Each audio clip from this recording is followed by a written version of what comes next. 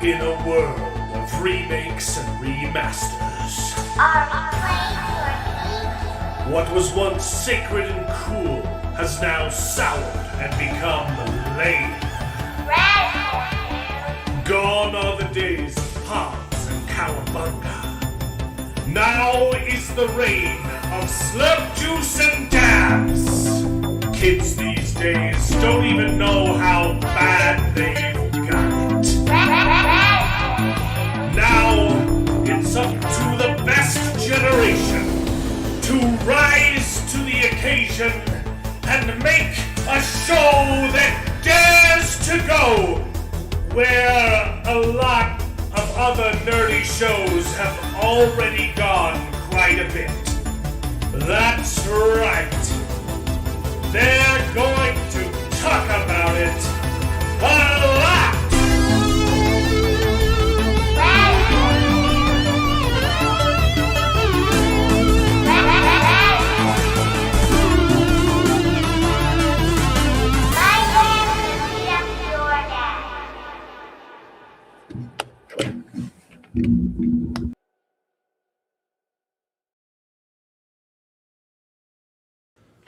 Hello, everyone, and welcome to the show. This is Best Gen, where nerds complain about nerdy things, and it's called Best Gen because all of us on the panel are más o menos from the same generation. We happen to think that it's the best one out of all the generations, not because we're better than you, but our movies and entertainment certainly were, so strap on in and prepare to wax nostalgic as we reminisce upon the days of yore while simultaneously complaining about the TV shows that spend their times reminiscing upon the gen that was the best and doing a really crappy job at doing so.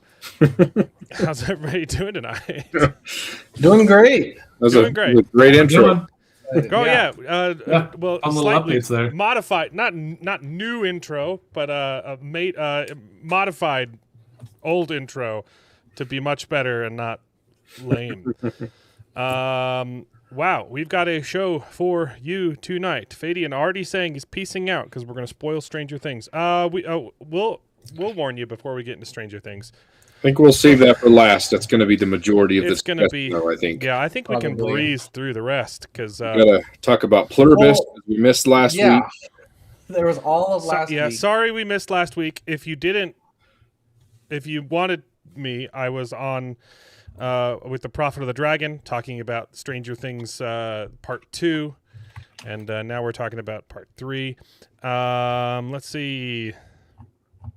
If we'd quit having kids, we'd have more time to make videos. Yes, that's the plan. Hopefully this new year. I have a 1-year-old now who, it's still, oh boy, quite a lot of investment and time to take care of. But she can crawl around and play with the other girls better. I don't have to hold her all the time. So hopefully I'll be able to get more videos done. That's the year.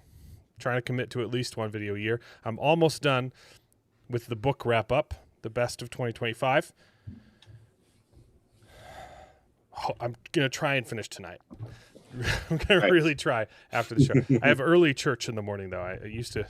We switched times in the new year. We used to go at noon, and now we're going at 9, so I don't know how late I can stay.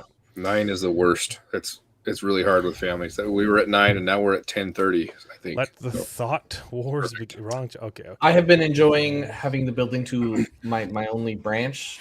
We're just one branch in the town, so we don't ever change. It's nice. Nice. David been released a enjoying that. video. That was, I didn't watch it. I did. I'm sure it was very good. I watched it. Chat. Always love to see those outtakes at the end. Always classic. Yeah, Me- it's fun. Yeah, we got another one filmed and in the bag, and it'll be released next Saturday as well. So Yeah. we're gonna Nice. commit to doing 2 videos a month, and then a short every week as well. I still have all of my Dragonsteel footage that I have not had time to edit, Yeah. and I have like 2 Ultimate Nostalgias I haven't edited either. I just don't have time to edit. I can film anytime I want. I feel like I just do everything live, and then I'd actually release content. But I'm trying to get that set up too, so we can do some board game playthroughs live or something. But Yeah. the only person you want you is everything your ready. wife. Yep. Well, we got a show. We've got Stranger Things finale, a series finale, not just the season. Stranger Things is over, except for all the spinoffs they're planning. Mhm. Yeah, We got a Pluribus season We got finale. the Pluribus season finale that we didn't talk about last week. We've got Well, technically, we have 4 episodes of Stranger Things to discuss, as well as the 1 episode of Pluribus, 3 episodes of Fallout, and that's right. Fall. what else is on the Avatar. I finally watched yeah. Wake Up Dead Man as well. Avatar? Oh, yeah. Ooh, yeah. I also have watched that since we last met. Yeah. Avatar: Fire and Ash. Some people watched. It's pretty bad, and we got lots of news. This was an eventful week. Let's open with how are you guys doing? I didn't even ask you that. You did. Yeah. We're good. I did. Yep. Okay. Don't care.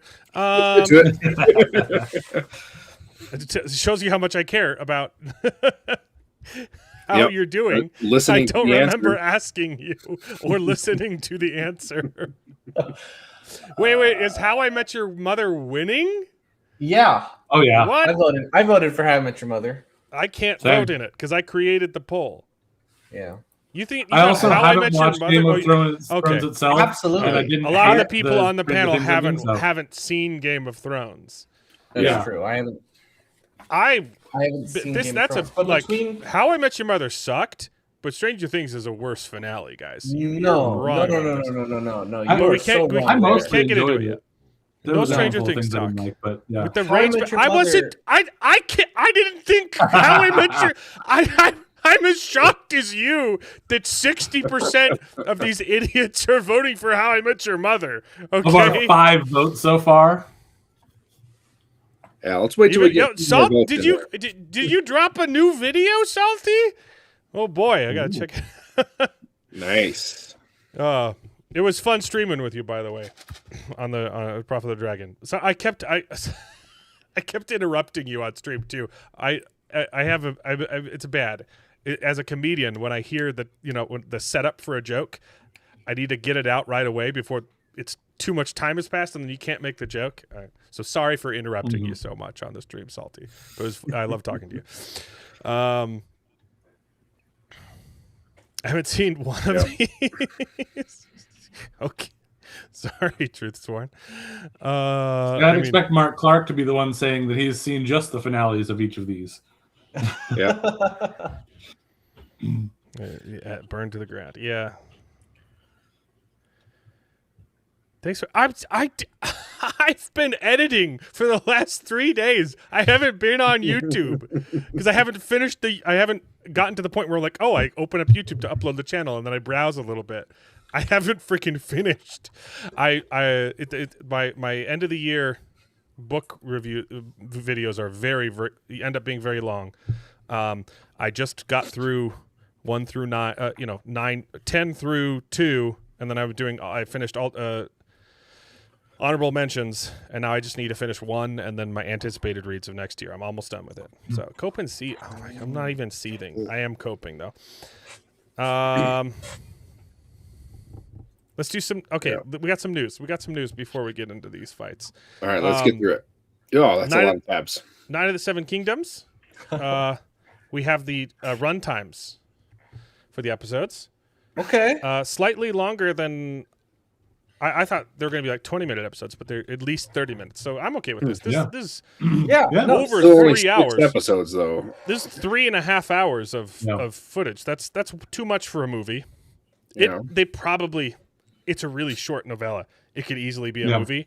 I'm glad it's longer because it's yeah. the best thing that George R.R. Martin has ever written. You're more faithful to the you have more space to be more faithful, and you just get Yeah. more good content. I think that's a key thing. You have more room to be more faithful. Doesn't necessarily mean you will be, but Yeah. If you try to do it, yeah, people will complain they Yeah. don't have space, and then they'll put in filler.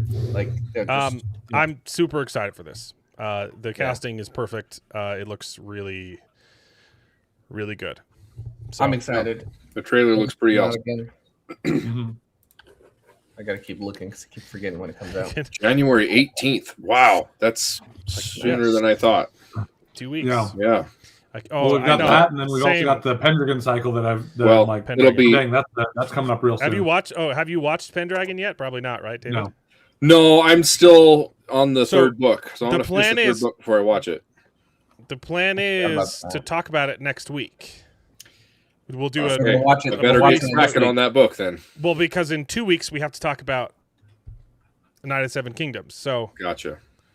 No, it's going to come out on the 18th, and it's Sundays, right? It's actually going to be 3 weeks, yeah.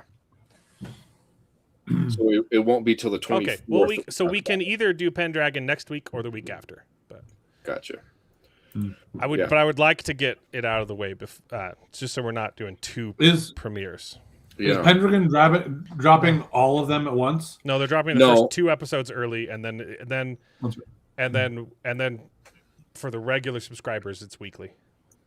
And that'll be when's the weekly start up again? 22nd. For the normies, it drops on the 22nd, episode 1, and then episode 2 the next week. So that's 22nd. What is that? Thursdays? That's Wednesday. It's January 22nd, right? Or is wrong month. Nope. Yeah, January 22nd is Thursday. Yeah. Oh, 22nd. Gotcha. Got it. I didn't read the Book of Mormon this year, so it's not the number 1. You didn't read the whole thing, or you didn't read any of it? I didn't read the whole thing. Okay. Read from it. Didn't read a single passage from it. Yep. Somehow. I didn't even touch it. No, so it's not on my list this year. I didn't actually have a joke for the number 1 slot this year. So wow. I do have a joke in there somewhere. It's hidden. What's the point? Oh, yeah. Night of the Seven Kingdoms. Looking forward to it. Wow. We can't take this long on every tab, guys. Okay. Oh boy. Continue. I'm excited. I'm so excited for the diversity and inclusion. There we go. Okay. Hey, look, they do have a little cancer victim. So there you go. That checks the box. Some serious diversity. Not one you see in most other shows. Actually, there's a very awesome. There's a narrative reason as to why his head is shaved, and it's really good. Oh. So because his name is Egg, he has to look more like an egg. There you go. Almost like the name describes the person, like Snow White. Oh, oops. Oh wait. Oh shit! Slightly dirty. Yellow Snow White. Okay, we're not watching the trailer. You guys have seen the trailer for the Odyssey, though. Mm-hmm. I've seen a couple teasers. I don't know if I've seen the full. Oh no, yeah, I saw this one. It is. Yeah. I was going to say it's not much of it. Like it's more of a teaser than a trailer. Yeah. Trailer, but it's an interesting look. It's definitely a choice. Yeah, and I'm on the fence as to whether it's a bad choice or an artistic one. It certainly looks cool. It's definitely. This armor is supposed to be. I think this armor is supposed to be ceremonial. It's not supposed to be a legitimate armor you fight in. I mean, he looks like he's on a battlefield. In the story. Yeah, but you'll have figureheads on the battlefield. Yeah, I'm not totally sure. Maybe I was thinking of something else, but I remember. It's not even a question. It's not even the discussion. Isn't really a discussion of practicality, but of historicity. Yeah. Historicity. If it's historically accurate. Yeah. Yeah, but I think the rule. I mean, it is a fantasy tale, so as long as it looks cool. Yeah, I don't think they've shown any clips of Ellen Page yet.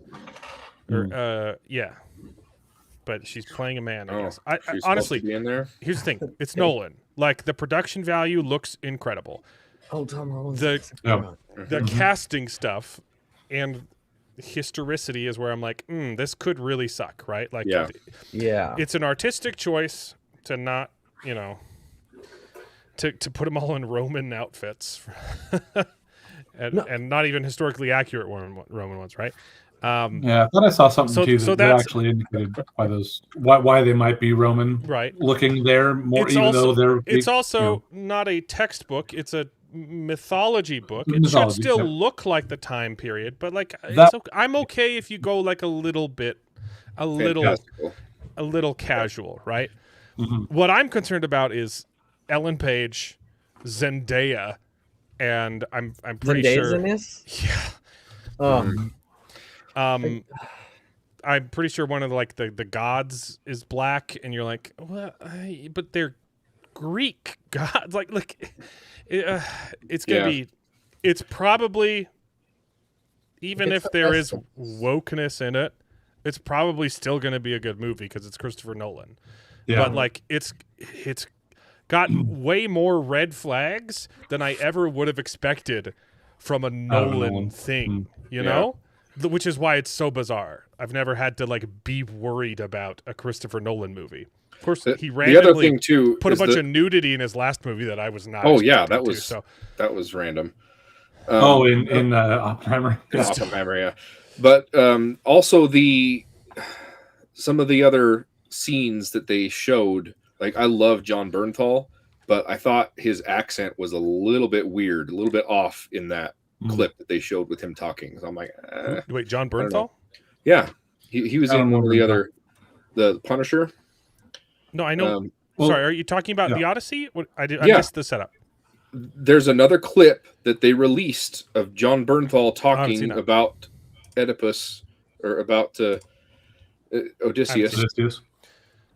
It was one of the earlier clips they made.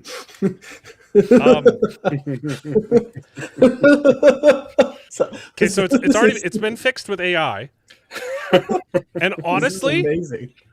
I really like 50% of this, and then some of it you're like, okay, I'm kind of glad we didn't go this direction, but this is good. It's cool. That one looks all right. This I can mess with. I like that a lot. This is a little silly. Yeah, that one's a little too much. It's a little too much. This is and then it's this shot, and it's also the AI trying to fit his neck in the right place that makes it look more silly. But I mean, that's. I think if they were so bold to go with this choice, we would love it. Oh yeah, right. I'd watch it. I'd watch the heck out of it. Yeah, but I think it still looks little. It's a little goofy. This is what I really like, making the boats. I really like the boat redesign there. Yeah. I don't remember what the boats looked like before. They were just generic. They didn't really look like Greek anythings. Okay. This works. Yeah. That other shot, not so much. That works. This is fine. I see. This is where I'm like, I'm okay with you changing it a little bit, you know. Even though it would be immersive, it's almost you get the opposite effect. It's not very immersive because it's so immersive. This shot looks way better with just the alignment on his chin. Right, the neck isn't coming up over his chin on it. Yeah, you had a Halloween costume like this. I don't hate this. If we could get this works for me. Yeah, I actually like the idea of using this as inspiration and then going, okay, we can make this look more into because right now it's very shiny, which I think is a little over the top, and you could make it look more worn and everything else like that if you were to actually make them closer to this style. You would cut out some of the other pieces along here, you certainly alter it in a way that would make it. Yeah, but start with this as a starting point rather than Roman as a starting point. I can see that. Yeah, it's the tops of the helmets is my favorite. I like that. No, you don't like Inception? Babylonian texture. Inception's awesome, Salty. Oh, that is a bizarre take. Yeah. This looks good. See, that's okay. Yeah, it doesn't. This looks good too. This is probably the best. But again, it takes out the entire neck thing to fit his head in there. The neck, the neck guard makes it look real silly. Yeah. I think you can also see. I like the aspect of that there. It looks a little more worn, which is good. Oh yeah. I see what you're talking about. I think definitely. I really like the skeletons. Yeah, that looks good. Yeah, actually, okay. If you're gonna do the skeletons, keep the neck things. I was gonna say if you were to redesign them, get rid of the neck things. Maybe make the waist a little bit different. But I like the neck things on the skeletons. The neck guards. Bearded would be a better casting, and he's a huge racist. All right, I forgot you were more racist than Charles last time. Nope. It's ridiculous. Zippity doo dah. So yeah, like We'll see. this when it's all cut up like that too. Mm, See, I don't even. that looks really that good. that shot's good. The neck guard looks okay there. Looks okay. I do agree that I could see them getting rid of the neck guard or finding a way to like alter that in a way that makes it look more cinematic. Make it a little shorter, Yeah. so it's more functional to film in. Yeah. Anyway, Yeah, this, I don't hate that design. It's cool. this is Yeah, I like don't think you should get rid of it completely. Making it shorter is a good idea. this is the kind of thing that really excites me with AI, because like we've still got some work to do before it can make movies by itself. But if you can take a movie that already exists and change the costumes with a click of a button, that's really cool. Well, it's still not exciting. a click of the button. This has this. I'm sure they went through a lot of work to do this. That's one misconception. AI is not a click of a button thing. But you're absolutely right. I think, but it can get there. It could. I don't know about that. But It can, Charles. I'm pretty sure it's already plateauing quite a bit. But yeah, I could eat my words. DMs. Oh, someone slid into my DMs. Where? Okay, not on X. Hold on. On Discord. Right back. It's got to open up. Hold on. Speaking of AI, we're just talking before the stream together about the new Steam machine or whatever. On X. Sorry, it just hadn't popped up yet. Salty's sending me his nudes. Oh, great! Share them live. This is your Halloween costume. Pretty good. Pretty good. Nice. All right. Sorry, I hadn't seen the notification pop up on X yet, so I thought, because half of my friends talk to me through Discord and the other half through X, and I can never remember which one's which. Anyway, so that'll be a movie to watch next year for sure. Yep. Stranger Things. Hold on. This is all Stranger Things. Yeah.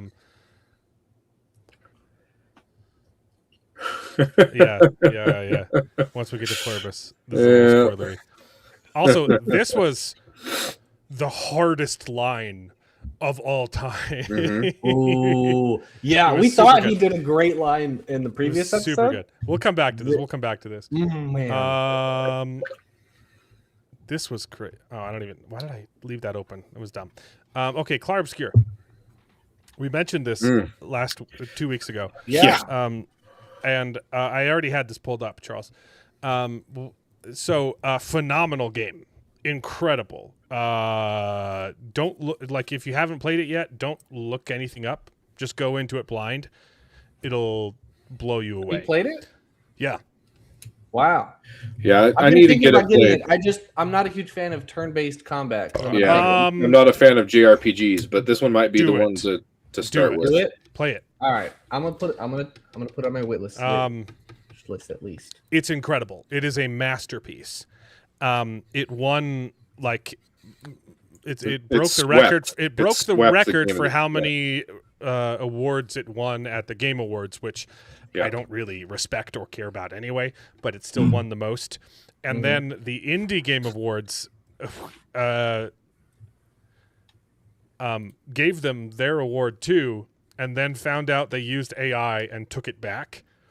Also, they're massive pussies. But the only AI they used, though, was an asset placeholder. Placeholders. That they... So they took out shortly after release, but this was patched on day one. So it wasn't, we were using AI art instead. They had the replacement ready. This was something that they handed to the developers as a placeholder so that they could still get their work done while waiting for the art. Yeah. They just said, hey, give me a French newspaper. Yep. Literally patched on day one.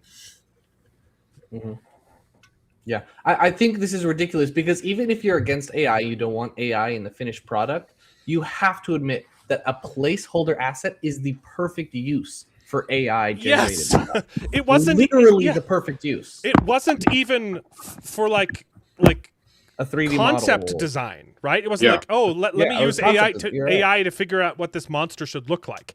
No, it's literally just a blank placeholder. Yep. So that you don't have big black or white boxes on here. Do you have what they replaced it with? No, just regular newspapers. I'm sure, yeah, but I hadn't also actually seen it's been hilarious. Themselves. It's been absolutely hilarious to see all of the people suddenly turn on this game and pretend like they never liked it. You're like, you've been blowing smoke up this game's ridiculous. butt, rightfully so, forever, and you're like, oh, oops, I don't like it. Like, you literally just proved the entire argument wrong that like AI isn't real art. Yeah. Even though they didn't, but their reaction proves it right. Yep. Even though this wasn't a use of AI pretending to be art, their reaction says that it was. Idiots. The never AI are just blind to the truth. They hear AI and they immediately turn their brains off. Yep. Everything that has to do with AI is bad. Yep. It's all bad Crazy. to them. And it's just deluded themselves the day after, thinking that, they didn't enjoy themselves. This is more Stranger Things. It's their fault because look at what they were wearing. I had 2 more Stranger Things. I'm trying to gloss through. I'm looking at the highlights. You can't see it on the screen, but when I got to hover over a little icon. So it doesn't show that. Yeah, I was gonna say. I figured that would be this was fun. I wanted to show this last week, but the White House streamed Santa's naughty list. No call, just deportation. It's 18 hours long, and it's a real list of every illegal alien that they've deported. Holy crap! Wow! But it's not just like, it's like, hey, it's got them and the crimes committed. Yeah. Hey, these are the violent crimes that these people were committing, and that's why we caught them, and then found out, hey, they're illegal. You're gone. Wow. That's hilarious. Wow. Hilarious. Okay, it loops. So it's not 18 hours of names, but awesome. I mean, with how many people they deported, I wouldn't be shocked if it was 18 hours. With the names and the crimes, that's got to be a lot. Yeah. But well, they probably, I'm sure they didn't include every name that they have deported, but they included a lot of them. Fair enough. Well, I love this. I love the press for the White House is phenomenal. They're doing a great job. Everything that comes out is just a banger. But wait, there's more. Ryan Long didn't realize that he had previously in 2020 interviewed Zoran Mamdani, who is now the mayor of New York. He was just inaugurated.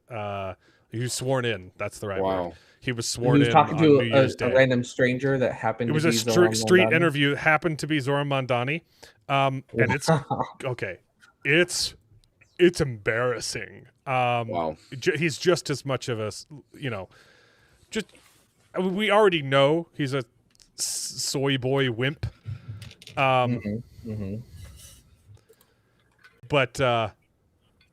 this is just par for the course. Bad Boys would be fun. I'm excited to see Bad Boys, and I think it'll be. Oh, so the context is he asked which movies should be remade with all female leads. Yeah, let's take Bad Boys.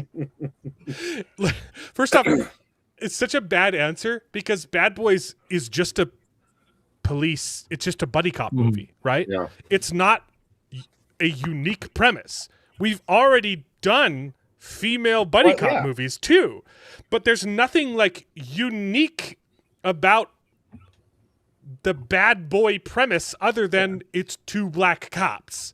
Yeah. Like the Ghostbusters at least was unique. There's Ghostbusters that go out and go right. so like he he's such an idiot. He doesn't even know how to like give a good bad answer, right? Yeah. Like, hey, Yeah. hey, I want to see. He doesn't even understand the premise. Right. Hey, let's take Ghostbusters. Let's take that, but do it with women. Bad Boys. Hey, let's take. So I just googled some buddy cop with female leads. If you Dude, want to go over them, I could name some Heat, Sandra Bullock and here. that fat lady. You've got. That's the only one I can think of. Well, they have the Birds of Prey for some reason. Birds of Prey is That's not not a a buddy buddy cop. cop movie. Yeah, this is the AI overview. I don't know if I trust it, but it's got the heat, and that's what I was thinking of. Yeah. They did a spy one, so it's not buddy cop, but it's close. They did the My Spy. Is that that's the same fat lady in that one, huh? The Ghostbusters. What's her name? Melissa McCarthy. Melissa McCartney. Yeah. Who, honestly, I wouldn't hate so much if she did more good work, because I've seen her do good stuff. She was in a movie with she was in it was more of like a dark comedy, like a dramedy, with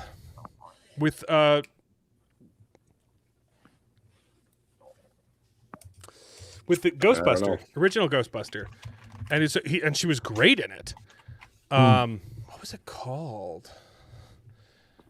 What's her name again? Melissa McCarthy. Melissa McCarthy. McCarthy. Like, she can act. It's just she chooses. Oh, it was probably The Little Mermaid. You loved her role. Yeah, she's in The Little Mermaid. Oh my gosh, She's Ursula. Ursula. She actually did a decent job. Saint on Vincent. Saint Saint Vincent. is the one. Fantastic movie, and she does a really good job. Yeah. She just chooses to not. Yeah, most of the time it's just self-deprecating humor, and I don't enjoy her acting style most of the time. Some of them are funny movies, but it's nothing to write home about, you know.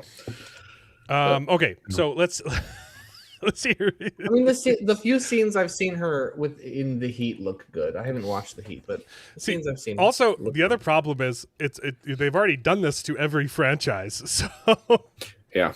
Like, what's There's left? very few franchises. So what's left? You could do the Prince Bride. That would be the ultimate the ultimate massacre. Bride. The Prince. You know what? You know what they should do. Remember, my favorite movie, The Assignment. Have I not shown you guys the trailer for The Assignment? Is that the trans one or whatever? Yes. So it's Michelle Rodriguez, who plays a man. Yeah. Whose arch nemesis kidnaps him. Yeah. And to torture him. Yeah. Gives him a sex change so that he can experience the worst pain imaginable, which is existing as a woman. And then it's a revenge flick because he's pissed that he got turned into specifically Michelle Rodriguez, and he has to go kill the bad guy. They should do that. Are there 3 movies? But with a male lead. But it would work. It would be an answer to this question because it would actually be a woman. I have not watched the movie, but I've seen the trailer 100 times. Yeah, it's pretty wild. After waking up and discovering that he had undergone gender. You gotta watch the trailer; it's hilarious. Anyway, all right. What else does he say? Bad Boys would be fun. I'm excited to see Bad Boys, and I think it would be fun to see with 2 women in the starring roles. Yeah. What are some of the other ones that you think that they should make the male version of and just replace them with women and then push it out? Rush Hour. What would that be? That's another buddy cop. Okay. Another very not Except unique. one of them could be Chinese. Be like with the women? Never touch a black girl's radio, that sort of thing. I love Ryan. I love Ryan Long so much. He's so good. He's so quick. Yeah. And he's so good at pretending to be a lefty. Yeah. I can't really speak on that. Bad Boys. Yeah. If you haven't already seen There's some Ryan bad Long's, answers. what is his best video is the right and left are actually the same. Yeah, that was fantastic. I think that was his racist, first a super viral leftist video. and a racist actually find out that they're best friends. Yeah. Like I don't think you should be allowed to date black women. Yeah, it's really. we both agree on this. You guys want to see awesome guy? Yeah. Okay, this is the best thing. We've already got 4 of them on screen right now. I was more excited about this last week. Hey. But this guy deserves a medal. Scumbag with the is it eternity with the neck tattoo is caught shoplifting in Walmart, and he has been detained in the Walmart back room, and this is what happens.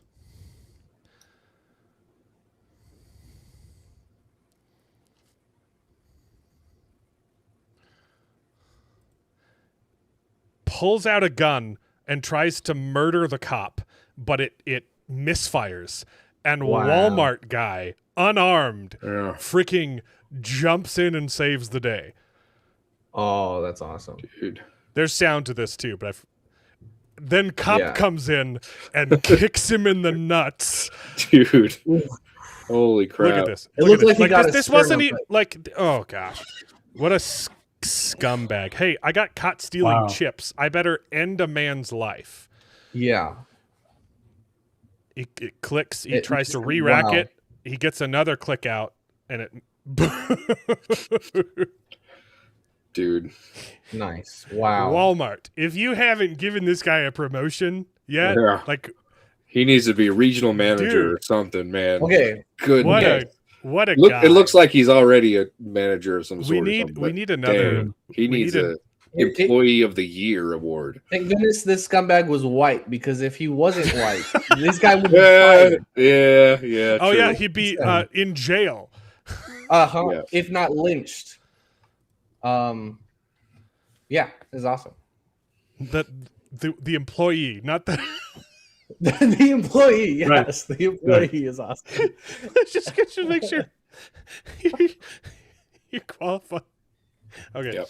The employee and the dude. and the Look cop. how Ladies, that's epic, man. Ooh, if he's not already taken, fix that soon. This is what we need. This guy and Daniel Penny. Also, we need we need like another emoji that's the opposite of the Screen Rant Award, which is like the based award, so that we can give to this guy. Yes. If you spam the Screen Rant Award, we'll get it. We got it.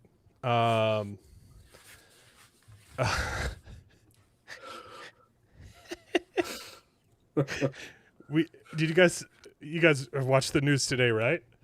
We just went and got Maduro. Wow. We just went and got him. I didn't know. No, I had not seen. This happened today, 9 a.m.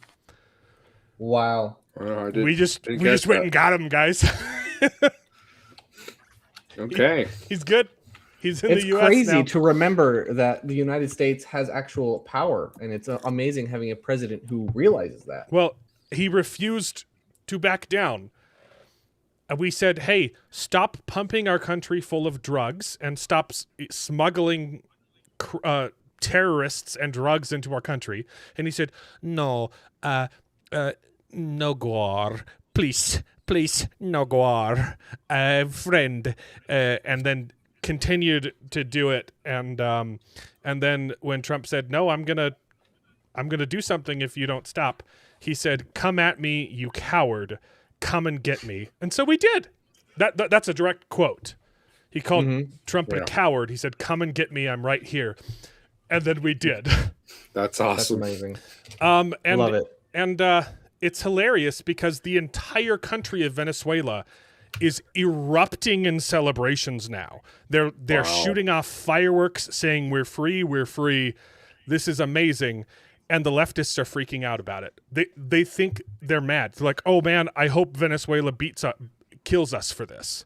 You're like, they're celebrating. There's literal videos of people running through the streets saying, we're libre, we are free, we are free.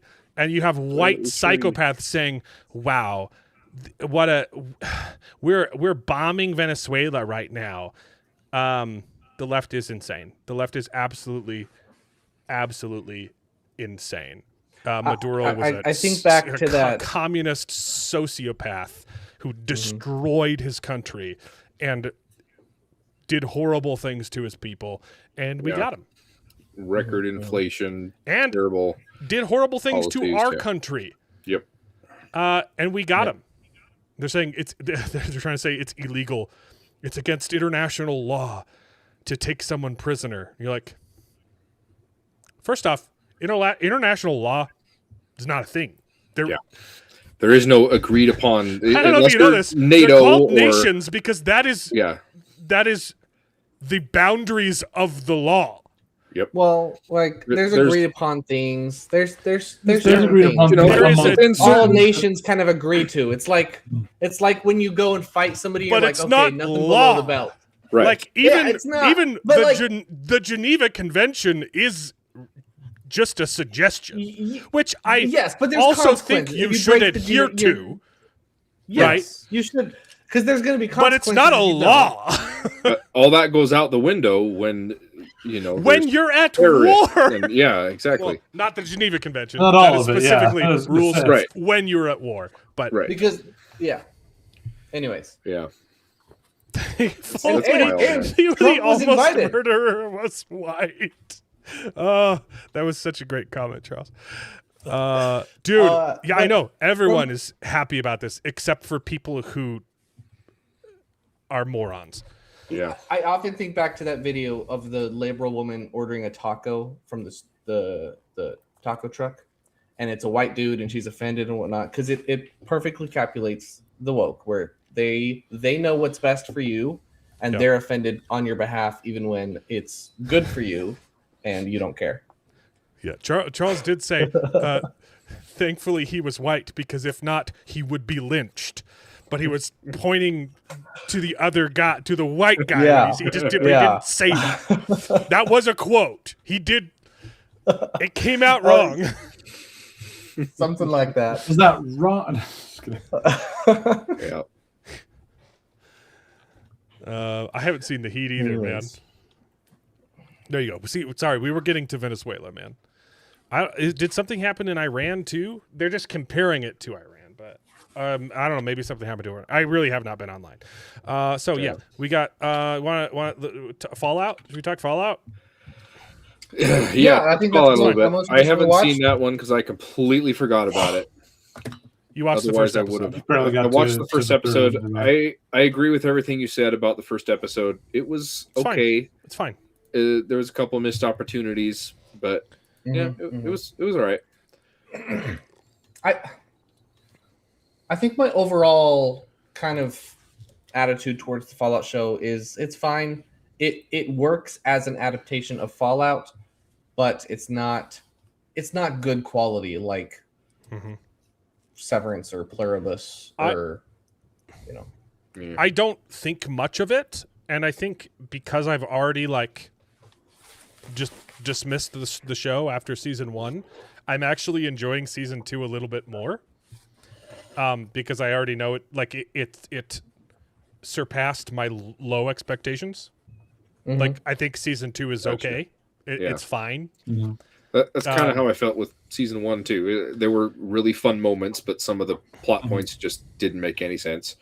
But it was still a fun watch, and I think it looked good, and it was mostly well made. So, and other than the absolutely horribly choreographed 5-second fight scene in episode 3, which was so bad. Episode 3, I actually thought that up. episode 3 was actually good, especially the ending. The ending of episode 3, I was like, that was good. I liked that. Which was the horribly choreographed fight scene? Where the power suits. The power suit is fighting the robot, and it's like it builds up. It's not in slow motion, but it looks like it is. And he literally does a power jump. He jumps with a hammer to slam it, and then it cuts away to show the robot, and then cuts back. And instead He's of on the ground coming again. down with the hammer, he's coming down with his feet. And you're like, he's in a he went from this Hmm. to this. Like he literally, it's like he. Yeah. So okay. Yeah, Yeah, I got that you. whole Yep. scene So he's bothered going. me. He's going power, and he's gonna come down with a hammer. And he goes, instead of jumping like this and using the momentum, he jumps like this. But and you're like, that doesn't even make sense. Yeah. I didn't catch it, but yeah, that makes. I see what you're saying. Yeah. Also, it's I've just a always kind horrible of been fight scene. bothered by the Yeah. power armor. I think it looks goofy in the show. And so that's generally the way I took it when it comes to like how slow and like weird that fight scene was, is because the power armor, like, it just doesn't seem all that cool to me in general. So I'm just Yeah. I don't feel like But- they're trying to be like, look at how cool this power armor is. I think they're trying to be like, look, it's power armor. You know, like, so I don't take it as, so when it doesn't look cool, I don't sit there and go like, man, I wish that looked cool. So I'm like, it just doesn't. And it's fine. It doesn't feel like it's supposed to look cool. It feels like it's supposed to be clunky, kind of. And they've probably made it clunkier than it even needs to be. It definitely though. came out clunky. If that was their intention, then it worked. Probably a bad idea, but yeah, but it worked. But yeah, I Although thought. I think like the. If I remember, Yeah, go. I was gonna say, I think I remember correctly. The first season, the power armor fight scenes looked pretty good. If I don't really remember remembering wrong. I don't remember pointing out how bad they were. Yeah. Yeah, I don't remember what they looked like though. Yeah. The only It's fine. fight I remember Yeah, was the I one think with the season 2 is better, initial so. night in with the bear, and then he takes his power armor, and most of it he's just walking around with it. I don't remember a whole lot of intense fight There's scenes in the first season. when he with it. first gets it, he like does some stuff. He blows up a building, and then he fights the ghoul with it. And then I think it is just mostly because it runs out of power for most of the show. Actually, Yeah, but I'm looking at it again. It still looks a little goofy. yeah. Mhm. I think the Just- main fight was with the original knight in the armor fighting the bear when he dies or whatever. But Yeah. He Anyway. That's the well, you also first get one. the black guy what's his name? The black guy. He fights a bunch of Well, goons yeah. too. Like he does a fight where he's like half. He starts out of his armor. Oh, that and I has thought to that jump one was back in it. good. I like that fight scene There's because some, he there's wasn't some in. fight, He had there's to some get power to his armor fight fight. scenes. Yeah, yeah, I forgot. I like one. what they set up in episode 3, like the whole like the political stuff, and then the black guy's choice to stop the violence is going to create violence. That was really good, and I thought that And he's at least I thought aware that of it. the ghoul's decision as well was kind of on the same vein, but the inverse of it. And Which I still didn't fully understand exactly what happened with that, because I saw him looking at the dynamite, but then the dynamite blew up. Did he Yeah. help the Yeah, other he set side? I guess no, he before set it left. off so that they would think that they were attacking That each they other. were attacking each other. Okay, gotcha. So he I was. One of my complaints is that the visuals kind of make it look really small, like those camps. oh yeah, They when made it it sound like it was this. It's been months and we've been when at it war showed the for wide several- shot, it and- was the See, I thought that was looks kind of like- intentional, because it's like the these are ground itty-bitty zero. The factions, ground but they're zero was like a saying- little mound. Yeah, it did. I couldn't Yeah. tell if it was intentional. I was like, oh, is No this man's supposed to land, be not very serious? I Or assumed that it was like we're too, like, as a one group we might be kind of decent sized, but now Yeah. that we're split in two, we're not very big anyway. which the only problem with it is that it they're- could work because it's an adaptation of a video game, and when you go to like a city in a video game, it's supposed to be this big city, and it's like 20 houses, and it's this big city. if it was a joke, the Yeah. problem with it is that the no man's land being so small would make sense if they didn't have guns. Yeah, But the fact that they all have guns, that you're like, what? That makes Yeah. no sense. Yeah. doesn't make any sense. But Again, I mostly take that in the Yeah.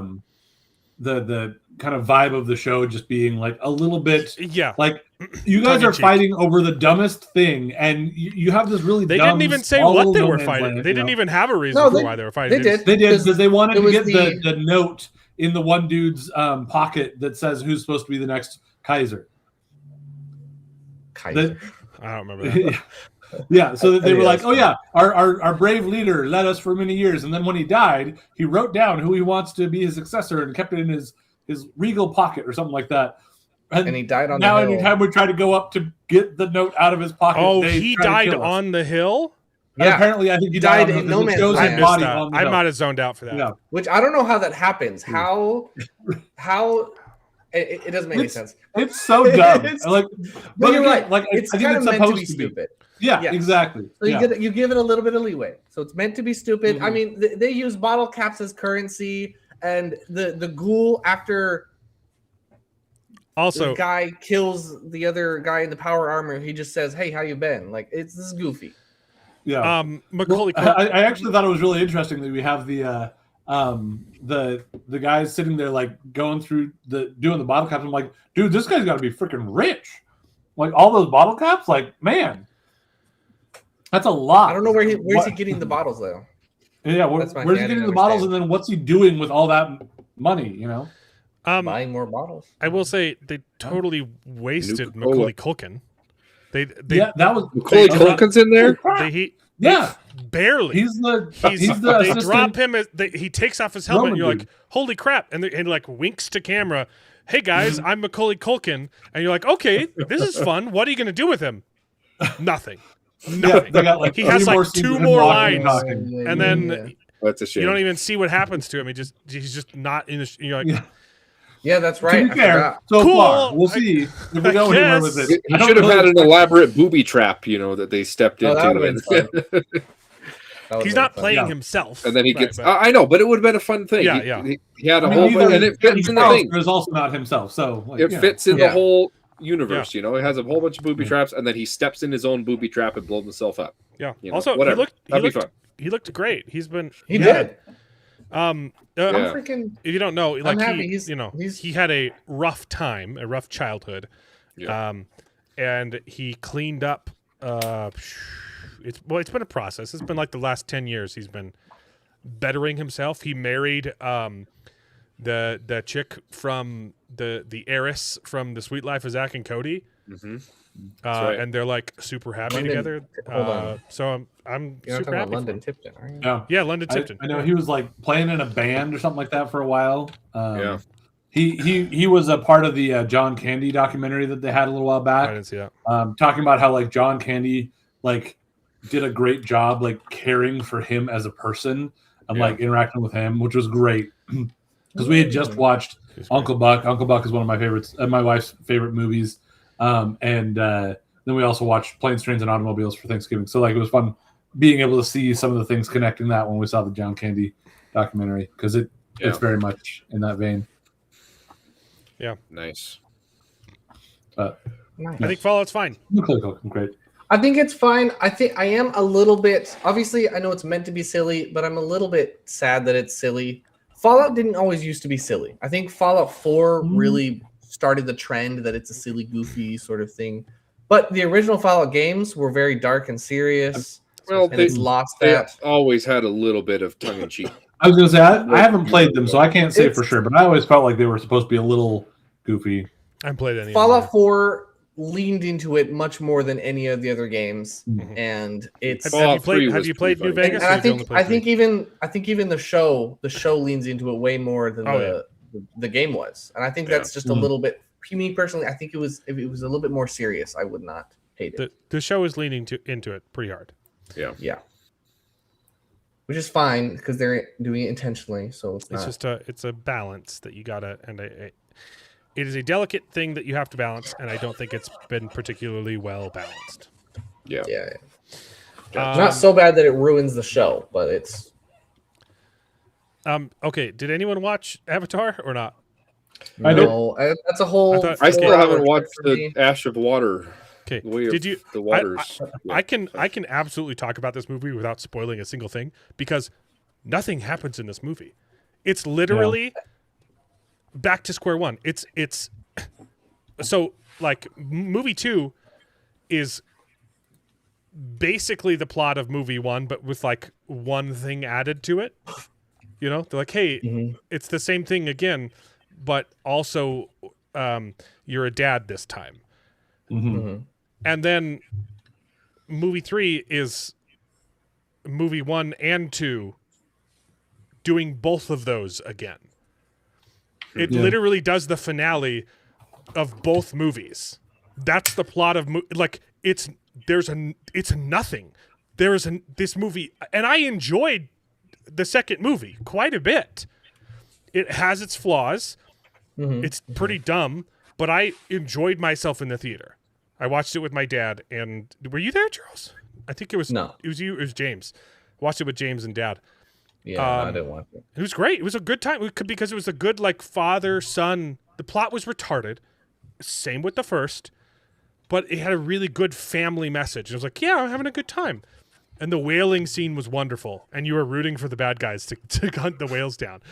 And then this one, it's literally the same thing. Like nothing happens in this movie. It's just the same thing over again. Yeah. And by the end of it, nothing has changed. So the next movie is going to be the exact same freaking movie again. It's literally like it's a battle. It's like, oh, we win a battle, and the status quo has not changed. It's so the difference. So the plot of the first movie is I have to gather the troops, right? I'm becoming a race trader. I'm joining the natives, and I got to gather them up and convince them to fight back.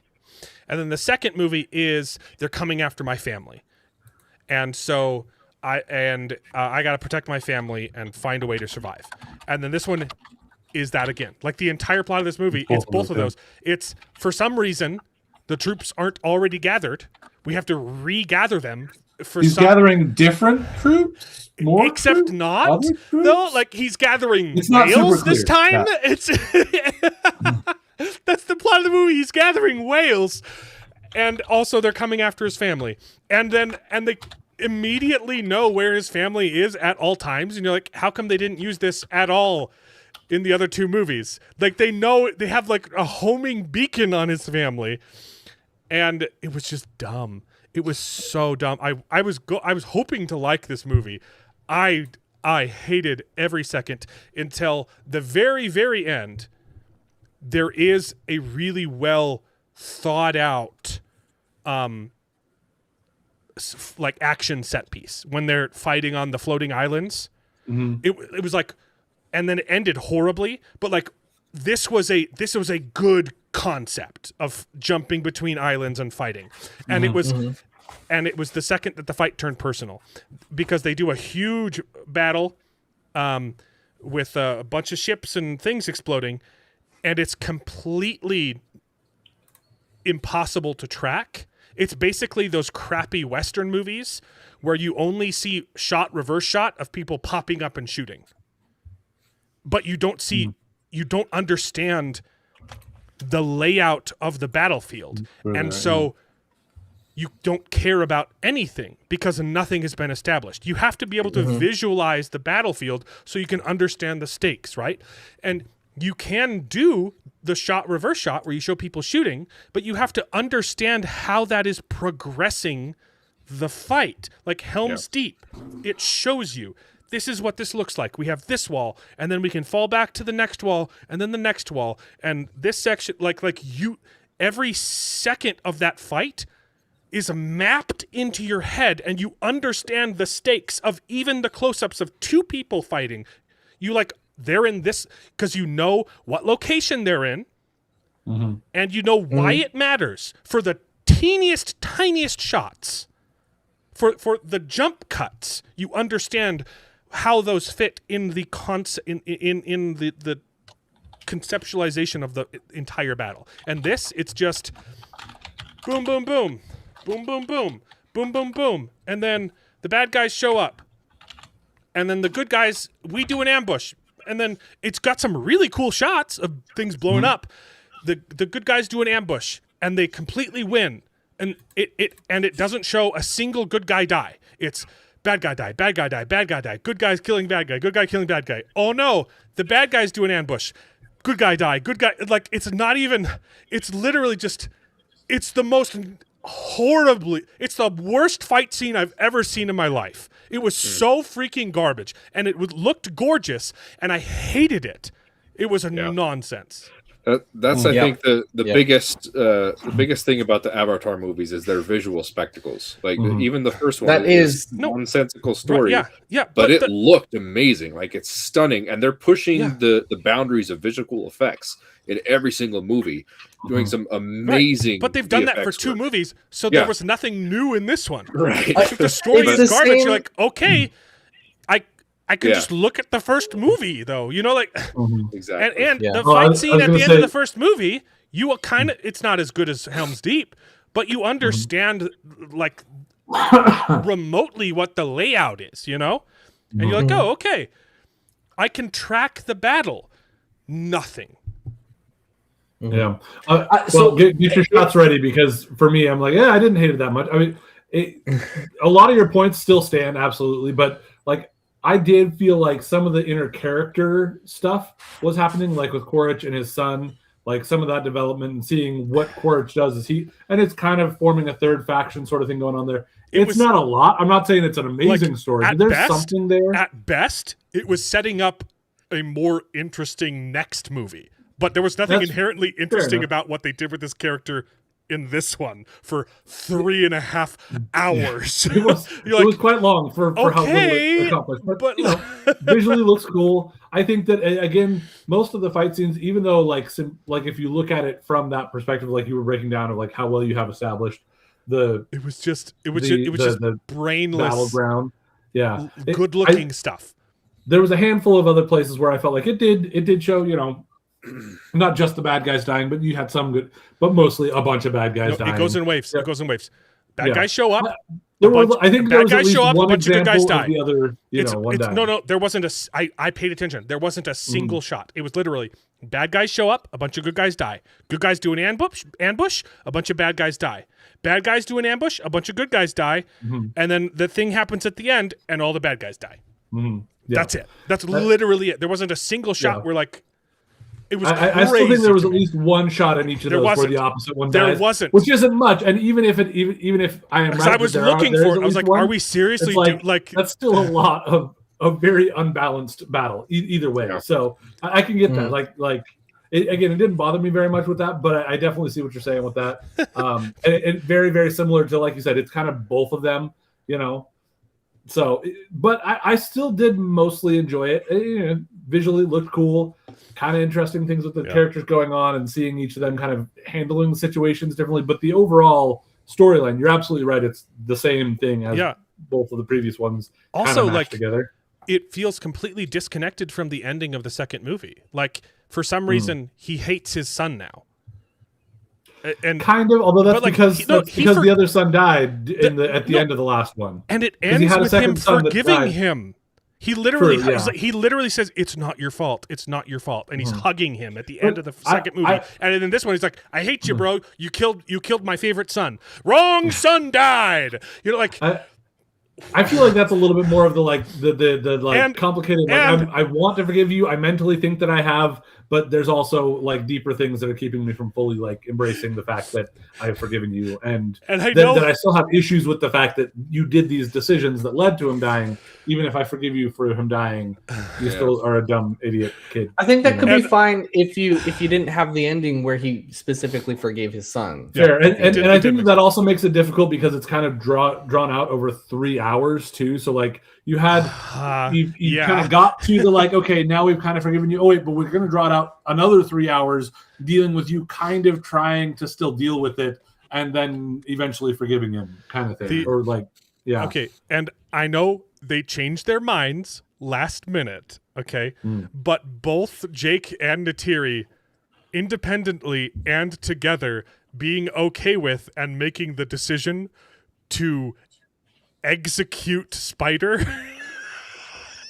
but being on the wrong page, absolutely retarded. The logic behind saying that we have to get rid of Spider wasn't even that good of a reason. It wasn't. It's not a great reason, but there's at least something there. But the fact that they couldn't get on the same page about it at the same time, so by the time the one switched sides, it wasn't just him. Every single character in the movie flip-flopped 4 times. the bad guy changes his mind 4 times. Beep, beep, beep, beep, beep. And the Flight of the Conchords show up just to just to change their minds too. You're like, what? And also, what were the consequences for that? That guy like killed people, and then Jake doesn't take him with him. He just leaves him there in the base. How did you like Neytiri showing up to rescue Jake and not being able to find him, but being able to find the other girl so that she can tell him where Jake is, even though he's in a giant glowing cage in the middle of the base? He would be way easier to find than the fire lady. Still not finding him until the Flight of the Conchords guy gets him out, kind of, and then what did he do with the Flight of the Conchords guy? Did he just leave him? And then for the rest of that, after they blew up one helicopter, all of the other helicopters disappeared, and they were able to fly away. And they cut to a different scene so that you wouldn't think about how stupid their escape was. They're like, we escaped. You're like, yeah.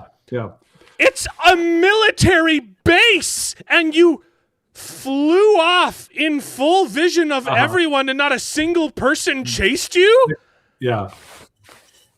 I'll say those are the sorts of things that, like, for me, you pointed out afterwards. I'm like, oh yeah, that is a good point. But like, I'm on the ride for the movie most of the time, so I'm like, okay, cool. That happened. I was there. I was trying to be on the ride for the movie. I liked the second one. I thought I was gonna love this.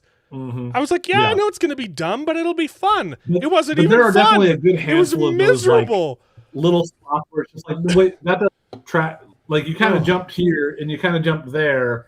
But yeah.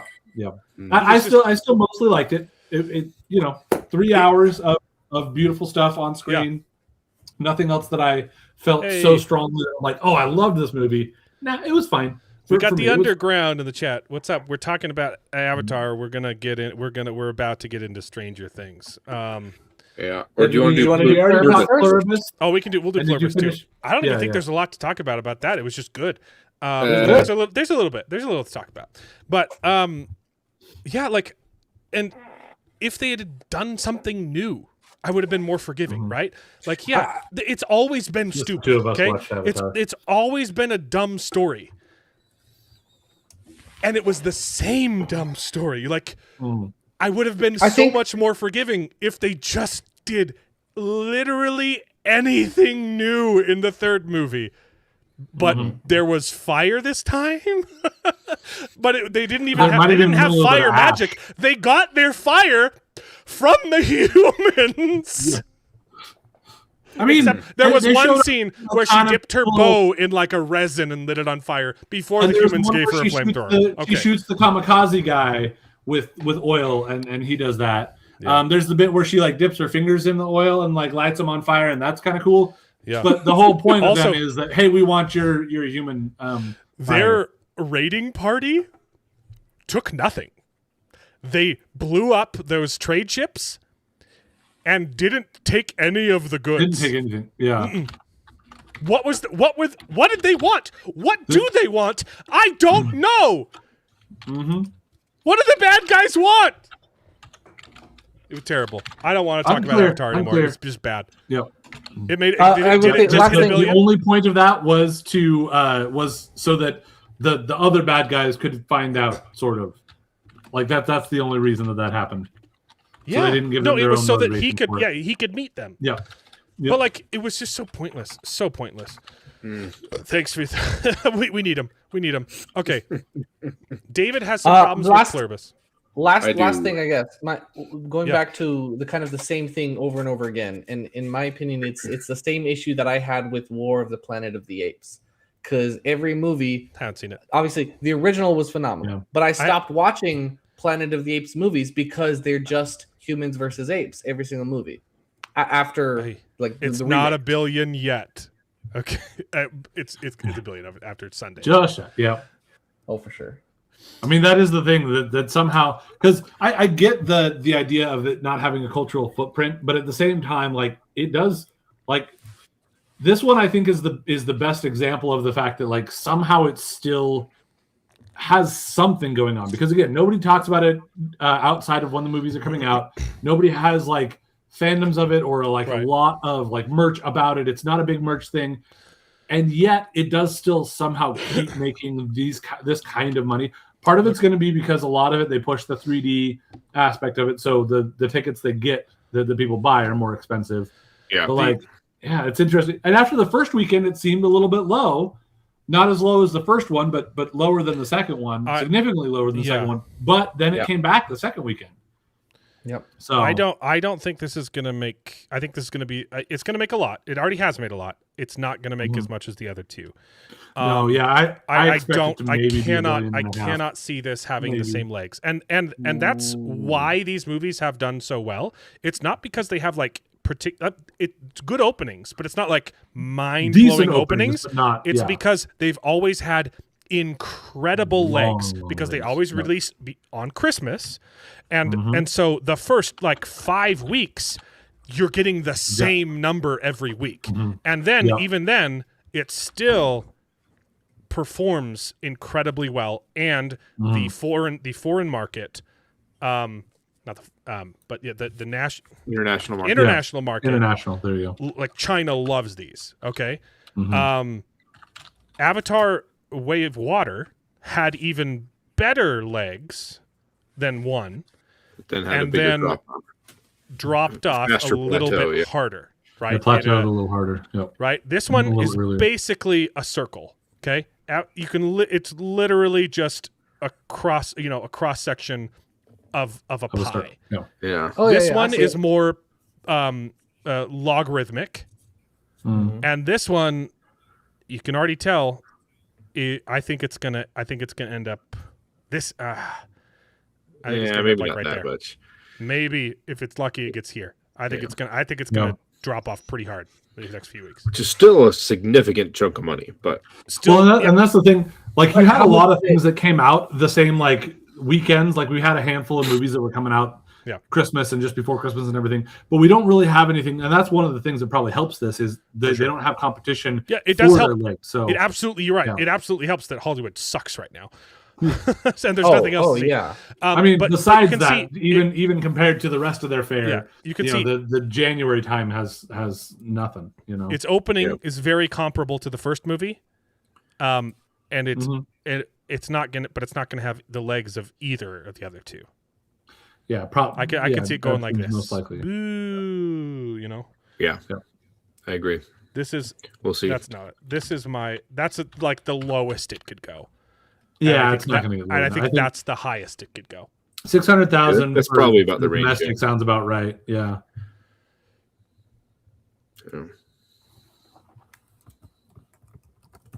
It's just more than legs. That graph had legs for days. Yep.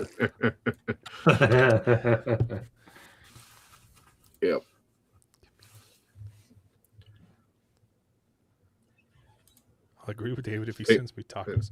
But I also do think that it seems like to me, because Cameron was talking a little bit about the idea that he might not do 4 and 5 if this one doesn't do well. And I think that this is going to do well enough that he'll still do them. Yeah. Probably. So, yeah. So looking at the domestic box office for Way of Water, it ended at 688. I could see this one coming in at 600 or just below 600, like 588, somewhere in there. This one was just so dumb. Like the ending is significantly more stupid than both the first two movies. Like I think this is going to turn people off from the franchise, and I think they might still make 4, and then it's going to this is that's kind of what I'm. This is the Disney Star Wars effect. Yeah. This is the Solo effect, right? That it was the next movie that suffered. Yeah. Yep. Anyway, there's just not much to it. Unfortunately, I wanted to like it. Pluribus. David thought it was too gay for David. No, I will say because I know what you're gonna bring up. It was good. I'm curious about the other things you're gonna bring up. I will say you guys have been complaining that Carol is unlikable, and I've been saying like, that's why I like her so much. I love her because she's so like I've been thoroughly enjoying her just absolute just bitchiness, right? Like, Yeah. part of my French. This finale, it was the straw, and where I was like, Carol, Exactly. dude, it was the snap. The snap broke me. Where she go, Yeah. Well, because I was like, you.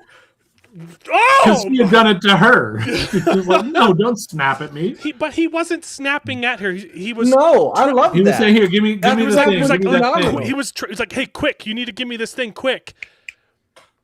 I was like, oh No, my that gosh! was great. Now, I but love the she snap. but I still really like it.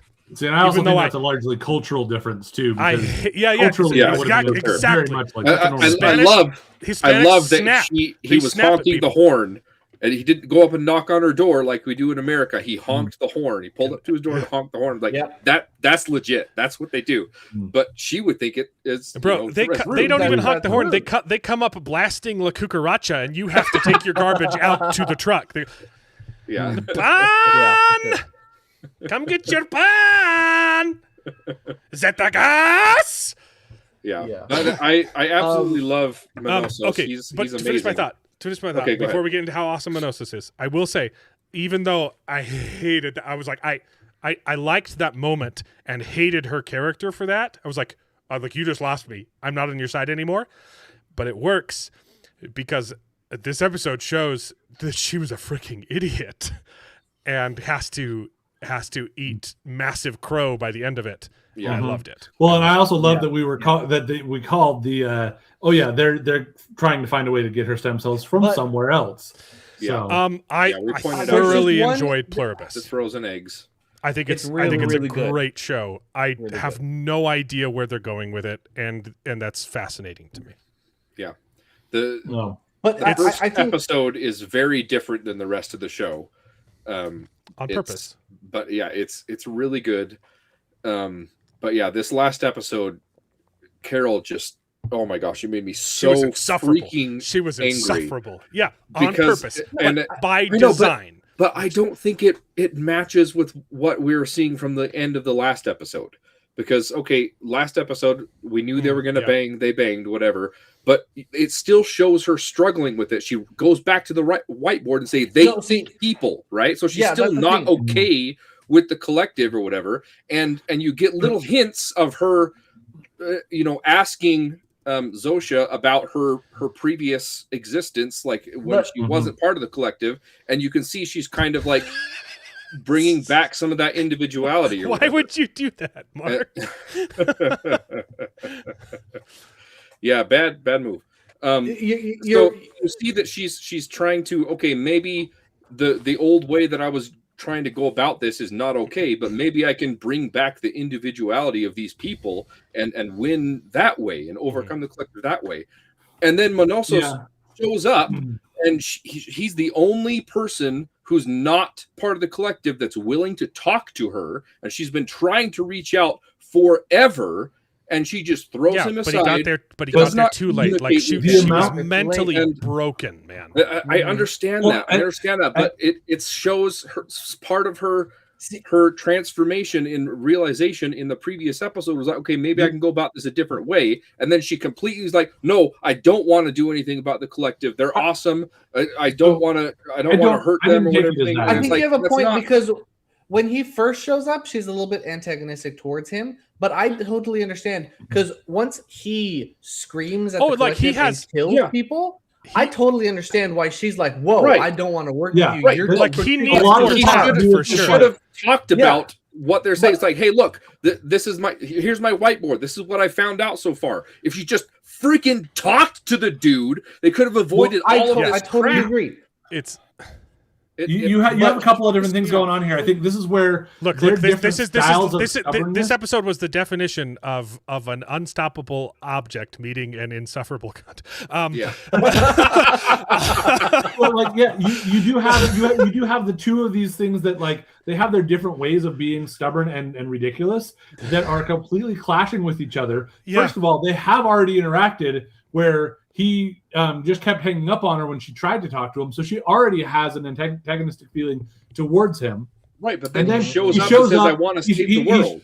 He shows up. Yeah, he says that, but he's again that cultural difference of honking the horn instead of coming up to the door, refusing to go inside because he doesn't trust that she doesn't have bugs, whereas she didn't even think about that.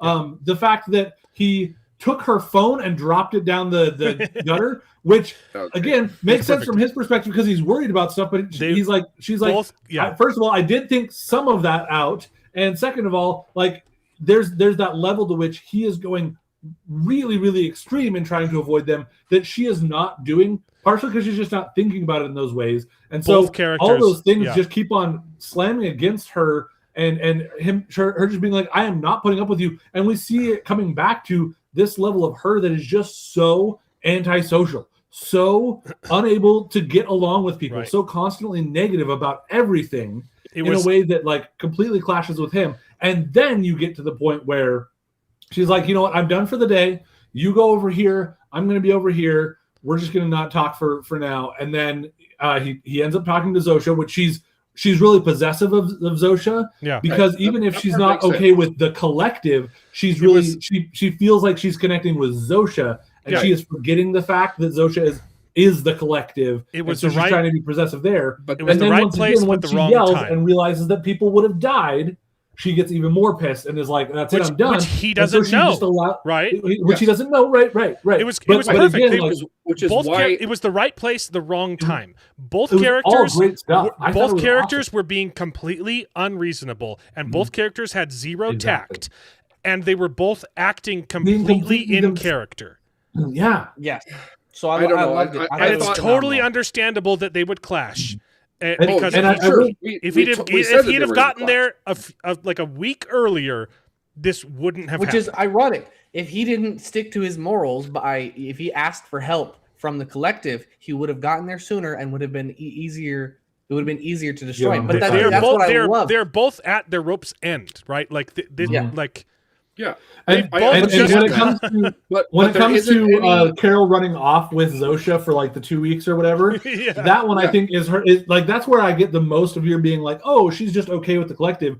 But I think that's more of her just being like, just turning that blind eye to the idea that Zosha is the collective and trying to focus on like her relationships. And I have issues with that too, and I want to come back to it. But my problem initially is she didn't even try to negotiate with him or say, "Hey, look, I've been trying to do." I understand. He came in aggressive. Yeah, I understand. I agree, David. But she should have been more accepting at first. Completely agree. But it's also in her character to be very antagonistic and negative. You know. So but I will say she didn't say anything about her plans to. Or her ideas about what the collective is and how we can maybe help them or whatever. Because they that's would the have problem. There. That's the problem. They didn't. Right, she didn't even try. Because he pissed her off before she had the chance to talk to him. I know. They don't even have a conversation. But if he's the only person in humanity, that's what the next episode is about. I know. And that's bro. what this episode was about. The problem is the 3 episodes before that we've seen how lonely she is, how freaking lonely she is. Even being she's one not of the lonely last anymore. 12 people. But then she got Zosha back. She got them to come back, so she's not lonely anymore. But now you have the only other non-conformed human that's willing to talk to you, and you don't even give him a chance. I get he's coming on strong. I get the whatever, but she doesn't even try to say, "Okay." It's not just her pride. She's a little bit ashamed too. Like when he's talking with Zosha, she's like.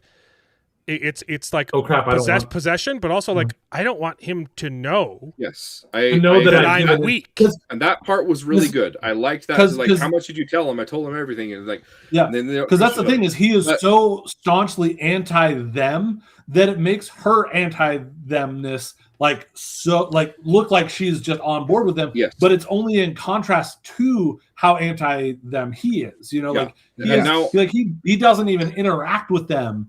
And then to find out like that she is interacting with them, and that not only is she interacting with them, but she is having sex with she's ashamed of that, but also that's something that's making her feel very defensive. I just don't like that they didn't even try to come to meet each yeah. other in the middle at You're all. supposed to not like And it. That's the I know. entire point of No, the episode they were is to piss supposed you to, off. No, they were supposed to come together. Okay, so here's the plan, and then he realizes that, oh crap, she's sleeping with the collective lady.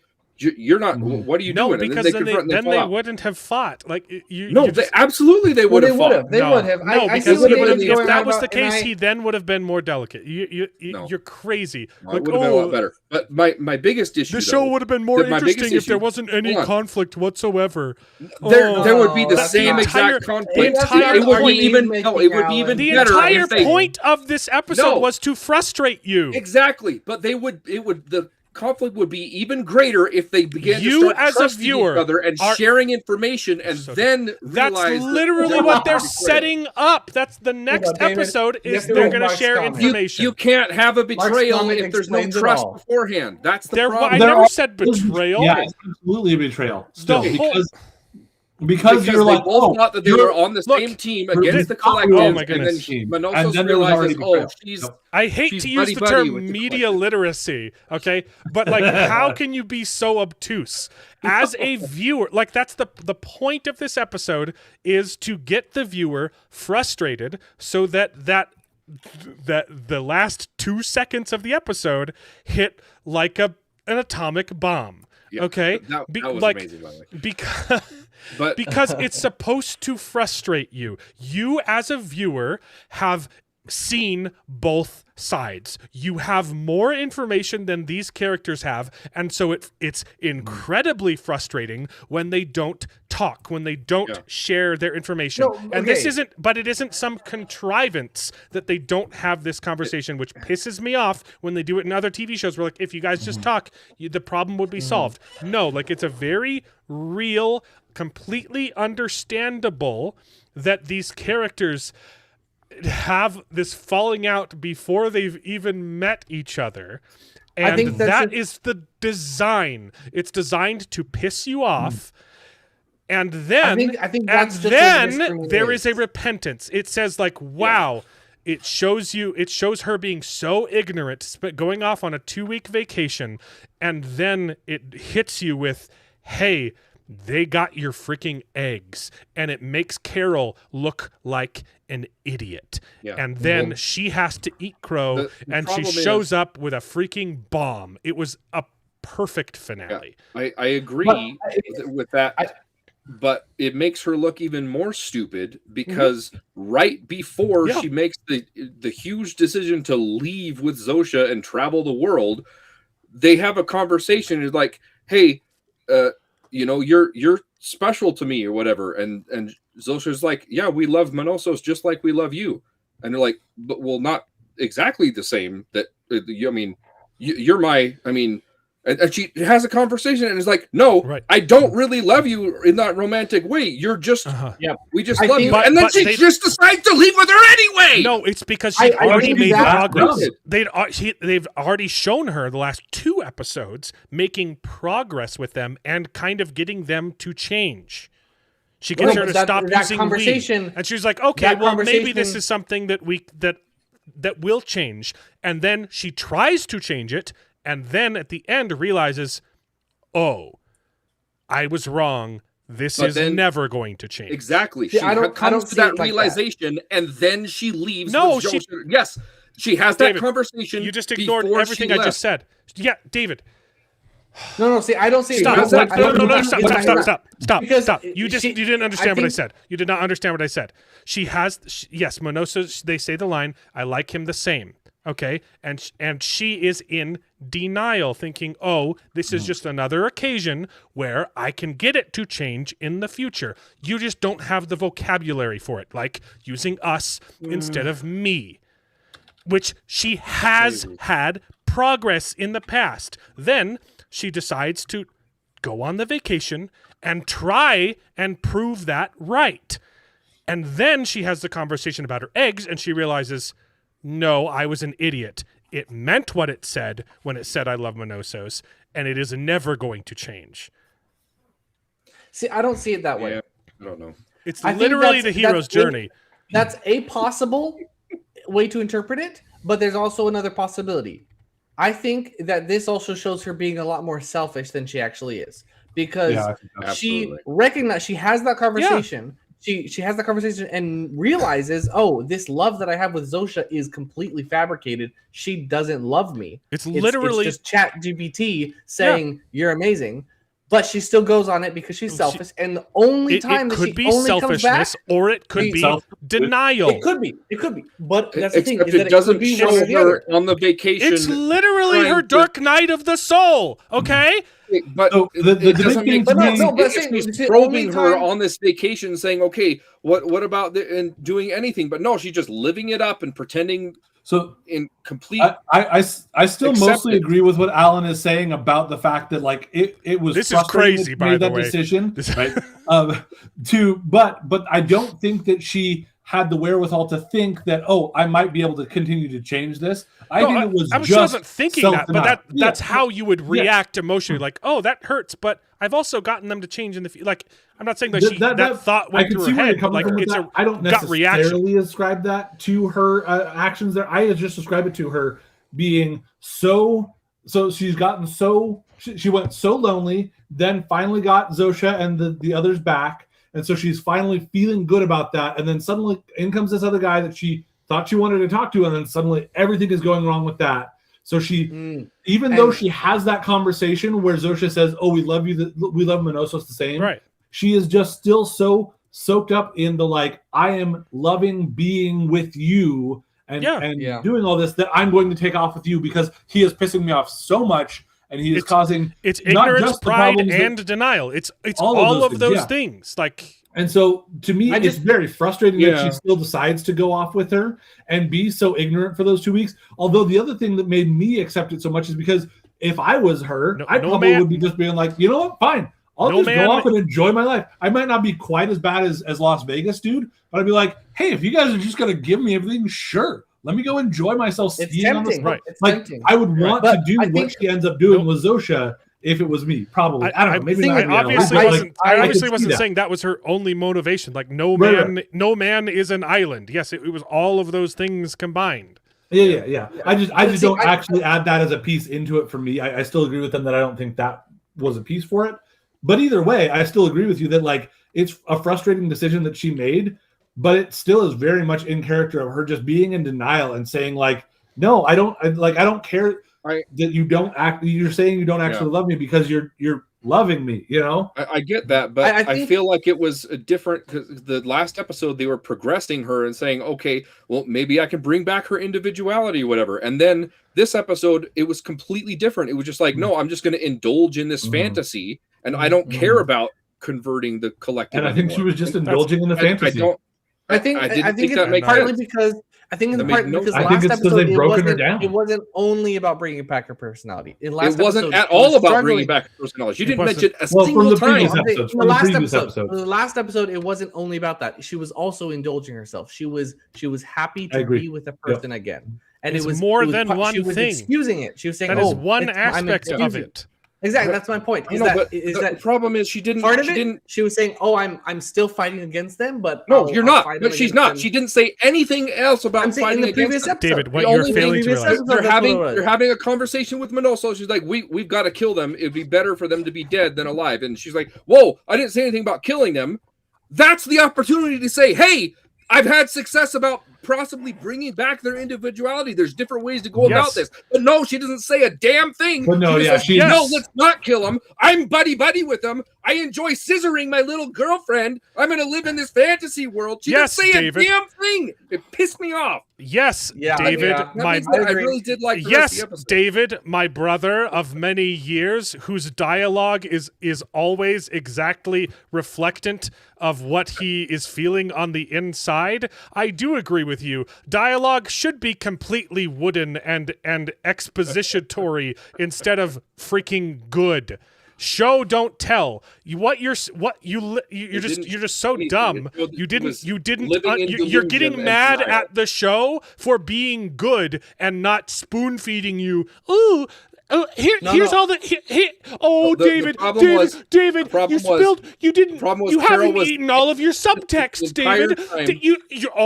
Put that spoon. No, don't pick that spoon up, David. There's still some subtext. You gotta eat your subtext left on your plate. And then episode 8, she's like, okay, maybe there's a different way to do this. And then episode 9, she's way over here and is like, oh no, I'm just living in a fantasy land. I love these collective people. David, what you're also failing to realize. Stupid. What you're also failing to realize is that the collective has read all of the Kama Sutra. Okay, hey, David, I think you're failing to realize that in episode 8 she wasn't totally against the collective. Yeah, part of her was against it. She's never been totally against the collective.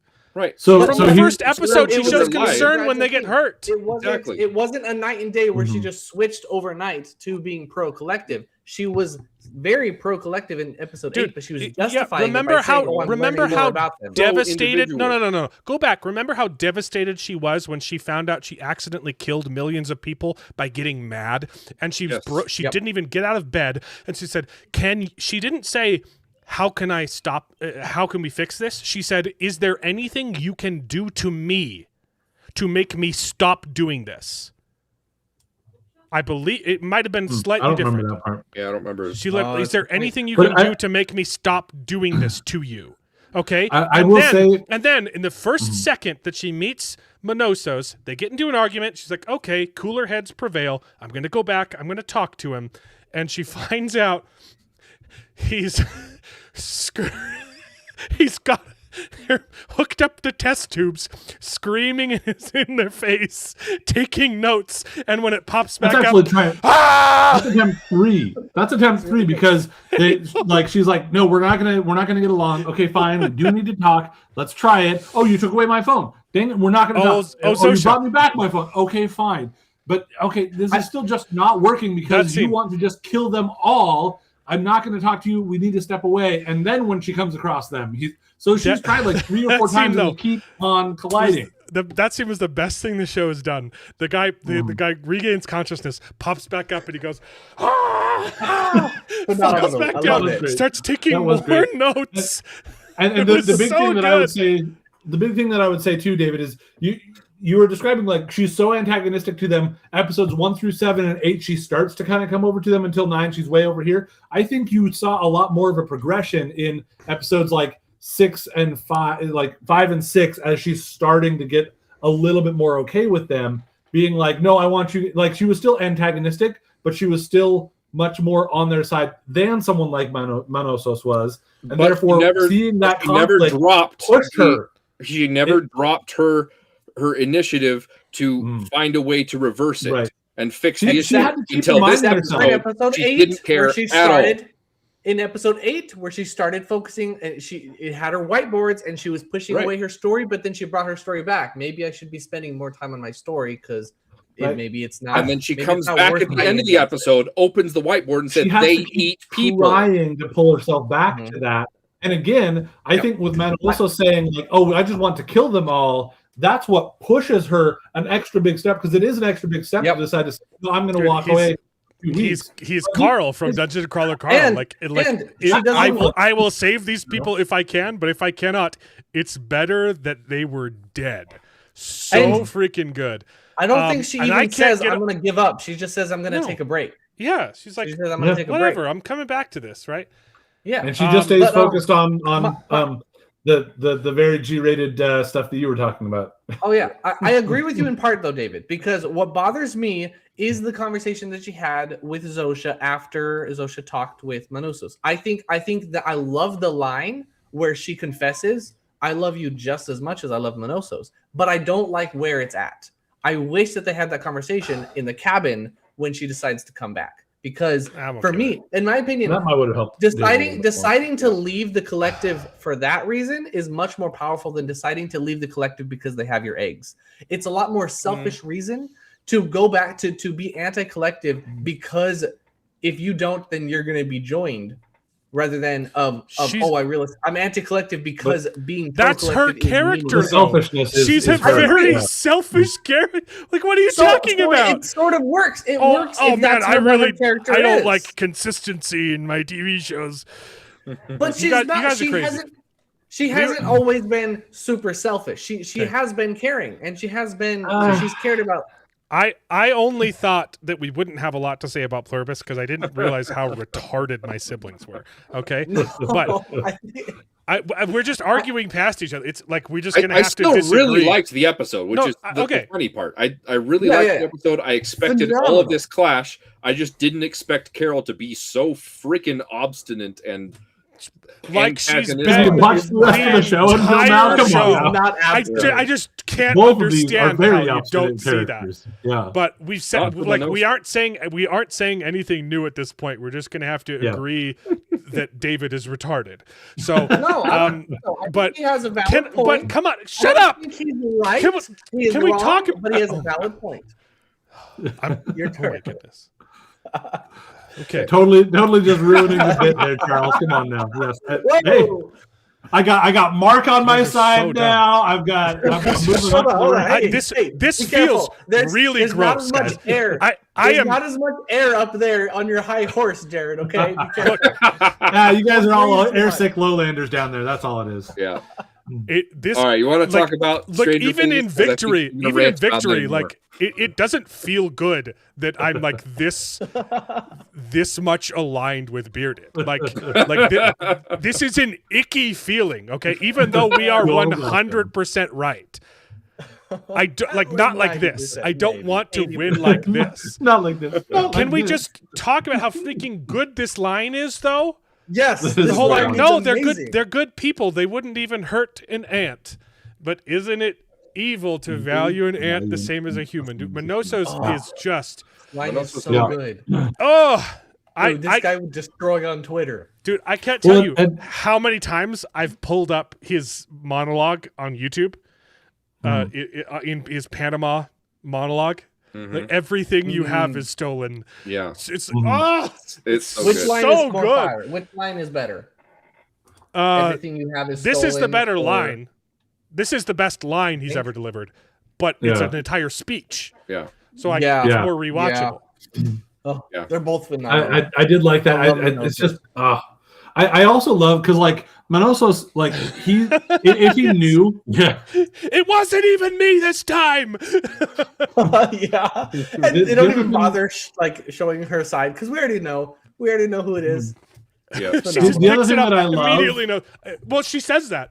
Do you want to know who's calling? I know who's I calling. already know who it is. Calling. Yeah. that was So good. The other thing that I love with Manosos though is he absolutely like as soon as he was to find out, because first of all, Zosha had enough warning to know that she decided she was going to lay down, right? So Yeah. probably a lot of the rest of them did too. But even if he didn't give them a ton of warning, like saying, "Hey, by the way, I'm going to yell at you to try to trigger this thing," so that they all would be prepared, so that they wouldn't die. Yeah. Was like, oh, Manosos would totally do that. He would be like, oh, you guys need a couple, like now that he's finally interacting with them, he would totally be like, oh, you need like a minute to do, okay, I'll give you a minute so that you so that nobody dies. I And love then that I'm going to scream in reveal. your face, which was hilarious. I Ah! love that reveal because Oh, then we don't he understand hands that he gave him a hands him warning at the first. he hands him the radio. Is like guide, follow this back. Follow like it's so good. Yeah. Yeah, but no, I love that Oh. reveal because we don't know that he did that at first. He just screamed, and we think, Yeah, we don't "Manosos, know you're for sure, crazy." but- And he does it again, and then we realize, oh, he warned us. He gave us his warning. He's a polite Yeah, guy. he probably did warn them. He follows He him down. did. He like, did his because scream. Zosha goes on the floor. It's like Zosha I'm has a chance sorry, to lay down. Something's gonna happen. And again, like he was told everything. So if Yeah. they told him everything, like when Carol yells at us, we suddenly go into seizures, and that actually killed a lot of people. And so like that was a problem. I'm sure he'd be like, well, so I'm going to do that again. So make sure that you guys are all safe enough for me to do that or whatever. Like, Yeah. I also love how is he holding the guy's hand and trying to talk to him while he's having the seizure? Yeah, was good. he's trying to like talk him he back. Cares. He cares so much. Yeah, Oh man, he's awesome. Yeah. He's really good. Manosos is great. Yeah. Such a good show. Can't wait. All right, you ready to kick me back down for Stranger Things? There's also I'll be get your shots ready again. There's also a What do you say? possibility that season 2 is coming sooner than anticipated. Oh, really? There's Really? someone analyzed the numbers on the atomic bomb box, and if you put those same numbers into the time sequence that it's been doing, showing like how much time has passed, it's sometime next year. Oh, nice. If this year, because it's already next year. It's It is 2006. now this year. Yeah. That could just be a coincidence, though. Well, yeah, especially because I mean, it's not like the show has passed in real time though either. So Minoso's is so based. He wouldn't sully himself to even log into Blue Sky. We need to get a based stinger like Screen Rant. Based, yeah. So we can play it for Monosos and the Walmart guy. Walmart guy and Minosos. We just had just so much baseness. Right. Well, are you going to have bad takes on Stranger Things? Is that probably? I will. Mostly again, everybody needs to get their shots ready because I didn't hate it as much as look, everybody else. as long as wrong shots. When we argue about this kind of stuff, it's objective, right? What is subjective is, are you still able to enjoy it? Okay, which is even though we were agreeing. Was there anything? I didn't say anything on Avatar that you disagreed with. Like they're all valid like, points. It's things that just didn't necessarily hit me or bother me per se. You know. So it's just like, hey, can you enjoy it anyway? And for me, for Avatar, that was a no. And for Stranger Things season 5, holy balls, this is bad. So we're done with news. The rest of my news things are just Stranger Things. So we've got Stranger Things and news. Anything else before we go into full Stranger Things spoilers? Let's quickly talk next week. Do we want to do Pendragon? See, so next week the only thing that's left is Fallout Episode 4. So that's why I was thinking we do Pendragon next week, because then the week after that is also Fallout Episode 5 and the new season of Animal Control. But that episode has already been released early, and then the Bone Temple, which I'm going to see. Maybe I won't see it opening weekend. I'll probably wait and see it. I'm going to try to see if I can get out to like David and some of those other movies in theaters too. Oh yeah. So, by the way, you brought up Lord of the Rings. You brought up Lord of the Rings. That's what I also watched this last couple of weeks. Was we watched through the extended editions of Lord of the Rings. Yeah, all three of them. Oh, okay. No. Sorry, I thought you were talking about in theater. They're doing Return of the King in theater again. But I think those are going to come back. Those come back from time to time. Yeah, they do. Yeah. But they're doing the extended version at theater, which I've seen them do extended editions in theaters. I thought it was some kind of anniversary edition. I don't know. Yeah. Nice. Yeah, so they're very good. We have stuff. Fallout for the next 2 weeks. You about to know one. At some point, I would like to do an early. It all depends on David. He has to share his password with us. Yeah. I would like to do an early Pendragon so that on the 24th. Because Night of the Seven Kingdoms comes out on Sunday, so the 18th. So the 24th, that is 3 weeks from now, we'll do Night of the Seven Kingdoms. And yeah. I suppose it might depend a little bit on what time Night of the Seven Kingdoms hits, like what time of day. Because then, I mean, if we really wanted to try to force ourselves to watch it in the time, then. But that's right, because we're Saturday. I forgot that we're Sundays. We're not doing the Sundays anymore. My brain was still stuck on that for some reason. So that's the plan. Also, Animal Kingdom isn't really a show that needs to be discussed. To be like, Animal Control. There's not like Animal Control. I haven't actually seen any of it. I remember when it was coming out. I was like, oh, that's kind of interesting. And I never got around to it. It's pretty good. It takes a while to get rolling, but the latest. A lot of those shows did. Office and Parks and Rec did too. Really, really good. Yeah, I think it's season 1 is mediocre, and I think it's only gotten better from there. Yeah. It's still fun. It's not bad. Yeah. But season 1 is just like, that's interesting. But yeah, it's been getting a lot better. The last season, are they on season 4 now? The fourth one is coming out now? 4, yeah. Yeah, season 3 was really good. Season 3 was funny. I like it a lot. I've been watching a lot of Archer. I had never seen Archer. I'm glad. It's good, watching right? it last week. It's because I showed you that dumb bomb sequence. Yeah. It's really good. M as in Mancy. Yeah. Dude, Archer, I hate him so much. Oh my It's such god. a funny show. I need to finish watching it. I watched like I think I stopped at like season 6 or something like Yeah. Have you guys ever heard of a show called Timeless? Timeless. that. I've heard of it. That's not I'm trying to- the. About 10 years ago. No, then That's not the spin-off continuation of the. Oh no, that's Limitless. Never mind. Limitless. No, yeah. Anyway, that's I one don't that I started watching with the people I'm out in Colorado with. It's been pretty good, but it's like 10 years old, so yeah. I Is it a time travel thing where they go back in time to steal it? Okay. Looks interesting. Yeah, it's been pretty good so far.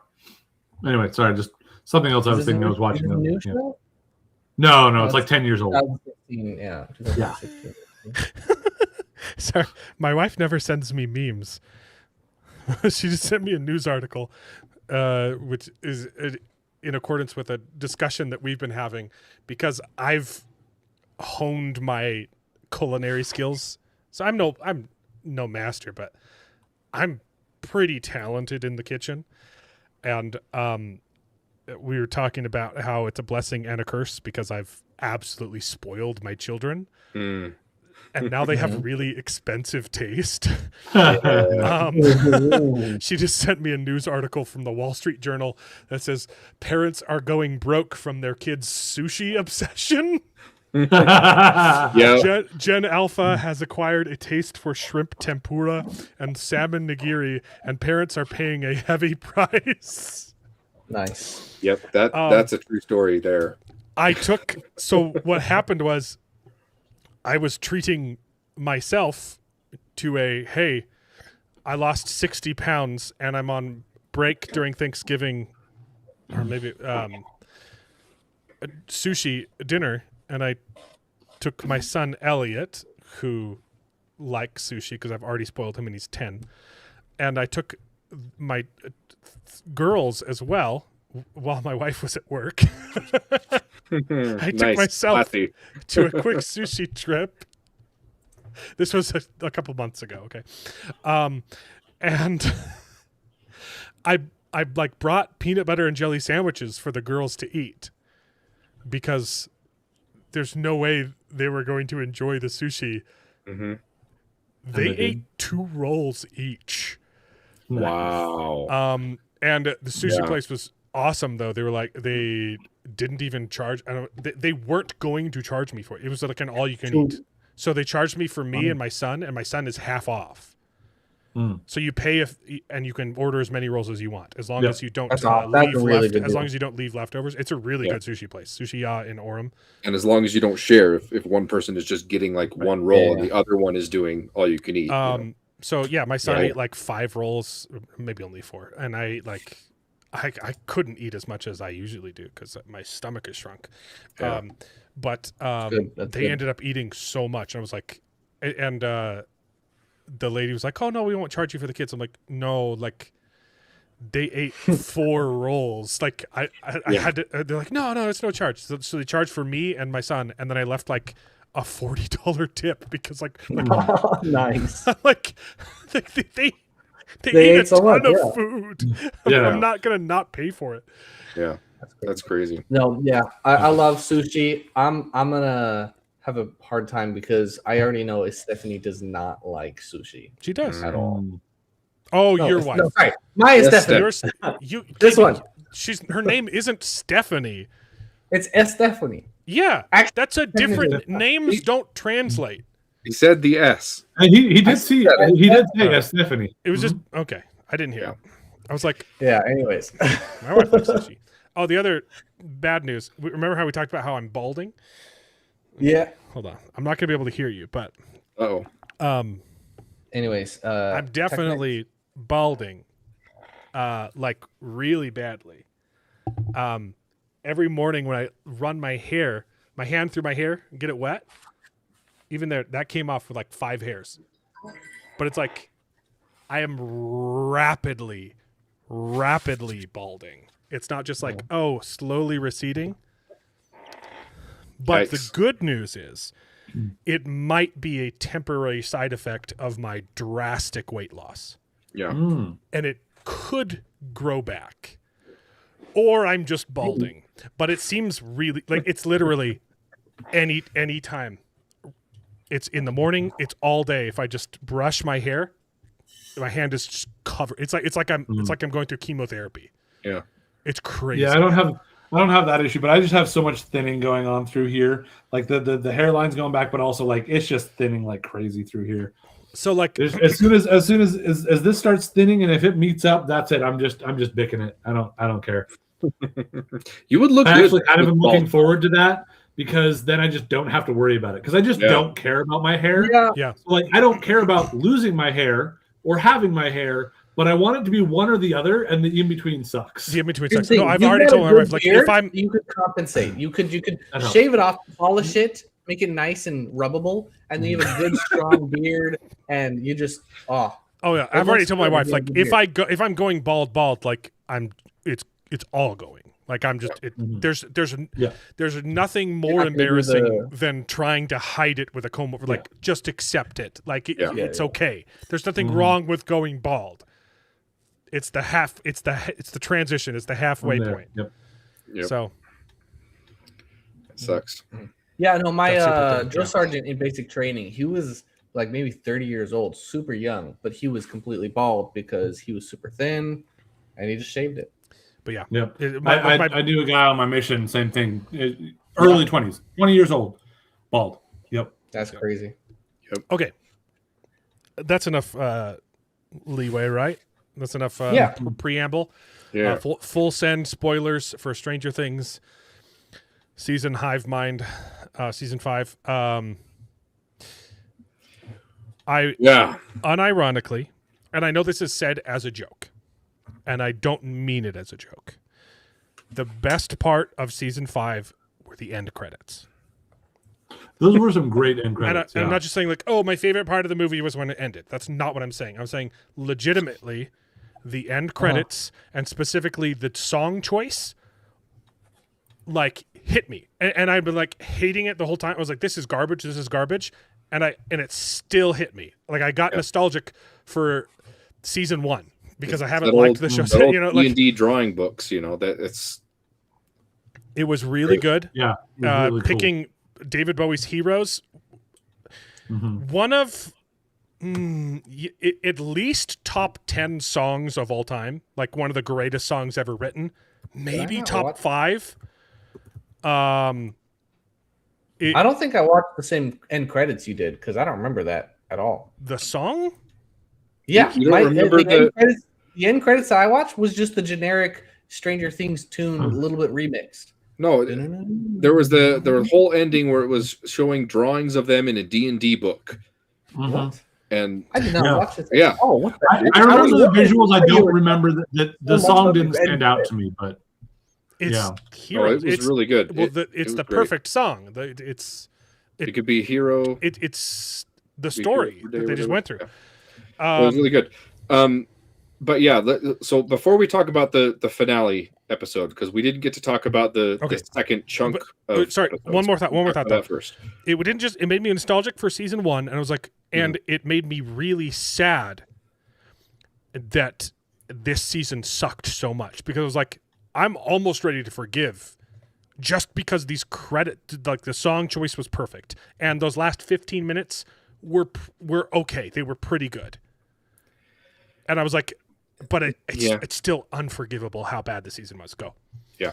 So so the whole series as a recap, right?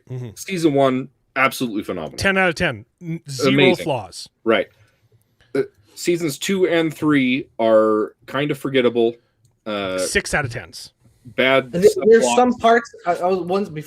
Some parts of those seasons are phenomenal, but I would say parts are overall, amazing. In fact, my favorite part of the season entire season 2's a 7, season 3 is like a 6, maybe a 5. It's my pretty bad. favorite part of the entire Overall. series is the never-ending story montage, right? With his remote girlfriend. That was phenomenal. I love that. Okay. The rest of the season wasn't great, but there were moments like that were amazing. It's not all bad. But The it wasn't as good as Russians, season 1. the Russians didn't dig a tunnel under Hawkins. Yeah. They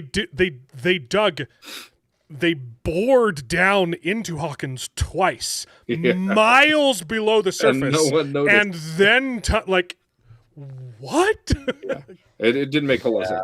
But didn't make a whole lot. season Season 4, I four? thought was a good return to form. Not as good as the first I season. think it's like an 8.5. It was really it good. doesn't get to a 9 for me. It's, No, but it's only because of the stupid Russian stuff that they couldn't just like not do. You know. Yeah. But I'm glad And that they I brushed like it. that They they like gave- we're done with this. We're ending it.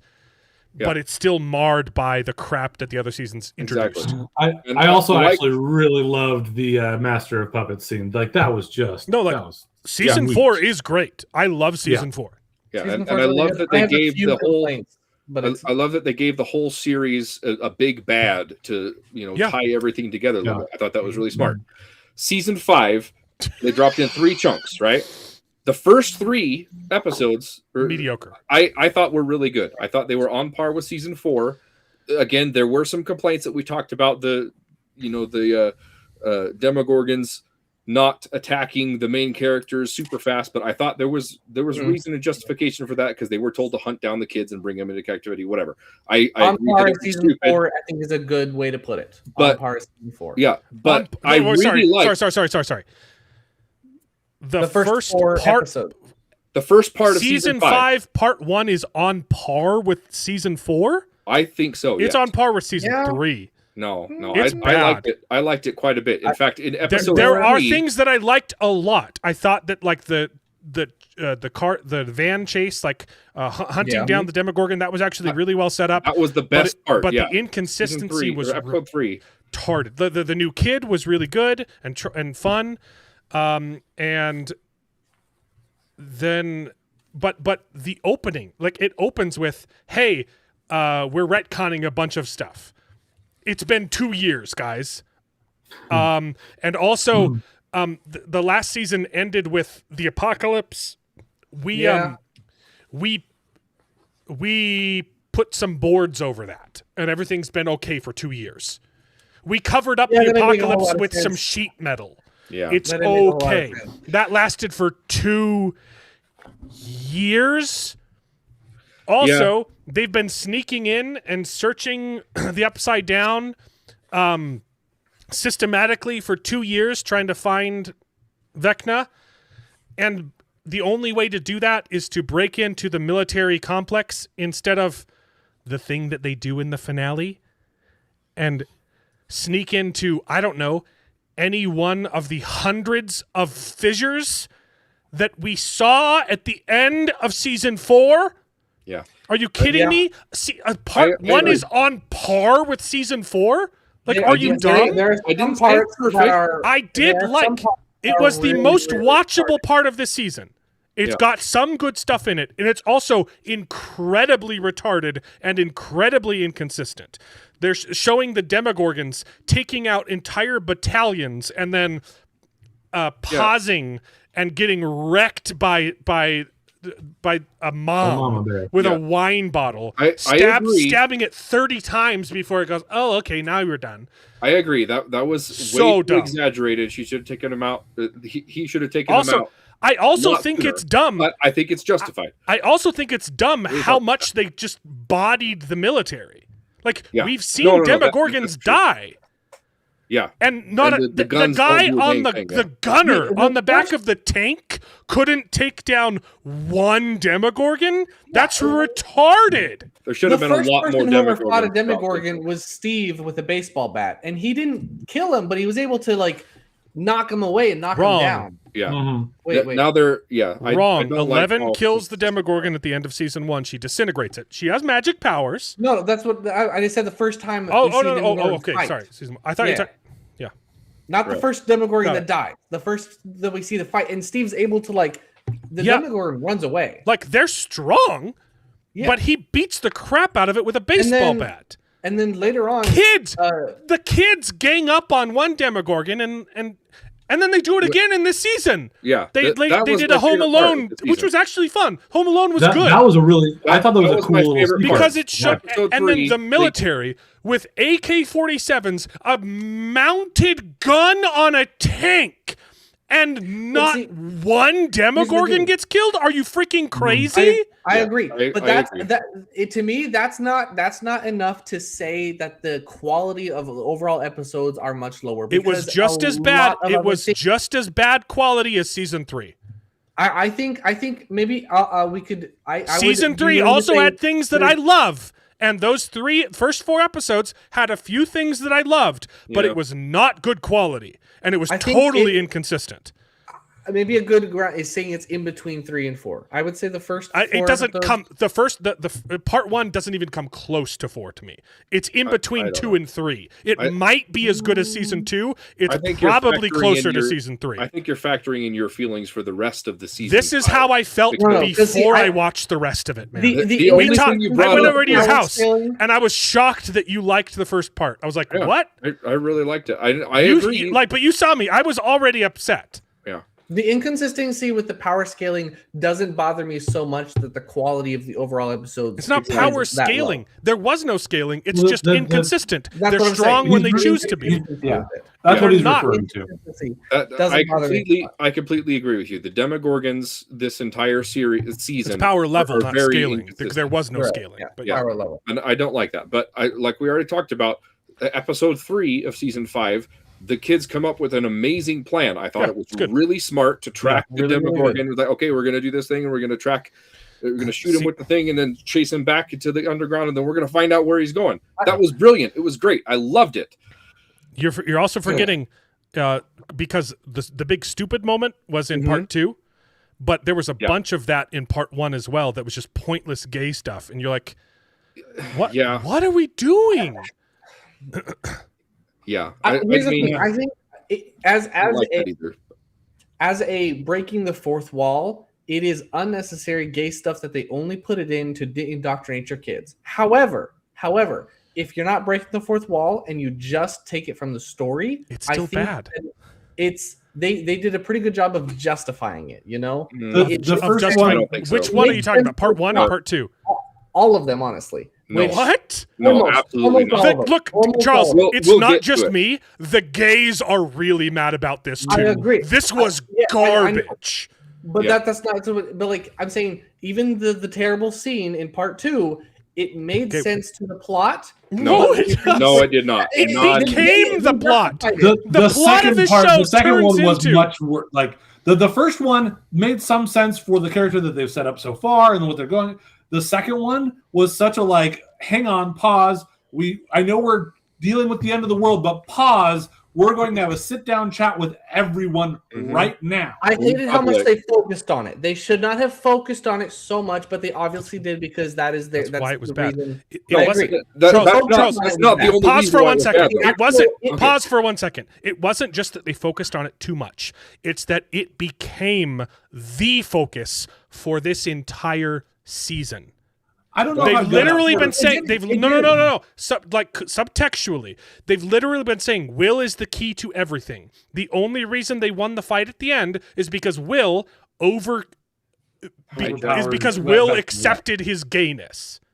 Yeah. And I think that's a big outside part of of the what- TV show, you know, that's what the creators have also said. No, that's Wait, 100. You But literally wait, had He said the reason why yeah, he jacked into his powers is because he accepted himself the way Yeah. he it's was. what the And then- creators but that's outside not, have that's said. not Power- what the entire episode season was about. That's Yeah, what it that kinda became a was. big But the- subtext. That became sure. a big part of it. A big part of because it wasn't just Will. While Will was an important piece of the puzzle to taking down Vecna because Maya of that. Hawk. There was also still Elle doing a lot of stuff. There was still the rest of them Right. attacking the big old thing. And, Yeah. But the and like, theme, and Holly but getting the the kids theme out. of this season was save the world by being gay, by I accepting don't- yourself. I don't- Sorry, yeah. I'm being Part one was like that, facetious but part by two was- accepting Right, yourself. Part 1 But I was still like that, don't feel like part that's 2 the actually full wasn't. theme of this of the season. Dude, Here's the thing. the creators said it. Maya Hawk said it in an interview. She said, "Yeah, we've progressed so much as a society. We're able to put gay stuff in a lot of things, but the problem is people can just choose not to watch. So that's why we're doing that. That's why we're doing that to Stranger Things." She literally fair, but- said, "This is the Yeah, finale of Stranger Things, and we put this gay stuff in here so that you're forced to watch it." Fair enough. But then Breaking the fourth wall.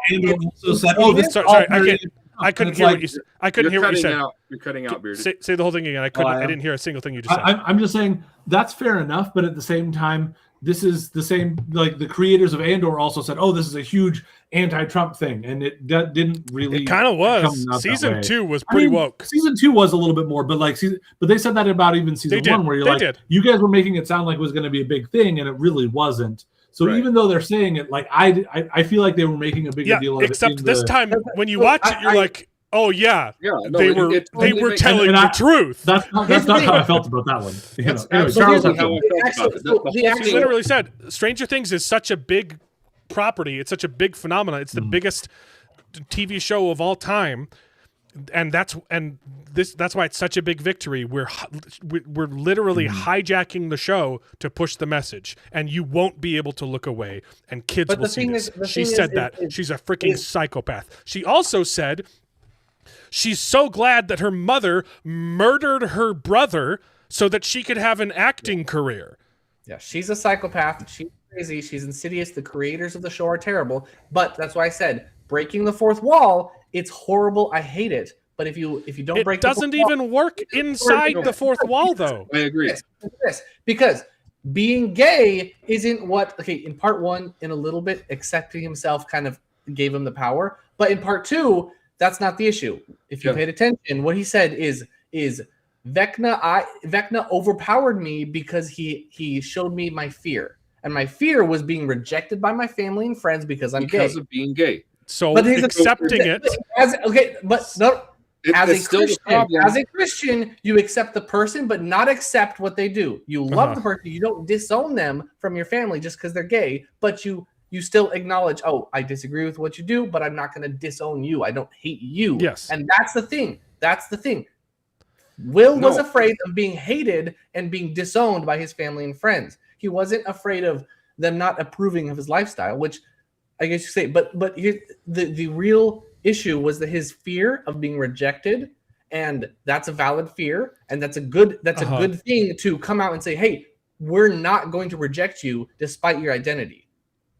So what really saved the day is his trust in his friendship, not his being gay. But the solution was accept me as being gay. If you don't accept that you're gay, the world ends. I more agree with Charles on this one. That's the way that people see it, and that's why it's insidious, and that's why they focused on it so much, and that's why it's insidious with you breaking the fourth wall. But with you don't break the fourth wall, it's absolutely correct. Do not reject your friends. Do not counterpoint. Charles. Here's the difference. Because he's technically correct if the execution was better. Right. The problem was not even ignoring the fourth wall. If you ignore the context, like you're saying, it still doesn't work within the context of the show. It should have been him. And they've been hinting at Will being gay since season 1, right? He said, all my friends call me fag. Mike says it. He says, it's not my fault you don't like girls. Yeah. Okay? Everyone has known that he's gay for a long time. And sort of. If you wanted to do just what them throwing things out to just his dad bullied him because he was queer. Okay? He thought he was queer. Okay? The point of the story is, if you want to do what Charles is reading between the lines, he's giving the show too much grace. If they wanted to present what Charles just presented, it should have been him coming out to his mother. Exactly. And his brother is there, and he's like, dude, I've always known. No, I hate that. I hate it when they do that. Like, oh yeah. Duh. But his brother has always known. I agree with it's canon. The brother already knows he's gay. Yeah. The problem. The only thing is that he needed to come out to his mom, and then Mike walks in and overhears it, and then they could have. Okay, I like that. And Mike being there makes some sense because he's the one that he was crushing on. Sure. They literally teased it, right? Like Mike walks in on him having the conversation. And then, you need to hear this. Actually, wait, pause. The entire universe needs to hear this. You know what? I think phone up the military too, because I need to tell them that I'm gay. This is an issue, but it's a separate issue that the entire finale suffers through. The entire episode suffers this exact same issue. And it's not the gay issue, but this is a massive issue. It's separate. It's a massive issue, but it's a separate issue. So those are two issues. They stop the important world saving to have a heart-to-heart. That's the big issue. Which happens every single episode, multiple times per episode. Yes. You have Max, who's literally like her entire thing is she's been trapped for 2 years, right? And they've already shown her almost escape, and Vecna comes and stops her in the nick of time. Me crazy. And she gets there again and decides, wait, let's talk about our feelings first instead of freaking bolting for the exit. Yeah. What? This whole season suffered from let's It happens stop with and have a Max. heart-to-heart. It happens with and in the same episode where they do the I'm gay scene, they say we don't have time. They say we don't have time about 20 times. Oh wait. But we do have time for you to come out as gay. My other issue with this scene, though, in principle, but you're right. They paused. But in execution, it's bad and it's insidious. Every second they pause to talk about their freaking. I will say the bit with Max getting out of the coma or whatever, that one drove me a little bit crazy. There's also a degree of like, okay, if you realized that you can get out, but this little girl that you're trying to protect can't get out. It could have been done good. Exactly. You wait until it could have been done good. Then you go. You know how I fix that? You know how you fix that? You know how you fix that scene? They walk in and she sees it, and she goes and she instinctually starts running for it, but she's still holding hands with the girl, and she like tugs the girl forward and says, "Oh crap, I need you to have a way too." So she turns around and says, "Look, we don't have time. Think of a happy thought and run. Hold on to it." And she's like, "You can't go with me, but like you have friends." And then she needed to. It was a 10-minute scene though. Yeah. And then she says, "Oh my goodness, I don't have a boyfriend though. How am I gonna get out?" Yeah, I never needed that boy anyway. Even though that's been his only plot for the last 3 seasons. Lucas is like one of the greatest characters, and he's had nothing to do but be her boyfriend this whole freaking time. And he's like, I didn't even need him. I needed me. It wasn't the song that I needed. It was him that I needed. Okay. It was his hand that I felt. Right. I misrepresented that. But like, to bring it full circle, the problem with that scene is that they spoon fed you too much, and they didn't give you that little undertone text where then they shoot themselves in the foot by her saying, "How did you know that would work?" I didn't. Like, oh, that's not something you tell a kid. First off, and also, so you're just a horrible person. Like you were just gonna abandon her. I didn't know that was going to work. I was going to give you a pep talk and then leave. Yep. Like, exactly. Yeah, maybe it could have worked. Pretty ridiculous. I get her like because we don't so much crying. I don't know if we've seen enough, or especially recently, of Max to know whether she would be selfish enough to be like, I have been here for 2 years. I need to get out of here and forget about the child, or if she would like stick behind and be really. Throw herself on the sword for the child. But the other thing is because the other side of that scene, before that, when they're running in the hospital, I'm about to get there, and then of course they hide in the laundry room, and for some reason the Demogorgons stop like frantically searching for them. So we can rip off Jurassic Park, right? Yep. And then. And somehow Nancy's mom sneaks in, opens up a thing, and without making any noise, right next to them. An N or Nancy with the concept of her tossing the oxygen into Nancy, that, kind of cool. But the execution of how she gets down there, gets the thing. She decided to take the oxygen with her because why? She saw it. We saw her see it, but she's going with it like, I don't know why I need this. It's like a video game where it's like, I don't know why I need this. It's just flashing over here, so I'm going to grab it and maybe I'll use it later. So stupid. Yeah. What? What makes that scene worse? And you're pretty dumb. What makes that scene? Blasting the boom boombox when there's the Demogorgon dogs in there, and he's like, "Turn it off! No, I need it right now! No, you need to freaking get Also, then you can play the tape when you're not being hunted down." But the other thing is too, it also the music actually disappeared. Yeah, they the do. last couple of seasons. Yes, So, like, they mixed even though it they out. we're not They gonna turn- mixed out the music, dude. I was so pissed off. But here's what makes it worse: the audience knows that it's important to keep the music on because she's about to escape, and Lucas has no way of knowing that. No idea. He's been doing the way. same thing for 2 years, and it hasn't worked. And There was it also- no reason for It Lucas also to think doesn't he make needs sense, to leave too. the music on. And also, what makes that scene worse is Lucas is being a freaking pussy instead of sacrificing himself for his girlfriend. Absolutely. He is the That's only true. man, and that is what this entire season absolutely failed at. Intentionally, Oh, yeah. they emasculated every single male character and insanely, ridiculously elevated every single female character. Absolutely. All of the males were cowards and useless and pointless, and all of the females were brave to the extent that Nancy is freaking murking 360 no-scoping the entire military because she shot a pistol one time. Yeah. Okay? Yep. There has it's been a bit of repeatedly. progression for her there, Nancy- and Joyce Look, only gets if Lucas the says- final kill with the chopping off, but and Holly's mom or the Wheeler mom, she's a weird, like, because it didn't feel like completely Ridiculous. anti-man, pro woman, but it did feel very like It was, yeah, this it is wasn't kind of odd. Like, right. she was never the this involved in anti-man, anything. right. It wasn't explicitly anti-man. That was all in the subtext. Yes. They showed the men being cowardly and stupid the whole time, and I'm actually- the context was women power, and the subtext was men suck.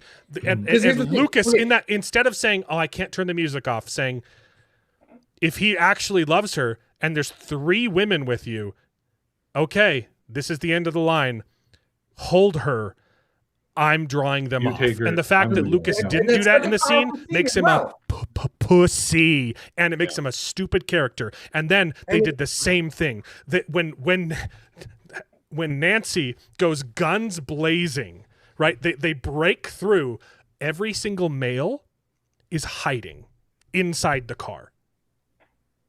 Except Hopper, who's in a different. He's in a building. He snipes 2 people. Nancy murks like 7. Also, it's retarded. She's completely exposed, and then they have the audacity to show you that there was someone that had the high ground on her the entire time. She goes. They fire at her. She doesn't duck. She fires back instantly. Headshots 2 people, and then goes. Turns and shoots a guy who's up on the roof Yep. doing nothing. seen the She would commercial? be instantly Have you dead. seen the Tide commercial? Or not the Tide, the darn dumb card commercial? Oh yeah, What's there Oh, yeah. have been tons It's of a similar thing. Yeah, tailored where ads to the flamethrower. she's got the flamethrower, and Jonathan's in the background asking for flowers because he's a woman. But going back to So Mrs. Wheeler's, stupid. I'm genuinely crashing out because I think it would have been amazing to have Mr. Wheeler fight off the Demogorgon. That Dude, would have been the coolest scene also, because like, it would have been. I another love scene a moment mother who's where- willing to sacrifice for her. Like the dad does it, and he gets farted on, and then the mom does it. Yeah. Girl power, stab him 30 times because a mother's love is so it could've strong been- that Demogorgons forget that they kill people, that they can wipe out entire Rip battalions in people in seconds. Seconds. It would have been so much better had they both worked together, Mr. and Mrs. Yeah, Wheeler working both together. of them. Because from the beginning, And of both the of them entire should season, be no, dead. I think that wouldn't be a bad idea. But I just specifically to the redemption of Mr. Wheeler. Everybody hated Mr. Wheeler and has hated him from the beginning of the show. He's one of the most hated people. He in the literally entire gets show. swept under the rug. They Yeah, sweep him and I aside. think this would have been the coolest scene to have him coming back and fighting the Demogorgon with his wife side by side, and then they both die, and it would have been amazing. yeah. Everyone's been obsessed with Nancy from the beginning, I think, because you had Steven Yeah. and They've all been fighting. and Jonathan fighting over her So from the beginning. But- okay, Yeah. and I mean, I will say Let's talk about that. most of the awful- time, I've thought she's pretty attractive as well. But she's attractive. Before Yeah. we get too much into the weeds, David was rating everything. So for some reason he thinks that part 1 is just as good as season 4, even though it's season 3. It's pretty much a 1-to-1 season 3 ratio. And then my part only big part complaint 2, is I what are agree you that what are you they- rating part 2? Part 2 was absolutely asinine. Their plan, the whole coming out thing. Okay, the so like a 0 out of 10. It was awful. It was Okay. so bad. I The agree. plan is absolutely nonsensical. They, And then the flip flop on okay, the absolute. but just ratings wise, ridiculous. okay. Then the finale, is it The- better or worse than part 2? Slightly better. I think there are it's some. So the finale had some I think slightly really better. interesting looking fight scenes Uh-huh. that were a spectacle to watch. I liked some of the things that they did with it, but the whole thing was filled to the Look. brim with absolute bull nonsense. crappery. The literally. So many instances of things happening exactly Okay. how they have to happen in The- order for them. It's like so For many me- like last minute saves, so many like the only coming part that was down to the even wire, so many the only part that was so even stupid. remotely watchable of the finale with the last 15 minutes after the story was over. Right. The Although wrap up. they had The wrap more- up was they had good. more epilogues. Because the than reveal of the big monster was amazing. I thought having the just watched scene- him, it had fewer than Return of the King by far. No, having It having had the- like 2. Lord of the Rings had like 6. I think if you chop up, like if you don't count the last 15 minutes, which I think would have been a good ending no matter what, right? I think the last 15 minutes are pretty darn good. And then the end credits I obviously loved. So if you don't count that, if part 2 was a 0, part 3 is a 1. Like it's barely better. I think, well, it's kind of the same problem as which was it? The Last Jedi that had that really flashy fight scene with Praetorian guards. And you're like, whoa, this is really cool. But then you stop to look at it, and you're like, That's the last no, Jedi. this makes absolutely no Yeah. sense. Yeah. That's Yeah. kind of how I felt with some of that fight scene. It's bad. It's very it's bad. like, I whoa, this is also- really flashy. They're Lots of stuff is poking happening. at It the makes spider no with freaking sense. sticks.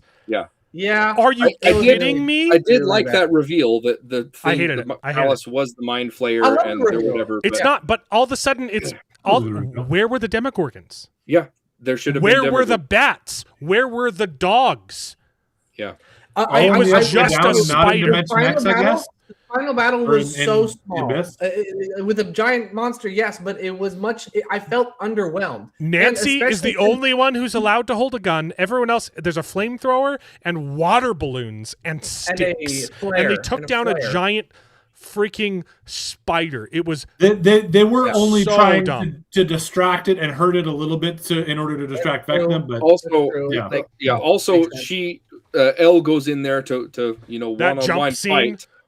oh, I It was ridiculous. vomited in my mouth. Which But not only that, Yeah, they know I hated. they know that I these kids are still in actively there. disliked Elle the entire season. Yeah. They tried to make Eleven into the superhero Black Widow boss girl. She looked stupid the entire show. I hated her Well, outfit. It Hollywood looked has kind of horrible. destroyed I her. mean, it is I 70, thought it she is was- 80s style, so I thought she was a good actress in the first several seasons, but she has I turned don't- into Dude. like the Yeah. she can't do Dude. any other face than the Yeah, she's I lost don't her know what acting happened to ability. her this And I season. think in general- honestly, Mike, Steve, and Dustin were the only people who gave good, or the only characters Steve and with Dustin good, were phenomenal. with good performances. Every single other actor, even freaking Winona Ryder. If you go back and watch season 1, and you'll be bawling your eyes out. She is so phenomenal in this. And this, she's like, I think Hopper was all right. she's like literally reading from a teleprompter, and you're like, oh my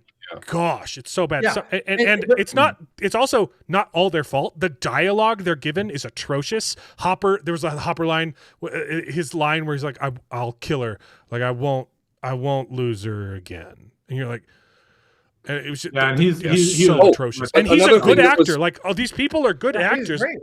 And Another it's thing that so was bad. really Actually, dumb with these last in season two, Will is phenomenal acting. He's very good. He genuinely blew me away. Like he's holy the cow, and he's this the worst child actor in acting- all of them in this. He really is, and it's baffling because he's my favorite actor in season 2 because he's not really in season 1 very much. But it's just every single actor just lost the ability to act, You know what except happened? for Steve. Well, he went to California and instead of going to L.A., went to San Francisco. So he could have been better at acting. But he went to the wrong city.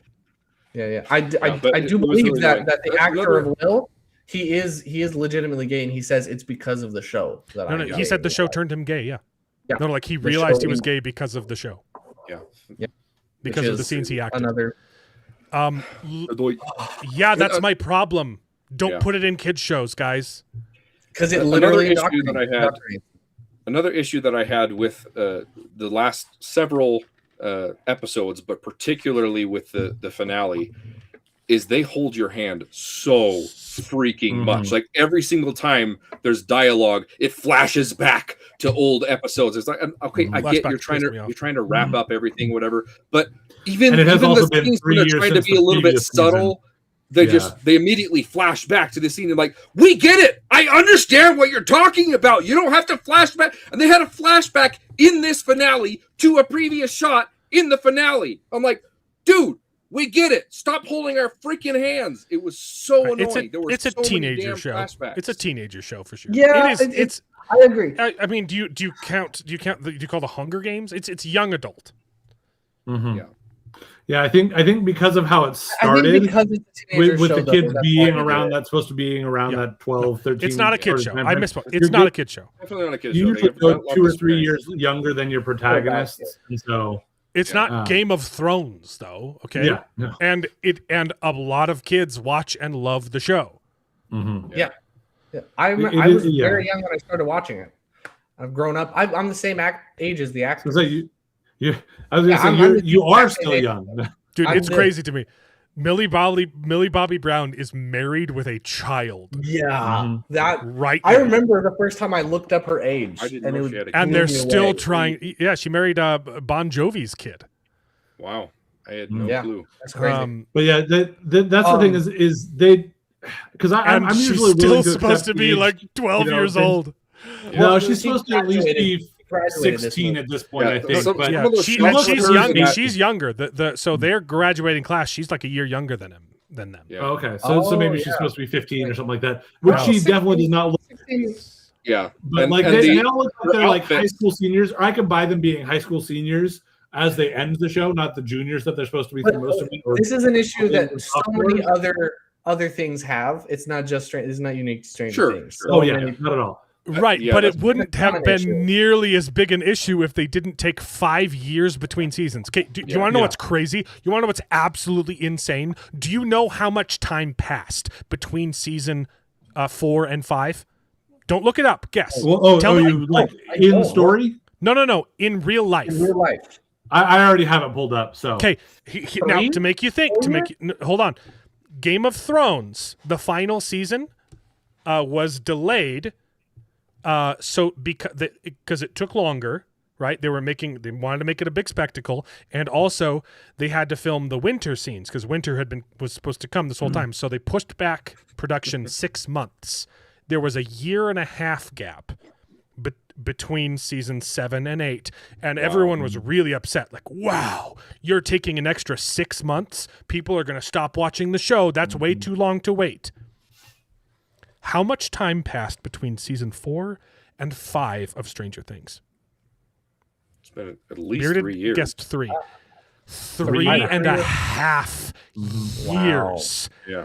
That is I think that's what I already thought, but, insane. and And in those really interesting. 3.5 years, this is the best writing they could come up with. Screw I legitimately you. remember. And it was thinking- also 3 years between season 3 and season 4. I remember thinking when the new season was announced. I Like- remember thinking, "Wait, the show's not over." They did, thought like, the show was over because seasons- it'd been 3 years. Seasons 2 and 3, they popped out pretty fast. It was still over a year. It was like a year and a half, I think, between each of those. And then 3 years. And then 3.5. Yeah. Mm-hmm. That's crazy. My year and a kid, half between 1 and 2. Yep. I popped out 4 kids in that time frame. Like, that's crazy. Yeah. Not There's a- for Yeah, free. and I popped honestly, out 3 kids. this is a big problem with the streaming shows because like not only are they not the 20 episodes that we used to get way back in the day, which pros and cons on that, but also they're not coming out once a year. Like, sure, they're a little higher quality, kind of like I production would wise. not and call like this high quality, man. and it's comparatively, compared to like if a show like this was trying to be made 30 years ago, it would not have the same like quality of like CGI or those sorts of things. Like your acting and your writing may be different qualities, but like your production value does look better than it did 20 years ago. That explains some of the slowdown. But if you also account for the fact that you're making a fraction of the number of episodes, it is ridiculous that these take more than a year, often more than 2 years to come from season to the next season. You had the same problem. You had the same problem with Maisie Williams in Game of Thrones. And not so much her older sister Sansa Stark. Oh, I can't remember her name. But Arya, and the books. There's not a year between each book, right? Like, I think it's maybe like you have 3 kids, years have passed since the beginning to the last not even finished book, right? And so they're already aging up, but they still came out with a season every year. And so it was a gradual change that you don't notice until you watch season 1 and then season 8 and you're like, oh wow, she aged a lot and not that much time has passed. But that's one of the things that like this new Harry Potter show is going to have to really confront, because again, anytime you have kids, Harry Potter aging is is going to be a big thing. Because canonically, they are supposed to be gapped, and if they can do it every year, but if they can do it every year, they're fine. If they don't, then they're. But if it's anything like it's a compound problem in a show like Game of Thrones or even The Wheel of Time, where like the entire story is like 2 years, and there's 15 books, and if you start like books which that's supposed to be just 2 years. Well, okay, there's one. It's a prequel, so there's only 14 books you have to get through. Oh, okay.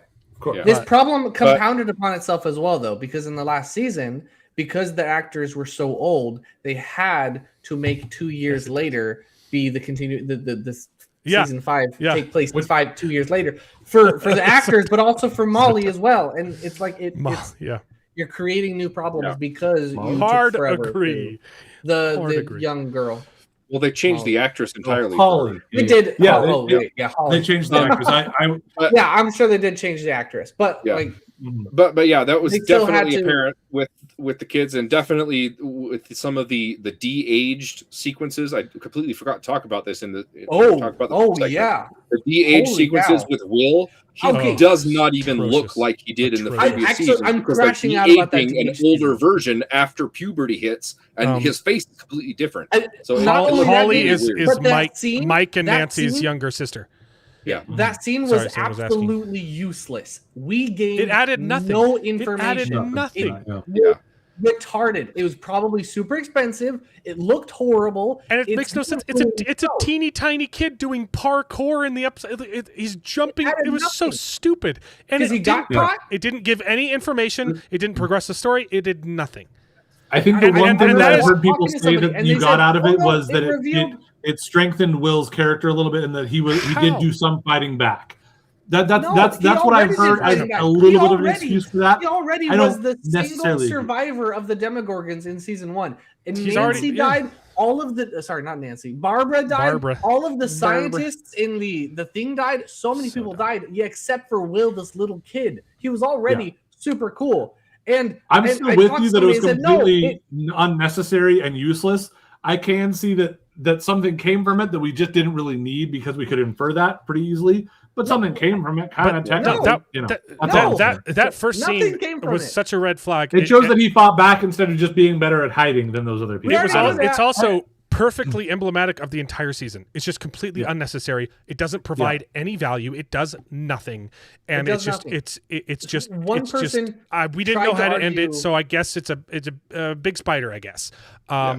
So, and their plan for the finale is the most retarded thing ever. Stupid. And when it goes wrong, let's not do anything until it's almost Also, late to do Yeah, anything. that was an odd before I choice there. That's a good example of the like everything happened exactly like they assumed, and we just barely gone through them realizing all of the assumptions that we'd made were kind of wrong, even though they weren't as wrong as Justin was saying when he's like, oh, I was totally wrong the whole time. It's like, yeah, but you were did, like, mostly right. 100 squats a day. He's got legs for days, just like the Avatar graph. Yeah. Why? There's no. It was so dumb. Yeah. I'm not saying that was necessary or good at all. I know I'm going to forget this later. I know I'm going to forget this later, so I got to get this out. But the part of their one part of their plan that was so stupid was they wanted the top of the tower to get shoved into the hole, and then.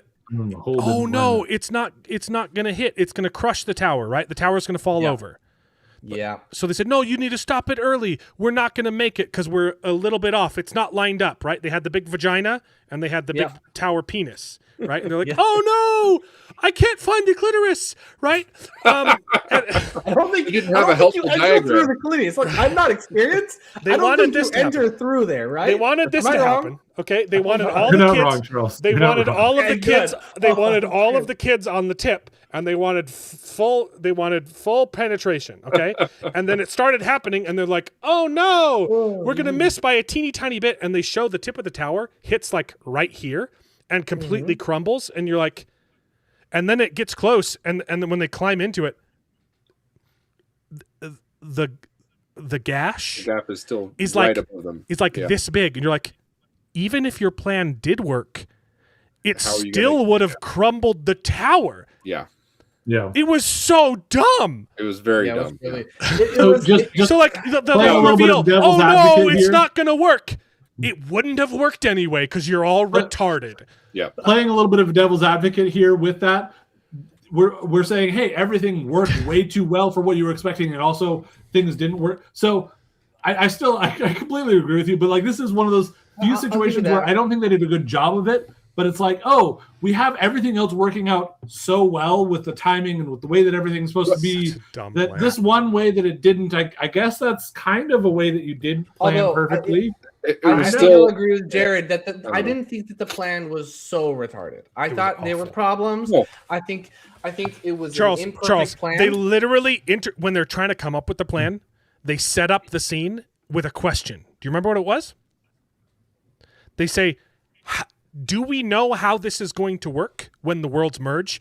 Is it going to be a gradual thing, or is it going to be like this? And they said, we don't know the answer to that question. Yeah. Okay, let's make a Well, how that's plan. gonna work. Guess what? Our plan hinges on it going slow. Gradual. Yeah. We literally established that we know nothing and then based our entire plan on assuming we know something. Yeah, and not doing Retarded. any other plan or trying Yeah. any other thing before that. Like That's a our good point. plan That's is a to good point. wait and not do anything until it's almost too late, and then come in and save the day. And It didn't that's drive me the as crazy entire as it plan. drove I you like guys, it. but I agree.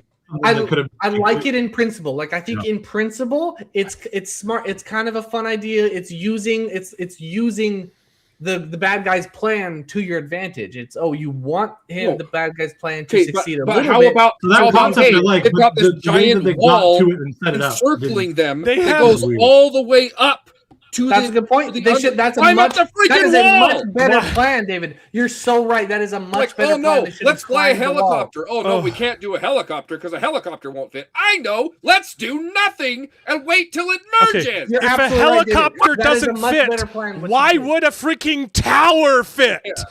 I mean, the tower itself starts out small and then Yeah, gets it wider. starts at the out base, small. so, you know. Not all towers are the same Hey. shape. Some lean. You know? Some of us are very in one girthy. direction. Thank you very much. Yeah, Robin is the one explaining the science to everybody instead of the science guys. It's so dumb. The other thing that was dumb too I didn't is catch that part specifically. the other. They came up with two Yeah. plans earlier in the part 2 where they were gonna. Or no, in part 1 they said, okay, we're gonna shoot the Demogorgon and we're gonna track it, and these other people are gonna build these weather balloons, and then they didn't build the weather balloons for like 2 episodes, and then all of a sudden they put the weather balloons in the air and pinpointed the location or whatever. It's just a lot of Well, things. that was they Yeah. needed to No, you're actually right. connect with the science Fine, teacher yeah. dude. But so Yeah. then also That was there's also a one of whole those ones bunch where like the timing seemed a little odd with like Right. we've done a Yes. bunch of things since the last time that they showed up, and it was kind of like we needed to do a bunch of stuff that was important that they did that, and then we kind of forgot that it was important. Yeah. Yes, And then I agree. it came around, and then it's like, oh yeah, we were trying to find them. Oh, cool, we found them. Like I don't know, it was a little bit weird. Yeah. That was a little wonky. That was a little bit dumb. I will say I really liked the reveal of what the upside down actually was. I thought that was really cool. However, I thought it looked cool. no, I thought it was cool. So dumb. It ruined the whole. They wanted the retcon explanation of hey, this is it was retarded. It was No, unnecessary. I thought it was cool. Also, no, they've I thought it was been cool. they've been in the Upside Down and exploring the Upside Down forever, and they never noticed. They never noticed that they had They were enclosed. That is kind of No, that is ridiculous. stupid. Although That's they were retarded, limited that's to dumb. certain grids during that time, so it's It been was 2 so years. dumb. So 2 years, you think they'd have Jared. gotten close to It's it, been but, 2 yeah. years. They Yeah. should have been able to notice the giant wall that surrounded the entire town Yeah. of Hawkins. That I was mostly retarded, agree that with was you there. stupid, that I was still dumb. think However, I can kind of I accept still it, like but I it in mostly agree principle. with you. I still like it in principle. That's cool. But the one thing I have is that on the other side, as you're going down, you don't have gravitation like on the upside down of the other planet. That made no sense. So yeah. No. And that's they something they could have done they too. Is explained if they'd that done a it's bit more. because Holly is from Hawkins. Her particles are adhere to the But gravity of that part of the upside down. they Except that explain we that? forgot that that's not how the Demogorgons work. So Yeah. The that Demogorgons so will be on the that planet.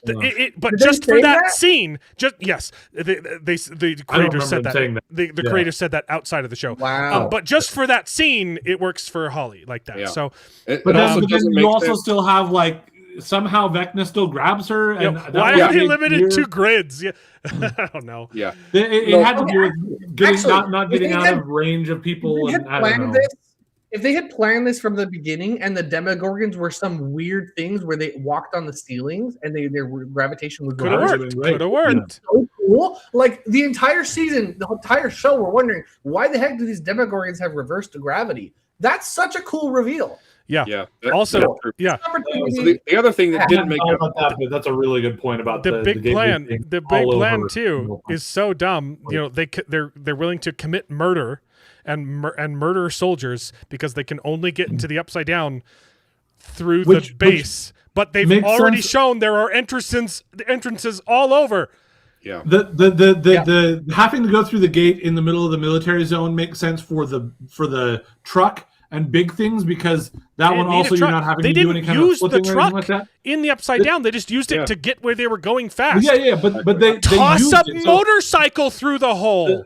Right, there you go. I'm just saying, but the other times when they've had to do their crawls and getting in the upside down, Or, they could have used the metal plates. Here's rather than another having to go through option. it. Yeah. Skip the coming out scene, which takes 3 hours, and walk. I agree.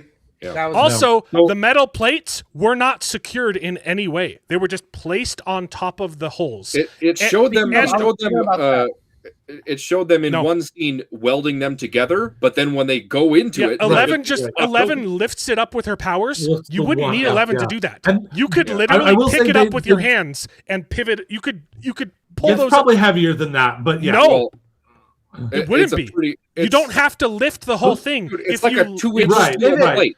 But you also have to leverage you it, and pivot you're it, not going to get too you far could with that. you could get one person on each side, pick it up from one side, and just pivot it over. You don't It'd even be have to lift the doable whole with a thing. couple of people. Yeah, It would be Two. doable to lift with a Two couple of people. people. I could but you also probably wouldn't do it be able to do myself. all the way across. I'm on- I Not- could probably the- do it myself. A non-average person, you need two It's a people. pretty big, I- it's a pretty I- big steel thing. I've seen However, those I are some think pretty it's Hopper dumb. could absolutely have done it by himself. However, very- a again, Demogorgon, doable Build a a without Demogorgon help, could but I have think you need to do that. Yeah. Build a ramp Demogorgon into it. could have easily have done it by themselves, which is Yeah. why it's ridiculous that the government just simply put a plate over it. Okay, I think it's stupid. And Yeah. what they should have done, I Well, think computers should have been if you're sealed. if you're the government Heavy and you want equipment. to seal up these cracks, you pour cement through them. You maybe See, put there you some go. Okay. stuff That down could've worked. and Even you pour then- cement through the entire cracks. Even then, there are ways. It would be so much easier to lift up one of these plates than to break into the military complex, expect to live, and also be A-okay with murder. Yeah. Yeah. Yes. Really the quickly, thing though, is this like, is fun. when Elle forgot- did open up the one thing, they were like shocked. Oh yeah, there were no tools used for it or whatever. Like again, what what was supposed to be securing them other than their weight? Because I still think that the size of those things, they would be very weighty and it would be difficult for a single person. Martine is right. Yeah, my plan is stupid. My plan is stupid. I forgot that all of the men are pussies in the show. Okay, really quickly. Because I know we're going to be talking for at least another hour. Yeah, I forgot to. I forgot to do this earlier. I forgot to do this earlier. I just wanted to make a quick channel announcement because YouTube has added tiers to the membership list. Okay, and so I had to come up with new colors. So this is the current setup. For it goes up to 10 years. These are the hat colors. And the problem was, there was also a 1 month slot. Like after your first month, you get a new color. And I decided to get rid of that because it was just silly. And so the problem was I had to scoot all of the other colors down. So, and I didn't want Mark Clark, who had just changed to green 4 years, to be stuck with the same color hat for 2 years. So I made you a special hat, Mark. Just so that you wouldn't feel left out, so you wouldn't feel disappointed in having just changed colors and then have to wait another year to get back to green or emerald. I made you Oh no! I made you a special it's still gay showing up. sombrero, Mark. Are you showing it? Wait. No, he's typing it right now. Look at YouTube. Oh, I see. There we are. Oh, that's amazing. Yes, Mark. That's great. Oh, that's great. Honestly, you could leave it like that because he will always be, if he doesn't unsubscribe at some point, he will always be the subscriber for the longest amount of time, and you can just there you go. Leave it like that. So that'll be the 4 year sombrero for this year. Everyone else was so proud. That's the perfect comment, was just about to. That wasn't very common. Everyone else was just about to change levels. They will still change levels. So that one's not showing up on YouTube yet. That's weird. I don't think I would be able to get that. That's hilarious. That's phenomenal. Congrats, Mark. You deserve it. We're so proud of you, special. Mark. We're so proud of you. So that's I fine. accept you. We gave you I a hear hat you. just for yourself. This is a safe space, Mark. We talked about Avatar this time. Would you like to take 15 minutes? Would you like to take 15 minutes to talk about your feelings? You have anything to say? Look, we accept you. So okay. So I think they turned out pretty good. I put a lot of work into these. You do. So I think they look Emerald, terrible. Is this? So it goes regular sombrero, and then it goes iron, and then bronze, silver, gold, platinum, and then like emerald, sapphire or something, whatever. It's not amethyst, I think is purple, and then ruby, and then we've got I ran out of things, and so they're just different colors, and then we got diamond. I think this is pretty dope. It does. I think they look good. Yeah, see, very well done. Mark can save the world now. Exactly. Great stuff, Martina. So let's come full circle on that because there was something else I wanted to mention with the whole long, drawn out, unnecessary coming out scene. One thing that really bothers me with gosh. Oh my gosh, Mark! Don't derail the situation. Okay. I might need to take a leak real quick. Explain your problem. So one of my issues is when they have a historical show and they have gay characters in it, and they're not accurate to how it would have gone down in that time, right? So this whole coming out scene that would have worked in the modern day. That would not have flied in the 80s, right? And the problem mentality. The problem with treating it like that. There was no. The problem is with ignoring history like that is it does a disservice to the people who live. That's what I'm saying. Pretending like racism never existed. Look, imagine making a movie about the Jim Crow South, and everyone's like, "Dude, you're a black guy and you're awesome! High five!" You're like, exactly. Well, what about the struggle, guy? Yeah, exactly. They depict in this scene. It's so stressful and scary completely for him. torn about Yeah. coming out, and like nobody freaking cares. They're like, I'm still your friend. Yep. I'm still your friend. Like, there's not even a single person like, dude, bro, that's weird. Like, Yeah, I will say I think you're right. I think it would have benefited if some of his friends were kind of like put off at first, and then throughout the episode they're like, "Wait, no, that's silly. I still love you as my friend. You're just you're a little weird." Well, and this, that would have made it so much better. Fixed it with just a couple whips probably from Steve because he's the jock, and be like, dude, is that why you weren't into Susie or whatever when she was hitting on you last year or whatever? It's like, but Steve is he's canonically accepted Robin because he's already accepted Robin. Right. Yeah, I know. Which arguably that was acceptable. Keep talking about the gay stuff. I'll be back in like 30 seconds.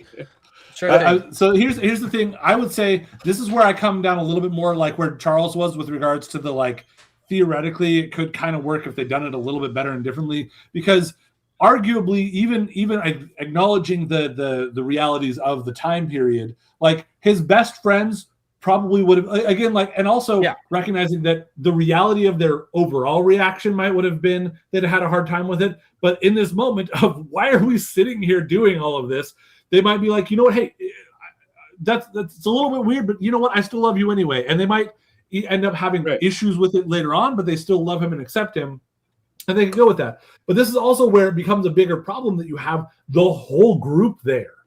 Like arguably you have like his brother is going to love him no matter what. His mom, again, she'll probably struggle with it to some degree, but she's going to love him and see that this is a big deal to him.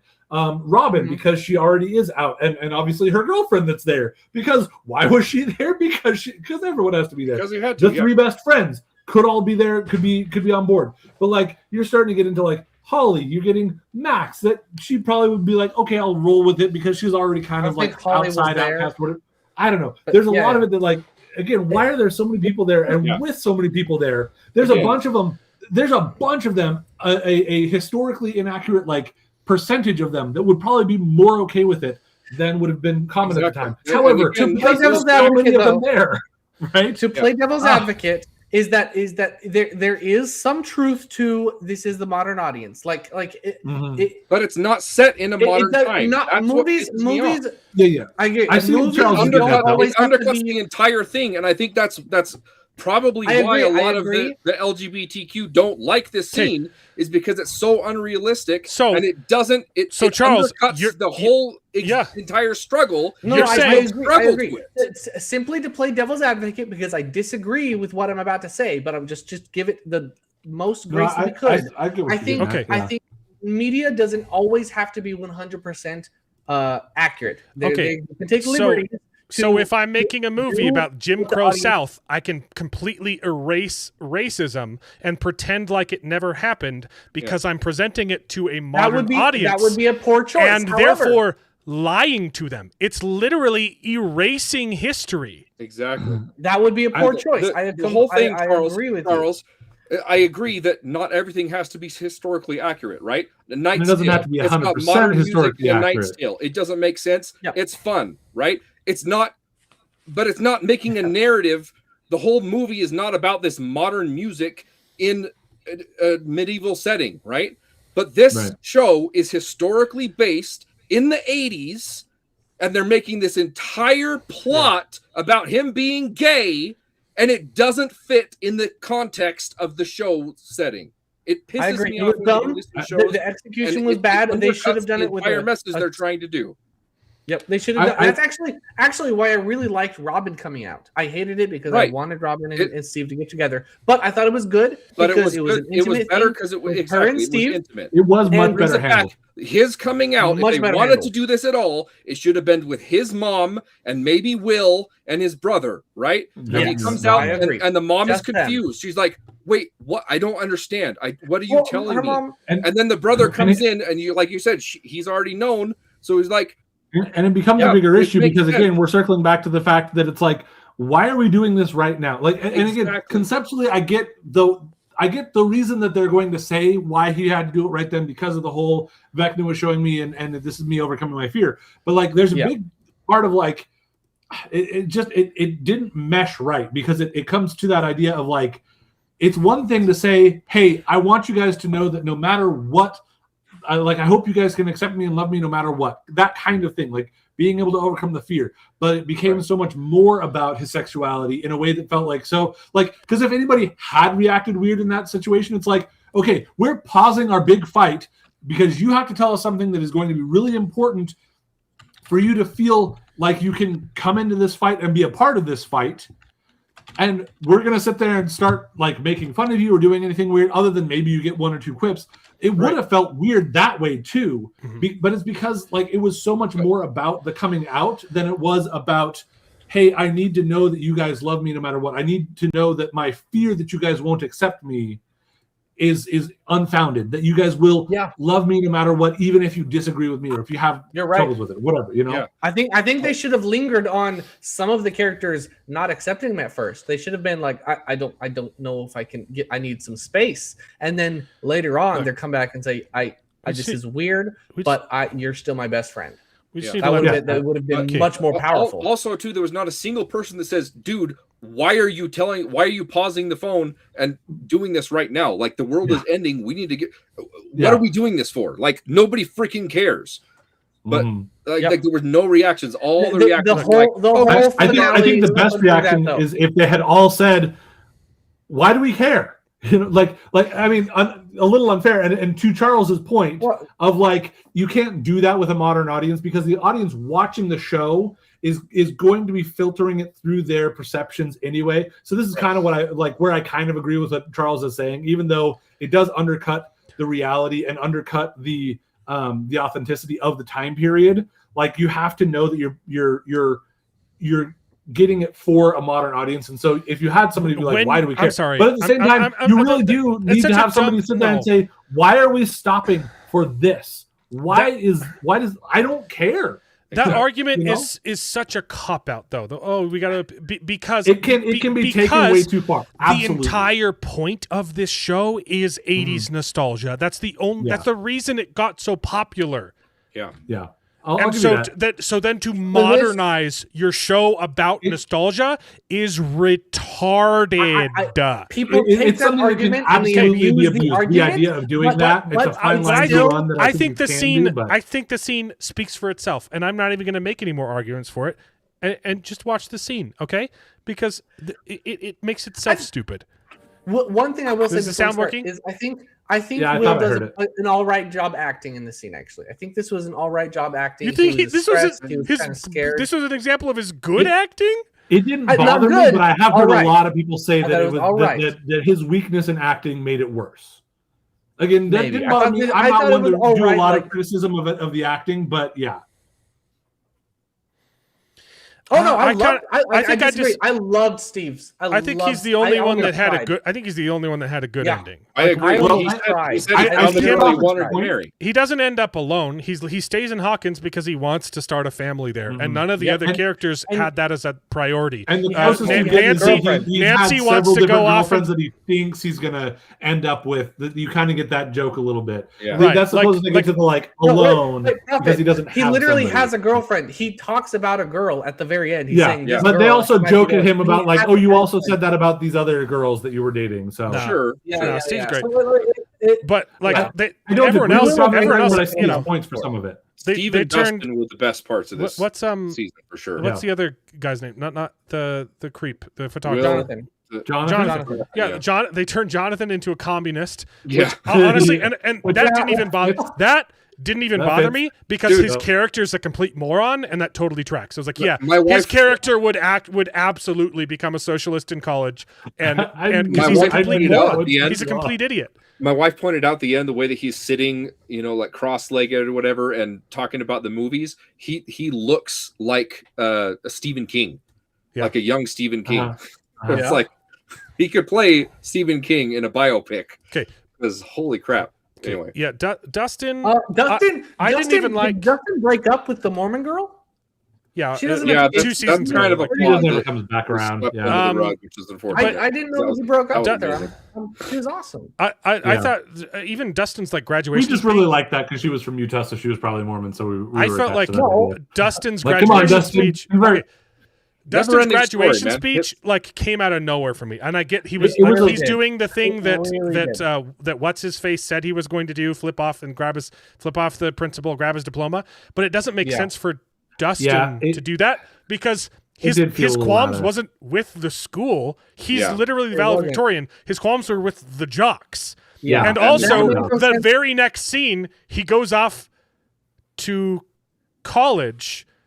Yeah. Which is definitely not screwing the system. Like it was so out of place. 100%, it was out of place, and it came out of nowhere because they mentioned it in the first episode and never mentioned it again. And then I wanted to like it a bit more because you get a little bit of him being like, because he's been fighting against some degree of the organization because of their hatred towards Eddie and him being like, no, Eddie was awesome or whatever. Yeah, and so but you get no one else knows that. Deal with that. Like I kind of like the that. entire town. Like it, according to the entire town, and he hasn't even told people this. The only people he could tell was his father.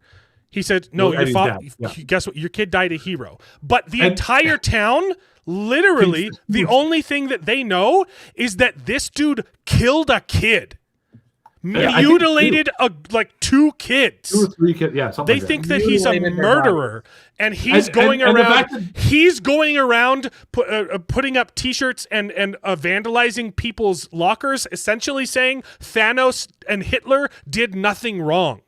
Yeah, basically. You're like, I'll also say too, like Dustin's mom, like cheering for him, saying "screw the system," is so not her. Like exactly. The very little we've gotten of her is just caring about him being safe and protected. And a bunch of the people who died in season 4 were jocks, right? They targeted their little hangout spot. Yeah. Like they're going through pain too, okay? And they need to accept who they are. If the jocks can't accept who they are, Vecna's gonna win.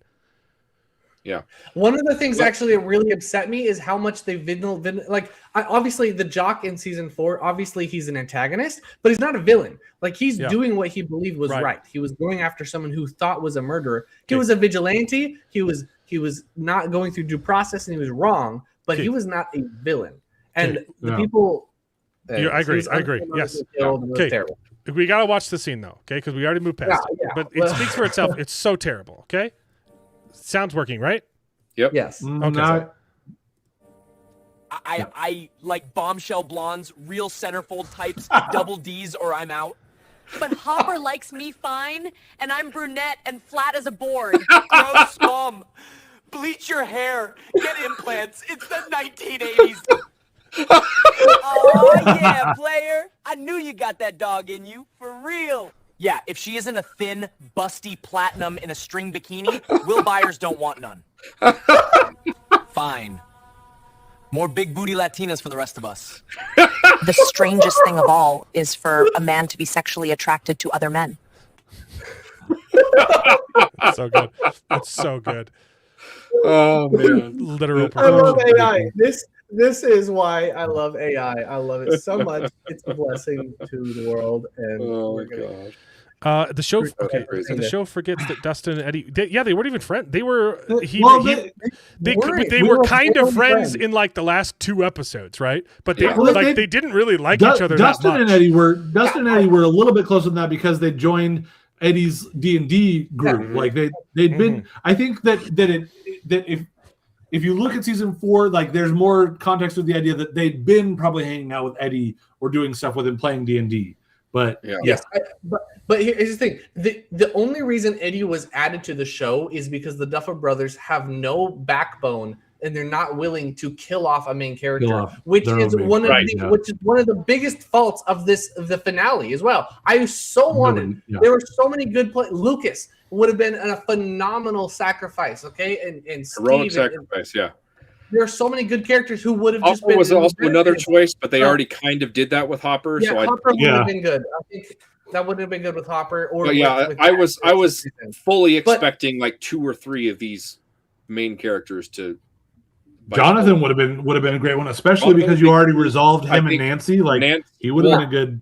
Nancy might have even been better. Nancy could have been, The problem honestly, that would have made it cooler with her being 4. all Rambo. You know, if she'd been like, I'm going to go out and do, because there's also the level of like, she doesn't want to have 6 little nuggets or whatever. Where's she going to fit in the world now that she's decided to become this powerful woman? maybe she doesn't, and she sacrifices herself. I think that would have worked really well. Yeah, I can see them not wanting to do that though, because they want to show that she can overcome and she can make it through or whatever. But but it's just the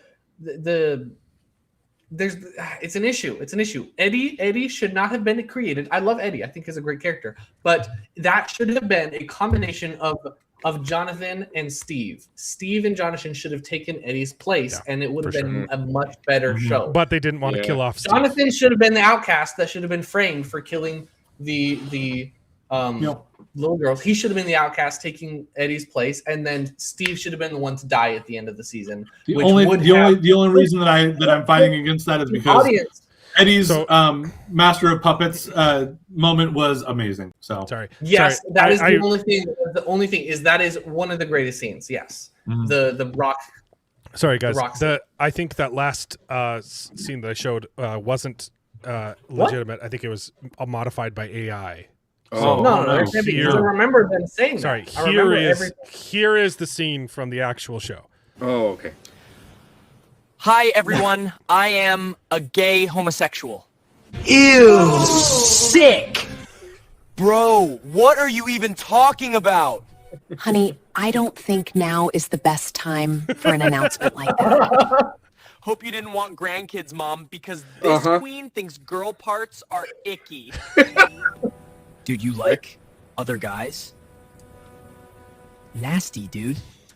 Correction, I like you, specifically. Yeah. How is telling us this going to help us beat Vecna? Gonna stick my stranger thing in Vecna's upside down until he gets AIDS. Fabulous! All right, I'm out. That was wild. That's wild. Me too. Oh, rainbow magic. Turn it off. Stop. Oh, Stop. for Pete's sake. Oh my goodness. I will never, ever understand white people. I love that 11 pulls out a gun. That is so bad. That is terrible.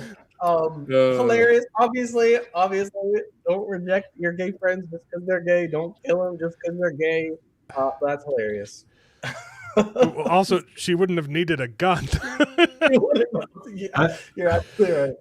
I do love, again, my favorite parts are the fact that his mom was like, why are you doing this? This is not the best time. Yeah. Yes. Yeah. I must stick my that's the reaction we up should have got. upside down. At least none of them should have said that. But anyway. I think I found the real. That was clearly AI. That was. I think this one's from the actual show. Happening? Yeah, I don't know. Yes, I already told everyone that I was a fruity gay homo sissy boy. Yeah, it was super weird and awkward. Wait, you came out already? Oh no, what did you do that for? So you can't use my poofy zestiness against me! Oh, boo, then I got all dressed up like this for nothing. Ooh, yummy. Oh, stop. Yes, I already told everyone. I will say, I wanted to mention this before. I'm glad it didn't come up in the last episode. Like, they brought it up with the scene between him and Mike, and that's it. I'll give you that, and that's another one of the reasons that I would disagree with the whole thing is about that, and that's the whole point of it, even though it was obviously a very big thing of it. But because it didn't come back up as a whole, like, I don't know. Vecna was like, that's me too, and I need to use honestly, at the same time, it also undermines my argument that it was plot relevant because the fact that it is so that he couldn't use it against him, and it never came up. The fact that it doesn't come back up though makes Vecna look stupid, because the best thing that Vecna did in the final episode, probably the only good scene in the finale, is when he uses his mind powers on Hopper to make him think that he's shot 11. That was like, that's a good reveal. Hold on, I obviously. knew that that's what the case that's what it was, because he was trying to get him to pull her out, but he doesn't do that for anyone else.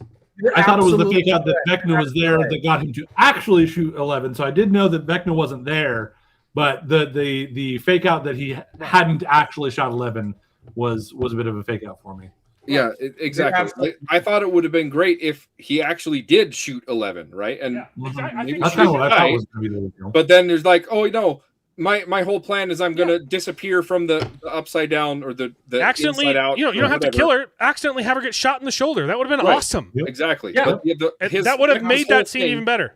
Vecna's whole thing water all over myself. was to reveal to Hopper that she wanted to end herself for some reason. Yeah. I don't know. Whatever. Some sense to the logic there, but yeah. I mean, it was just there so that he knew like what her plan was. Which but then, why? Why though? Does it change anything? It does. It doesn't make any sense why Vecna would reveal that to Hopper, and then he gets except to make him more emotionally unstable. Use him and make her shoot 11. I'm like, oh dang, that was actually kind of crazy. And even though knew it was going to happen, and then it didn't happen, and like it. Yeah, he like pulled her out. Yes. Even though if Hopper had shot her like in the shoulder or whatever, that probably would have pulled her out of her trance. So that would have been enough. That would have made the final fight with her and Vecna even more interesting as well if she's injured while fighting. But then the other thing too is the video sent me is not loading. Is it a link or a video? What is it?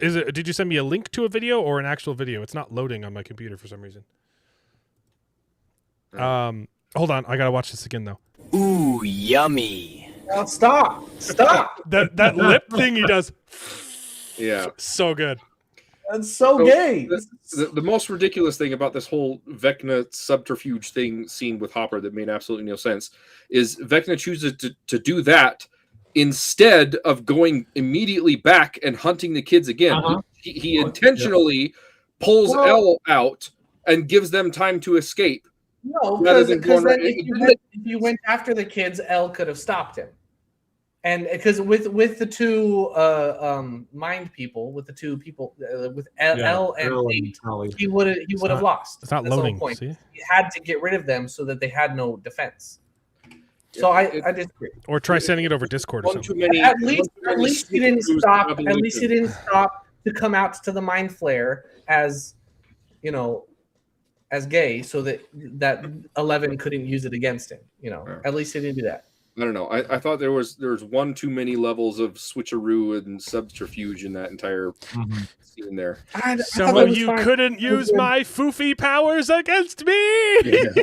That was good. The other part that didn't make any sense in the end fight, Elle is going inside the big mind flayer beast to fight Vecna one-on-one, right? And then she does a smart thing and has the smoke everywhere, right?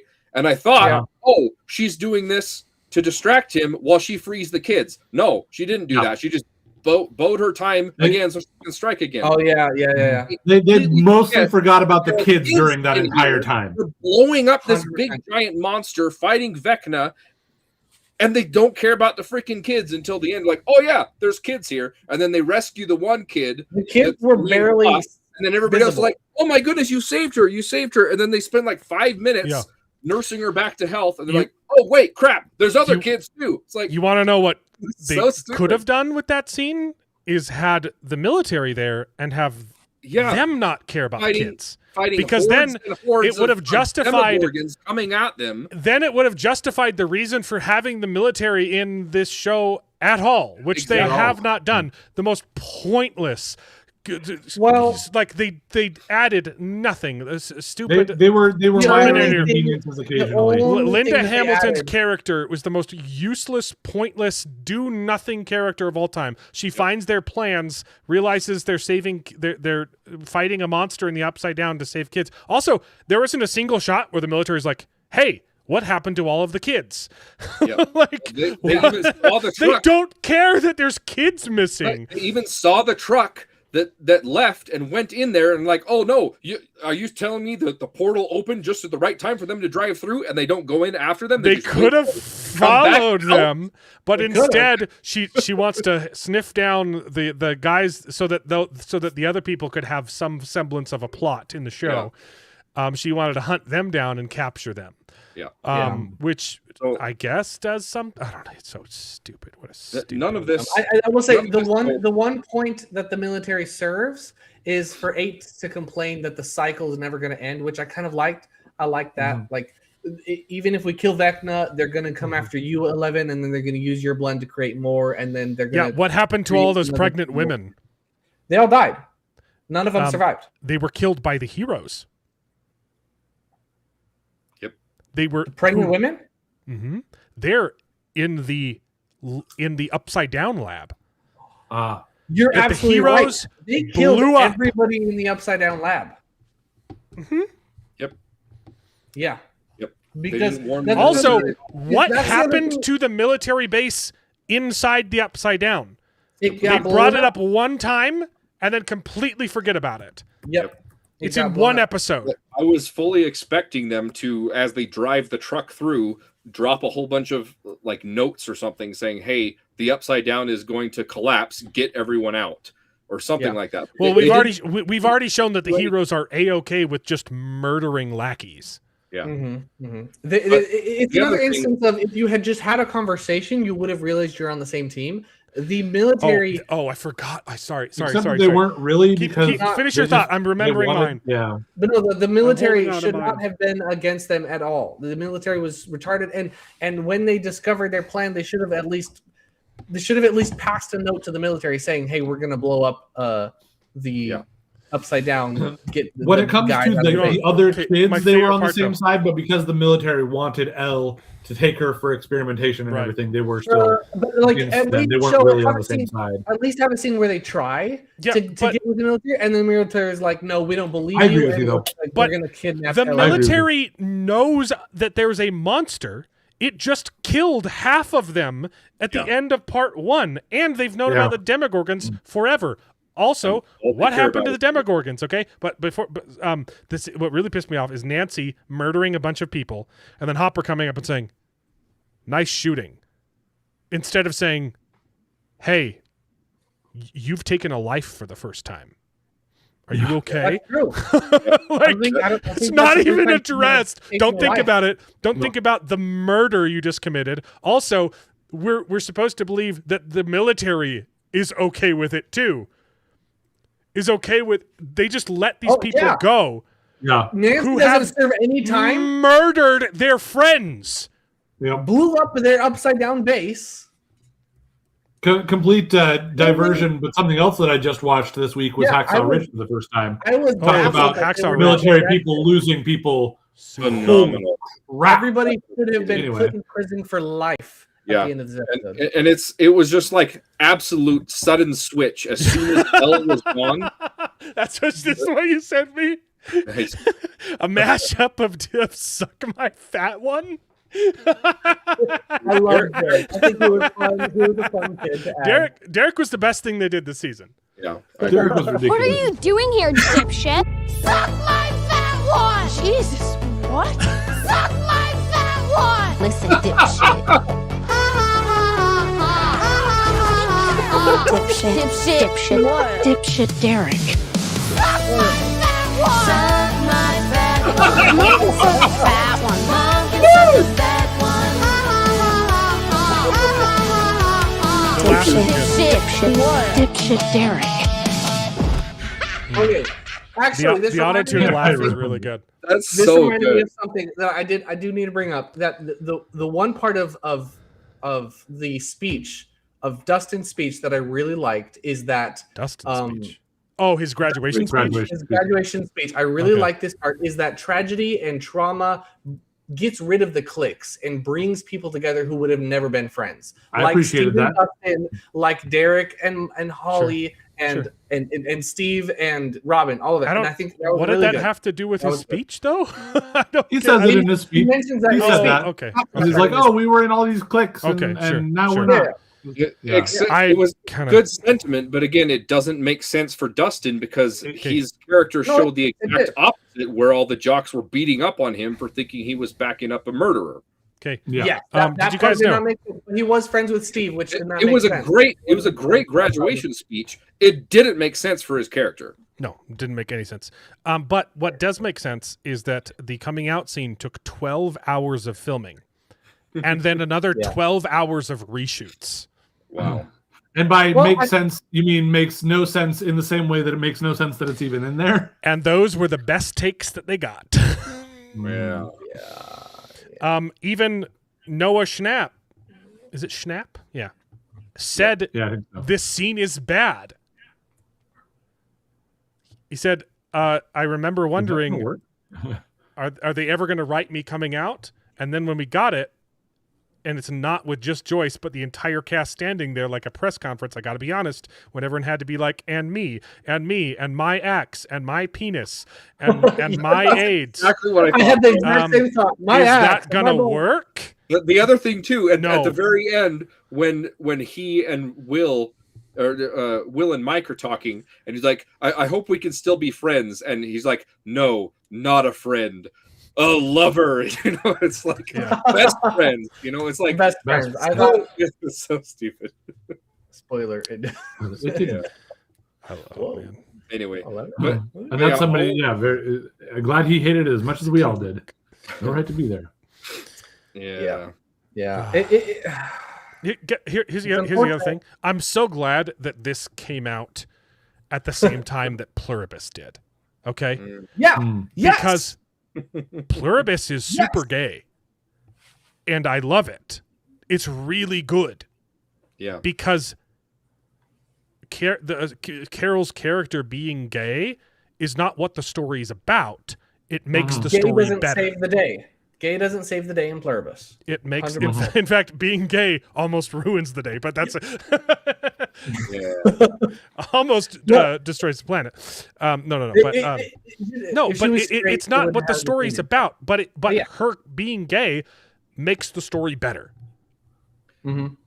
It's integral to her character, but that's not her character.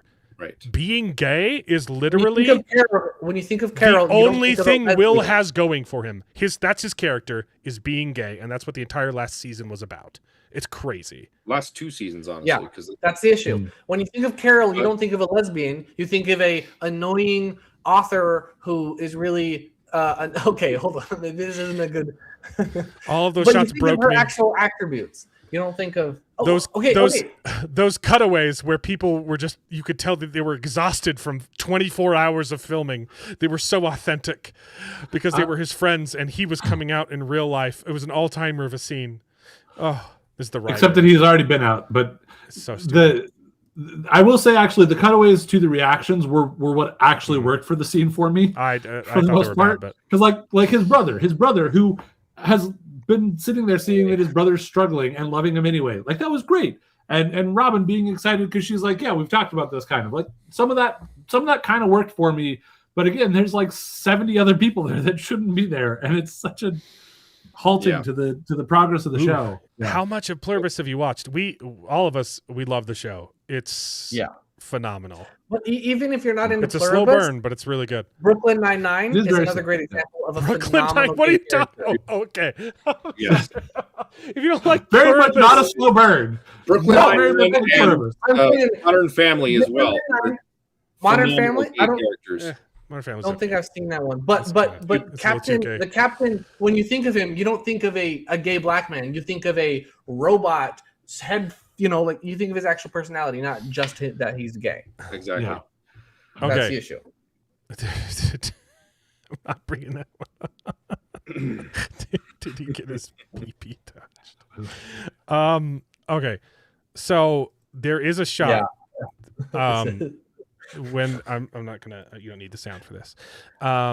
Where it looks like Nancy is cocking the handle of her AR-14. Okay. Oh yeah, the little handle. but that's not what's happening. Okay, this is true. She is hitting the bolt release with her thumb. Okay, so what she's doing is she's bracing her hand. She's turning her hand upside down to knock back the release. Okay, that makes which sense. you can see. see. Wait. Look. So she flips her hand upside down, braces her hand on the handle, and then her thumb comes down and flicks back the release. Okay. The problem is the show added a sound effect of her cocking the handle. That's funny. Yeah. So I do need to. I need to share. I was going to say, it turns out you did need to share that with the audio. Hold on. So I got to share a new window. The problem is the sound effect. It's literally like a shotgun going, and you're like, what? No, it would make the sound that release would make is a. It would just go. That's the only sound it would make. Yeah. Maybe. Do you have the sound? I don't have an air for, but it's muted right now. Look. The video itself is muted. Yeah.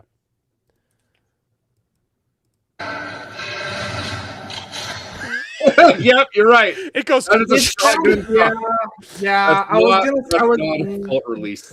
Okay. Because with my experience with it, it can sometimes sound similar, but the fact that there were two, that's a cocking. That is not a bold release. Also, it's the worst. It's the worst possible way to do that. Here, this guy. That's so weird. That's the action. weird. She doesn't just flip it. She does this whole thing with her arms. Yeah, like it's so much. There's 100 better ways to hit the release. Okay. Do you guys remember when actors? Yeah. So we can't hear it, by the way, in case you're. Did I share the wrong? Yeah. Hold up. That looks so awkward with him doing it. But I was gonna say, do you guys remember when actors would study the martial arts for like several months before they did their forms? Yeah. Nobody does that nowadays. Yeah, we saw the Under Armour. Yeah. Several. Under Armour era? I don't know if I saw that. It's either Max or Holly. It's Holly when she's climbing out of the thing. She's wearing Under Armour. Which wasn't a thing at the time, I assume. No, it was in the 90s. That's funny. It doesn't even work like that, actually.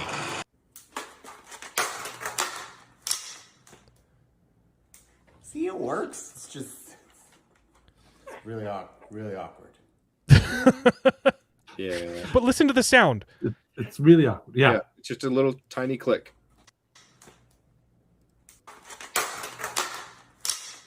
It's not a. Okay. In my experience, it can be louder. It can be, but it doesn't make a. It doesn't make two sounds. It's one click. It's one click. Yep. Yeah, that's the issue. Yep. Yeah. All right. I was supposed to get out of here half an hour ago. Okay. All right. I think I'm gonna get you guys at this point. So sounds good. I do want to bring up my biggest grievance though that we haven't brought up. Okay. All right. I don't know if you want to stay around for it, but I got to hear your biggest grievance, of course. To me, like all the gay stuff was annoying and stupid and forced, and all of our issues with continuity, whatever, and their plan didn't make sense. The worst grievance to me is Mike's struggle and his revelation to the group about Elle. It makes absolutely no sense. Either he's lying to the whole group. And the whole reason for his revelation is ridiculous and stupid, or Mike's a freaking idiot and his internal struggle beforehand was completely non-founded and doesn't make sense. Okay, so apparently, because it took him until that moment, until graduation, to like piece it all together. Is all. I disagree, but continue. No, so the whole thing was. Elle talked to him in Here's Mine when they connected right at the end and they made out a little bit and told her like why the whole reason why we're doing this. And she wouldn't have been able to do that if she was under the suppressors. Right. But yeah, the whole thing, she told him the whole plan and said, okay, you need to tell everybody why I did this and whatever. Okay. So it doesn't make any sense.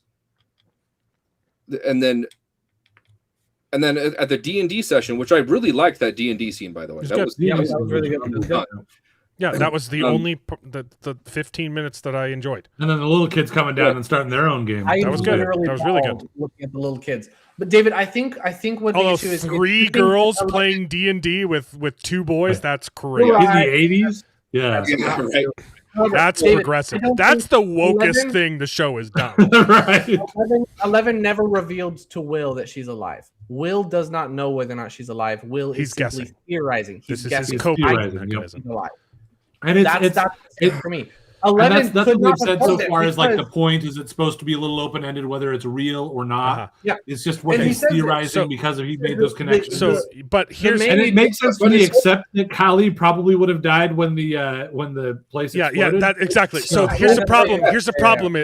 Neither explanation works. Exactly. Because so yes, it's true. She wouldn't have been able to use her mind powers if she was being suppressed. So, she either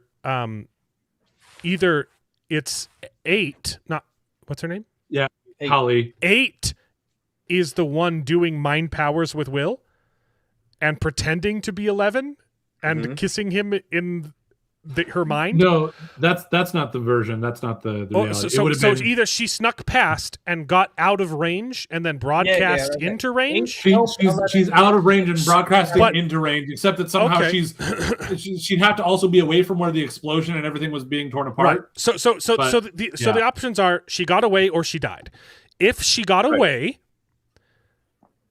she couldn't Which have. key are you talking about? L if or... 11 got away, she literally couldn't have because 8 gets blown up. Yep. Right. Even if she dies, when we see her die, and if she dies, she couldn't have broadcast her mind because of the suppressors. Either explanation does not work. Yes. I do see a way where it could work. By the time she's used. It shows her doing the mind thing in the building that gets blown up that starts the chain reaction that sucks 11 away. However, 8 uses her powers before the building goes off. 8 only uses her powers so that 11 can go invisible and sneak away. And that's before the explosion's already happened.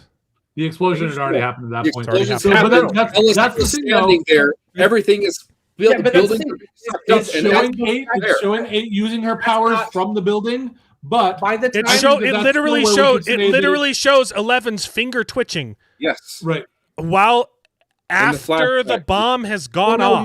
You're right. Sorry, what I'm saying as to how this could actually still work is that even though what it shows is 8 using her powers from the building where we thought she died, but because this is just Will's theorizing of it, she would have had to have escaped because you're right. The building exploded and was being blown away. It she would had still to have been a lot closer. It was still really dumb to show her in that building. Then I agree. Yeah, this is how I'm choosing to roll with it. But yeah, that's an apologetics answer, and it works.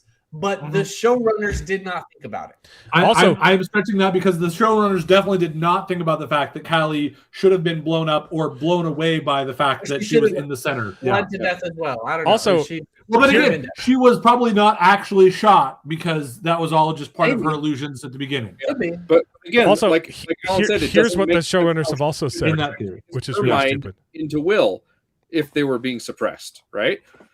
Well, but see, that's the thing.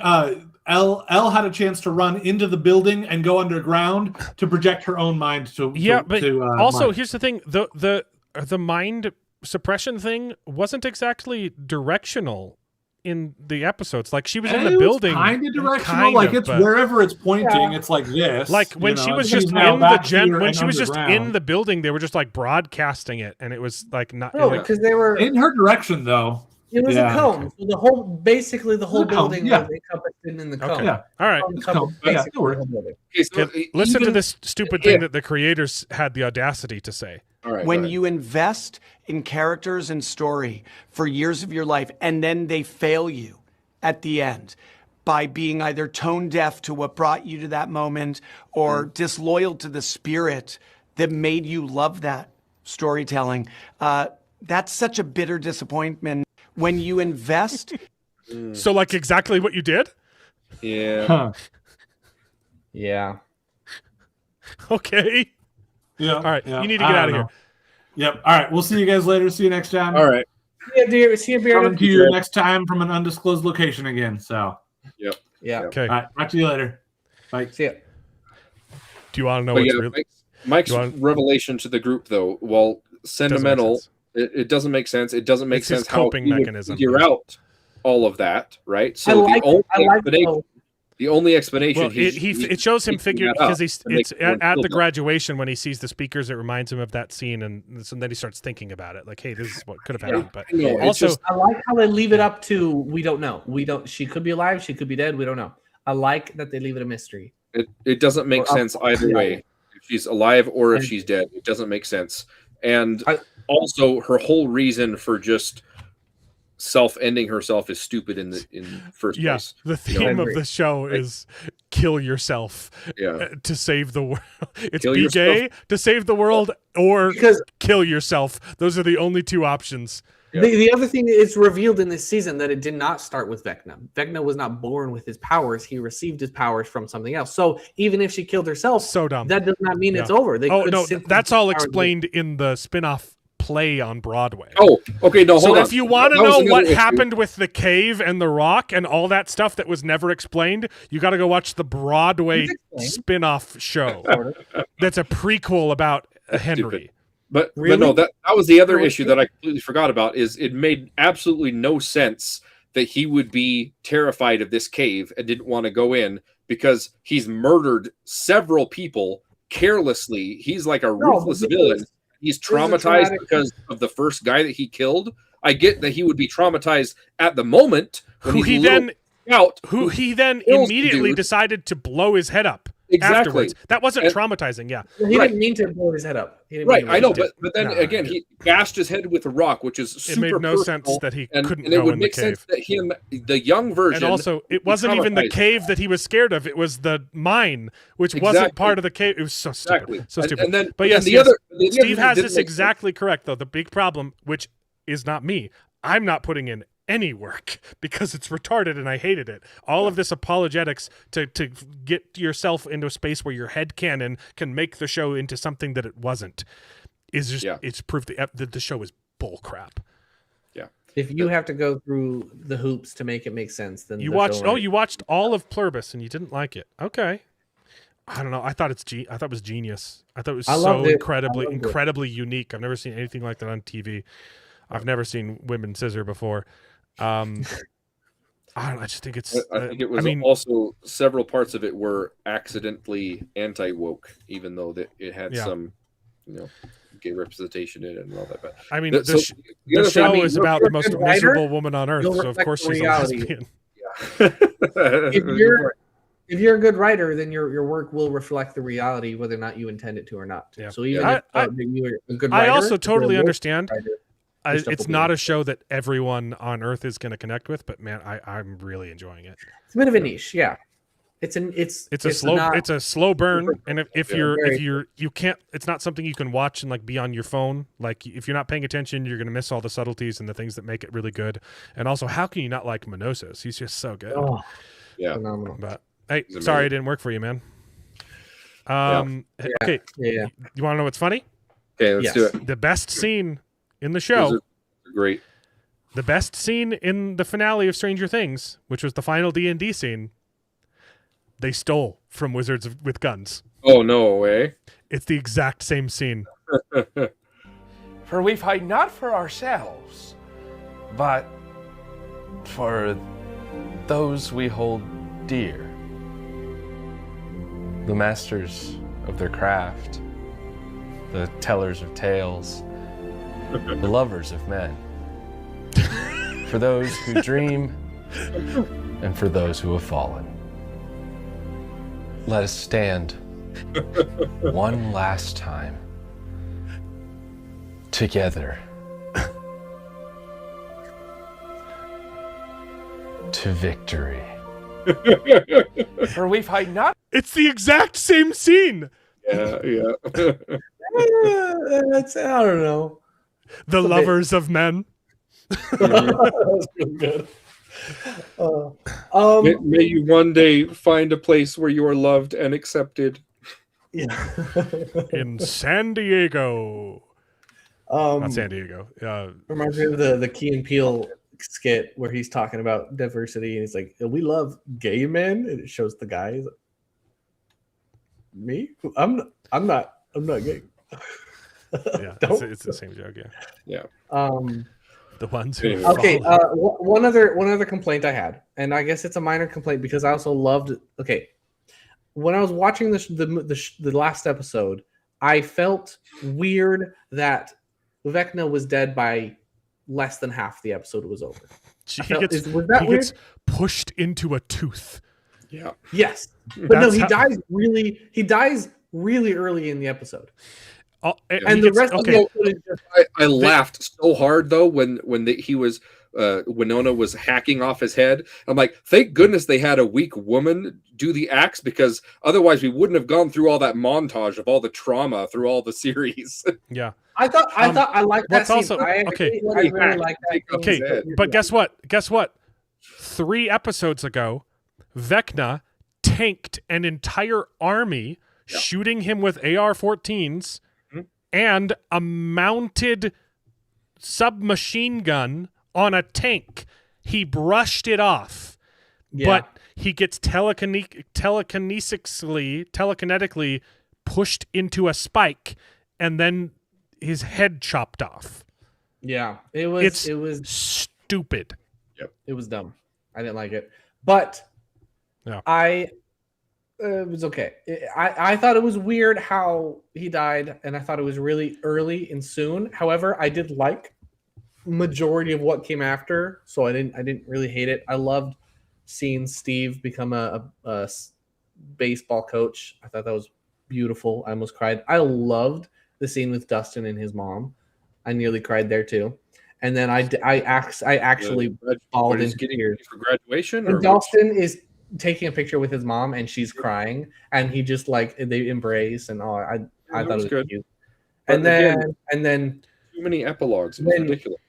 I agree. It had more endings than Return of the King. The epilogues was the majority of the episode, and I thought it was okay. It was anyways. But I absolutely loved when Mike was watching his little sister play D&D. I bawled and I loved it. That was my favorite. The ND&D scene was the best part. That was the only real finale you needed. But yeah, that's true. They really had to do Robin monologuing at the radio station, and then you had to have the graduation and the getting ready for the graduation and finding everybody for the graduation. And then you had the older kids having a hangout on top of the roof. None of them have been friends. I know. For the entire show. It's just Robin and Steve were the only ones who were friends with each other. And like, that's not realistic, dude. Like, once you move to a different city, like that's it. You don't go back and see those old friends. Maybe once a year. Maybe once a year. Like, oh yeah, let's go once a month and meet up. We're such besties, and they were all crying on the roof. That scene was so dumb. The only thing I liked about that scene was Steve saying, "Oh yeah, I got a girl I'm going to marry, and she's the one." Steve talking about how he loves his hometown. He's like, "I love this place. Why would you guys want to leave?" I love that. I think we need more people who don't like. I don't. I'm upset with the people who are like, I need to get out of this dying town that's going nowhere. I need to go at it, like to have a successful life. I need to leave this hometown. That's dumb. That was another big graduation. Robin had more screen time than Mike, than Will, than Lucas, than Max. She entire time. Yeah. Oh. And then what's super funny. Sorry, this is going back a little bit. The proposal was good. I like that, but again, it was a little bit too long. Yeah, the proposal. We didn't need that at all. Yeah, it should just cut to 2 years later and they're married. Yeah, like it was. The proposal was the most unnecessary scene of. It was a good scene and it completely unnecessary. I think it was good to see them at the restaurant because they've been talking about the restaurant. Maybe like a short scene when they're at or like maybe they're saying, "Oh, we're going off to the restaurant." Dude, Robin. Fine. Oh man, I forgot what I was going to bring up. It was also weird because it started the epilogues with her DJing at the thing at the radio station. Yeah. Again. Oh, okay. This is going back a bit. This isn't the finale, but when Robin goes to meet up with her girlfriend again in in part 2, and her girlfriend is mad because she stole the drugs, and she thinks she's going to be mad because she skipped dinner, right? She goes, oh, and then she's like, you're a junkie. She's like, wait, what? This is what we're talking about? And she's like, no, I was talking about something completely different. Look at me. Do I look like drugs? And she absolutely looks like she's been on drugs. That's the problem, is that Maya Hawke is an absolute junkie, psychopath, probably like double fisting Ozempic. She looks like like, look at her 2 years ago. It's crazy. Like, she's got wrinkles. It's insane how yes, she absolutely looks like she's on every drug on the planet. Also in that scene though too, like she was sweaty, her eyes are red. She totally looks like she aged 20 years in the last 2 years. It's crazy. Yeah. Way too many epilogues. The only epilogue that I really liked was the D&D session at the end. That was the only one you really needed. You do the graduation. I also agree that Dustin's character was destroyed. He still gave a good performance. Yes, it was him, Steve, and Mike were the only 3 characters whose actors were still trying. Yeah, which is crazy because I did not like Mike in 4. I did not like Mike in 4.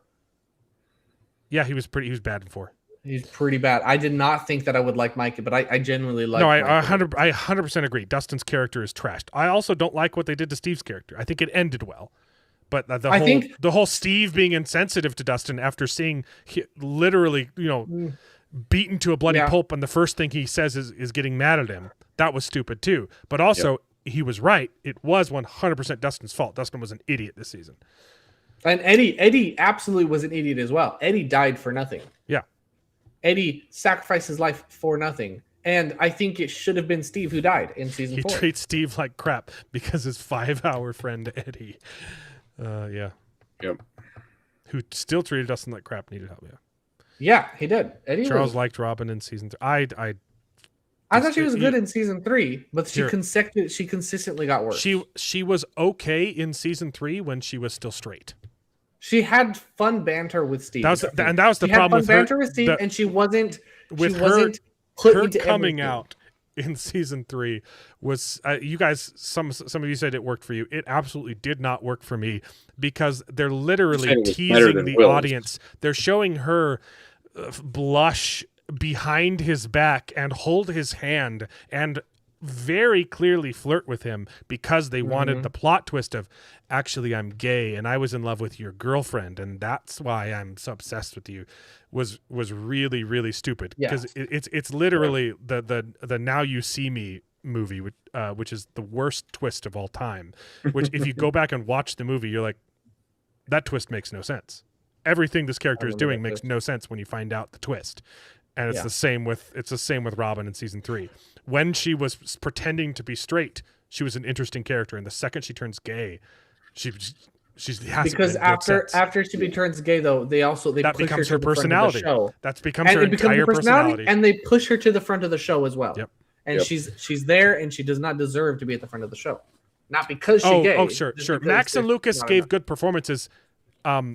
For the 2 seconds that they were on screen. That's the same with same problem with Mike as well. Max had a little bit better aside from escaping Vecna and the things we've already talked about. Yeah, Lucas is a good actor. But Lucas so Sadie Sink. His plot was just absolutely ridiculous. Minor issue, but I hated Lucas's hair this season, which is crazy. Yeah, it was ridiculous. He looked amazing. It was ridiculous. It was very it was not fitting. It was very modern. Yeah. Yep. Everything got forced. Yeah. And then he took it back later. Afterwards, he was like, I take everything back. No, he died a hero. No, Erica is the most important character because they need her to pop in every 2 minutes to swear. And then give her a line saying, no, swearing is important. Yep. And you're like, and then the teacher agrees because that's your entire personality. So like she's such a worthless character. She shows up so she can curse. It's like, okay, great. Erica is a fun background character, but people love her, and it boils my blood how much people love Erica. It's insane. Yeah. I think she was fun. She was actually. I thought she was really fun when she was drugging her best friend, and that's it. That scene was good. That was a good scene. No, that's so stupid. The fact that they drug the entire family is just retarded too. It's retarded, that was part of the plan that I thought was really smart. I forgot about that. They have to blindfold them so they can't spy through the thing. Which, by the way, they completely forgot about them spying through their eyes. Pause. Do you know what out of all doctors, do you know what the highest paid doctor is? Surgeon, anesthesiology. Do you know why? Because the dosage. Because it's the hardest freaking job. Yeah. If you make a teeny tiny mistake, people die. It is the most deadly job. Anesthesiology is not a freaking joke. Yeah. Okay? And that's why, if you've seen 13 Lives, that's why it was such a big issue. They literally had to lie to the anesthesiologist to get him to travel to Thailand. And then once he was there, they told him, hey, the reason you're here is not because you're a good scuba swimmer. It's because you're an anesthesiologist, and we're going to ask you to do something so incredibly unethical, but it's important because we need to save these 13 lives. And it's also the reason that movie didn't come out until like 2 years ago, because they needed to wait until the statute of limitations had passed before he could tell that story. Wow. Because what he did was extremely illegal. Yeah. Wow. Watch 13 Lives, by the way. Phenomenal film. 13 It's got Lives. Aragorn in it. Yeah. It's basically just a documentary. It's so good. However, I think the one thing is they do in many media. This is a problem in many media where they ignore like tranquilizer darts. Yes, and those I hate things. Yeah, but it's not just an issue with Stranger Things. Many shows have the same issue. Equally so stupid. We have to give it a little bit of liberty. Like when everything else sucks. When everything else sucks too. Like why? It doesn't deserve. It doesn't deserve the benefit of my doubt. Yes, it's bad, but it's not because Yeah. You're not going to get everything. You're going to be inconsistent and unrealistic in some things.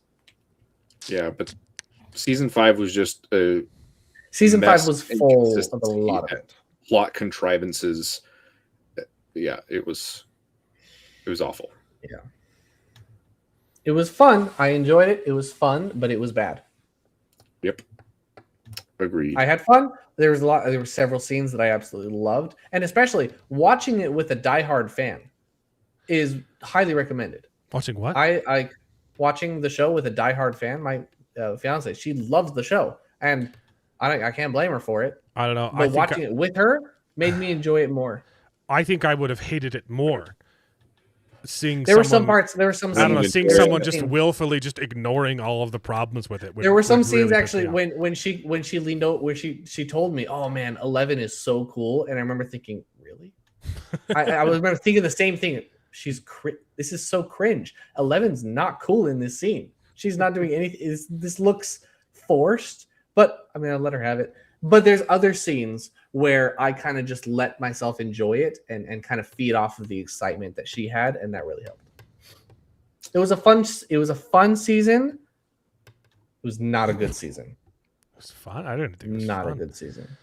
I'm referring specifically to the first 4 episodes. The first 4 episodes were fun. The first episodes were. The first 4 episodes are on par with season 3. Yeah, and season 3 was bad. I don't remember hating season 3 that much, actually. Okay. Remove yourself from this TV show 10 years from now.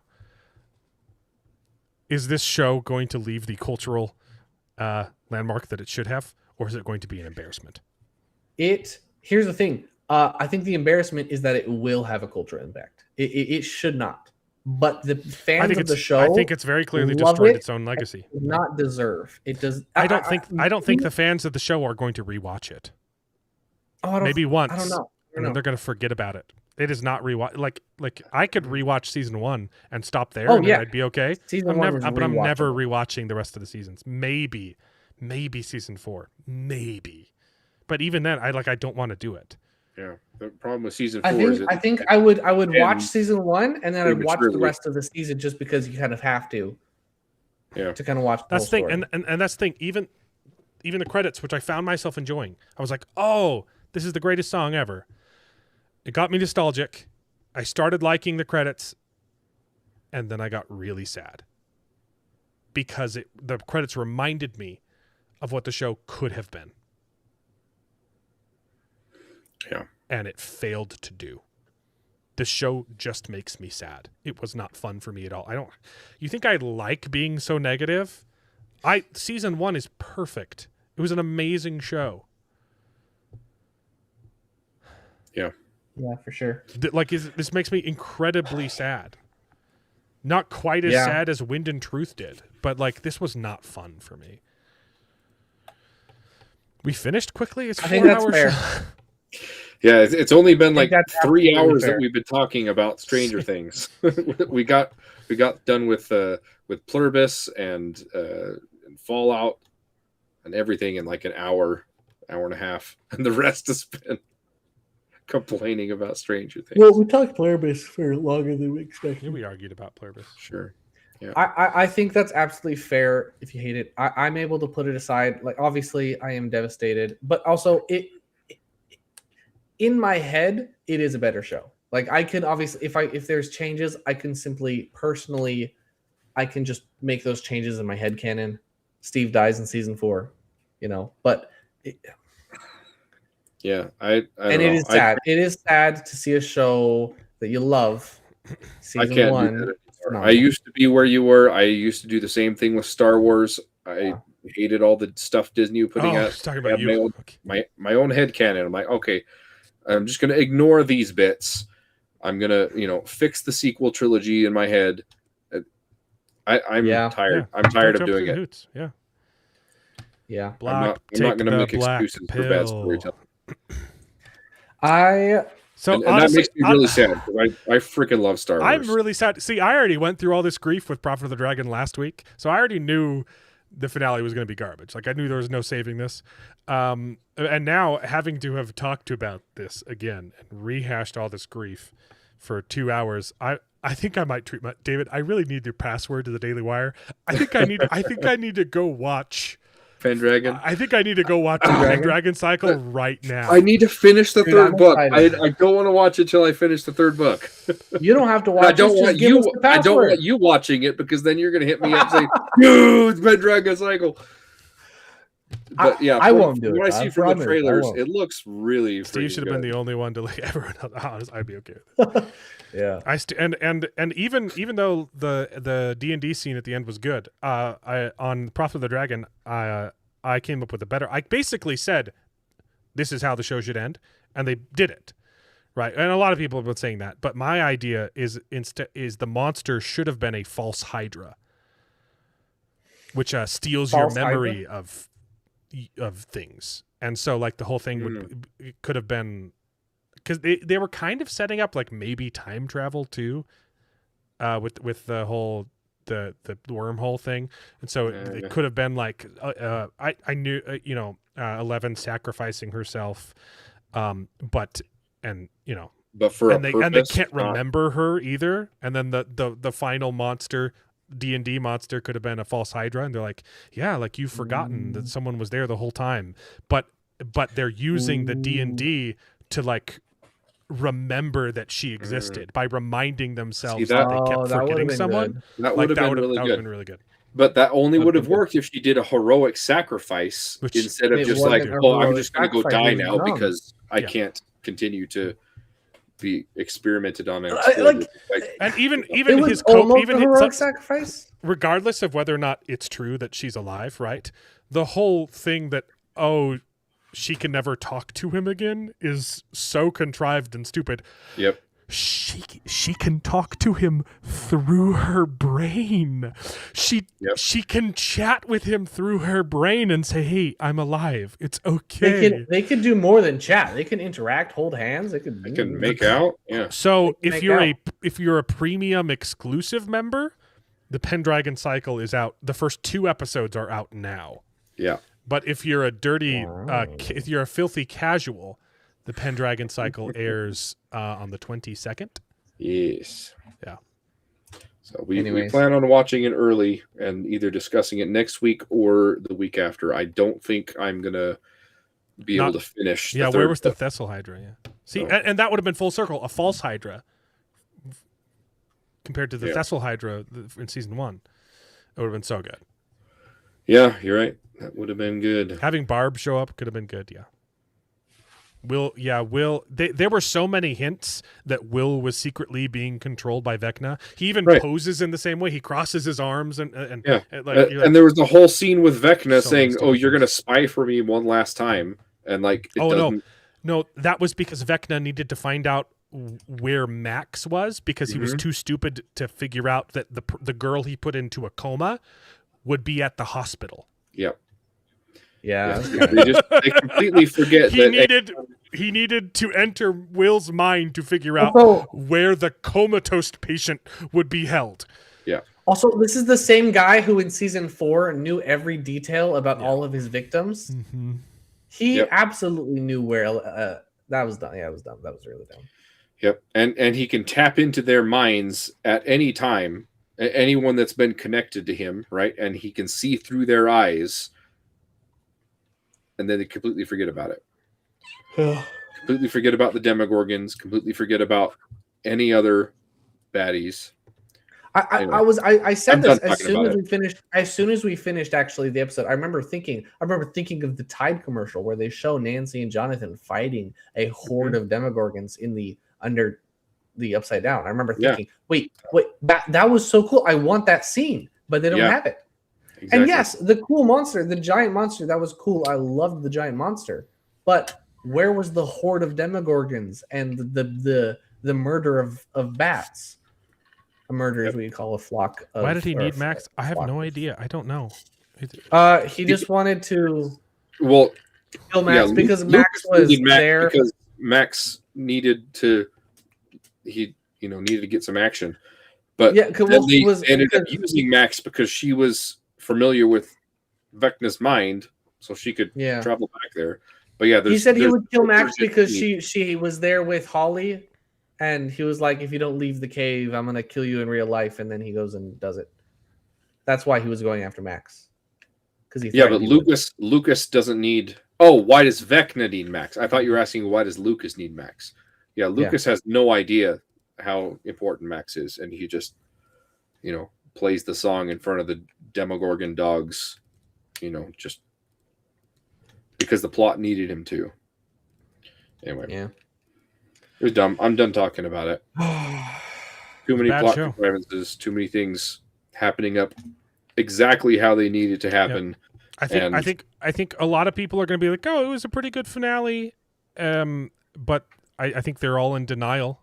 Yeah, and I think I think a year from now, no one's ever going to talk about Stranger Things. I compare this a lot to the Praetorian Guard fight scene in Star Wars. It looks flashy, it looks awesome, and I think a lot of people think about a lot of normies are going to be like, "Oh my goodness, that was a crazy finale! All this stuff happened." But if you sit down and look at it, it's garbage. In my opinion, it's the same as Superman. It's the same as Superman movie where I had fun in the theater, and the more I thought about it, I hate this movie. Yeah. The more I thought about it. Well, I didn't even have fun watching this, but I knew it was bad. That'll differ. That'll differ from person to person. But yeah, I don't think you're right about the fans not remembering this though. I think they're gonna. I think there's some. I think got their rose-colored glasses on. I think there's gonna be fallout. I think whatever prequel series or continuation or spinoff that they're gonna do is not gonna be as successful as the main show, and it'll eventually die out. But I think there's going to be another thing. Actually, the midquel cartoon that takes place between seasons 2 and 3, Tales from the 80s. I'm so excited for that. I'm actually crashing out about this because I've been writing a story for a long time, and it's a story about like this other dimension, and it's every time I present it to somebody, they're always like, "Oh, it's kind of like Stranger Things," and no, it's not. It's not based in Stranger Things at all. I take no inspiration whatsoever from Stranger Things, and I'm crashing out because this latest season is very similar to what happens in my story, and I'm crashing out because people are just going to continue to compare it to Stranger Things, and no, it's so much better. Shut up. Well, Charles, I think we're learning that you need to get better at writing. No, I think your plots are garbage. Your plots are all derivative, and you can't come up with any plots better than the garbage that we see in Hollywood. No, dude, I'm really excited. I really want to show it to you guys. The pacing was atrocious. Really cool. Yeah. Oh yeah, the pacing too. They're going to the inside out, underground, whatever the hell you want to call it, right side up, and they just come out of the portal through the crack, and they just end up walking in a certain direction, and it happened to be the direction they needed to go. But they're not like hustling on the way there. They're just chatting and having a heart-to-heart about Nancy and their feelings toward each other. And it's like, what the crap is this? There's so many times like, this is an urgent mission you are on. And they're just like, oh yeah, let's casual do that. Oh, and then they distract the plot to distract the mind flayer. Like, I'm going to shoot at this thing. Why don't you guys scurry up that cliff? That's probably going to take like 30 minutes to scale this cliff. And I'm going to shoot at it right now and give you like 60 seconds to scale this cliff. It's really, that was really dumb. The pacing was just so weird. Oh, he's doing a second anthology? Yeah. What is I still need to. I got his anthology, Pulp Mortem. He's a cool YouTuber guy. Yeah. I got the first one. I haven't read it yet. Anyway, I'm done talking about this. I don't want to. There was one more thing that pissed me off though, anymore. Was I know as the audience we know that the military doesn't follow them in because they're retarded. Mm-hmm. But they don't know that. The characters automatically know that they're no longer in danger. Yep. And they get to where they're going and then just like park the truck, and you're like, you have hide the truck or drive it in a different direction as a diversion. Yep. Take the guy. Also, to make it worse, they should have been in danger because the rest of the military in the regular they have world a base know inside that they're the Upside Down. Yeah. Not only that, they found their plans too. They found their plans, and they know that they are in the Upside Down, so they should have chased them from the real world into the Upside Down. There should have been reinforcements, but anyway, it's dumb. Anyway, it's dumb. The show definitely suffered from having too many characters, and that's a result of the Duffer Brothers not having a backbone and not having the guts to kill off the main characters. They should have killed them off. And then even with Elle, they're like, oh, we're going to have to kill off Elle, and she has to die for stupid reasons. Oh, but then she might not be dead. I like leaving it up to question, but the fact that the only main character who came as close, it's still up to question whether or not they killed off a main character. I hate that. Yeah. They should have killed off a main character 100%. This character is dead, and then also leave this character. Oh, maybe they're maybe not. Yeah. I was expecting Vinny? No, the truck driver guy, comic relief. Oh yeah. I was fully expecting him to die too. Oh, I thought he was going to jump with the grenade. I was like, dude, this is going to be such a cool. He's going to jump with the grenade onto the that was unrealistic. I would have been mad if he did that because because if you throw the grenade, completely unnecessary to jump. If you throw the grenade, you don't know if the grenade's going to land in the helicopter, if it's going to blow up. The grenade could have hit the helicopter, fell off, and then blown up below it. It wouldn't have been effective. I liked that it showed. That was the contrivance that it blowed up in the right moment. I liked that after it blew up because it hit the blade, but I liked that it showed that when he threw the grenade was falling at the same speed that the helicopter blades were spinning. Yeah. It doesn't work like that, guys. I didn't notice that. I didn't even notice that. It's because it was in slow motion. You didn't notice. Yeah, it was a slow-mo shot. Yeah. Anyways, I'm done. I don't want to. There's probably several more things we could bring up. All right. Talking about. We've got 2 weeks of just Fallout to talk about. Prophet is the only person watching now. And one of those weeks, we also will have Pendragon. So I think we should do it next week. We got 8 viewers still. I'll see if I can finish the book and watch the 2 episodes. If you give us the sign-in stuff, I'm gonna watch it. Okay. If you give it to this week. It's the standard password, but I'll send it to you. I'll send it to the group. Okay. Because there's 2 standard passwords. Where did the Russians go? Who knows? Where did the Demogorgons go? Who knows? Where did the bats go? Who knows? Where did those little dogs go? Who knows? Where did the military go? Who knows? So stupid. Where did L go? They had 3.5 years to make this awesome, and this is what we got. Like, it's just that's a good an abomination. Yeah, that's a good point. I didn't read that whole comment. If the wormhole was only in Hawkins, then why are the Russians opening wormholes? It's a good point. No, they tried to. No, they addressed that. They tried to open a wormhole in Russia. It didn't work, so they moved and they did it in Russia, in Hawkins, so that they could open it because the location. Except that there was a wormhole in Russia because Hawk escapes through it and is in the Russian prison in season 4. He gets blown up at the end of the season. He gets thrown through a wormhole, and he exits in Russia and is captured by the Russians, who are fighting a Demogorgon that's coming through a rift in Russia. No, I don't think so. I'm pretty sure when he how the hell does he get to Russia, bro? No. It's dumb. It's dumb.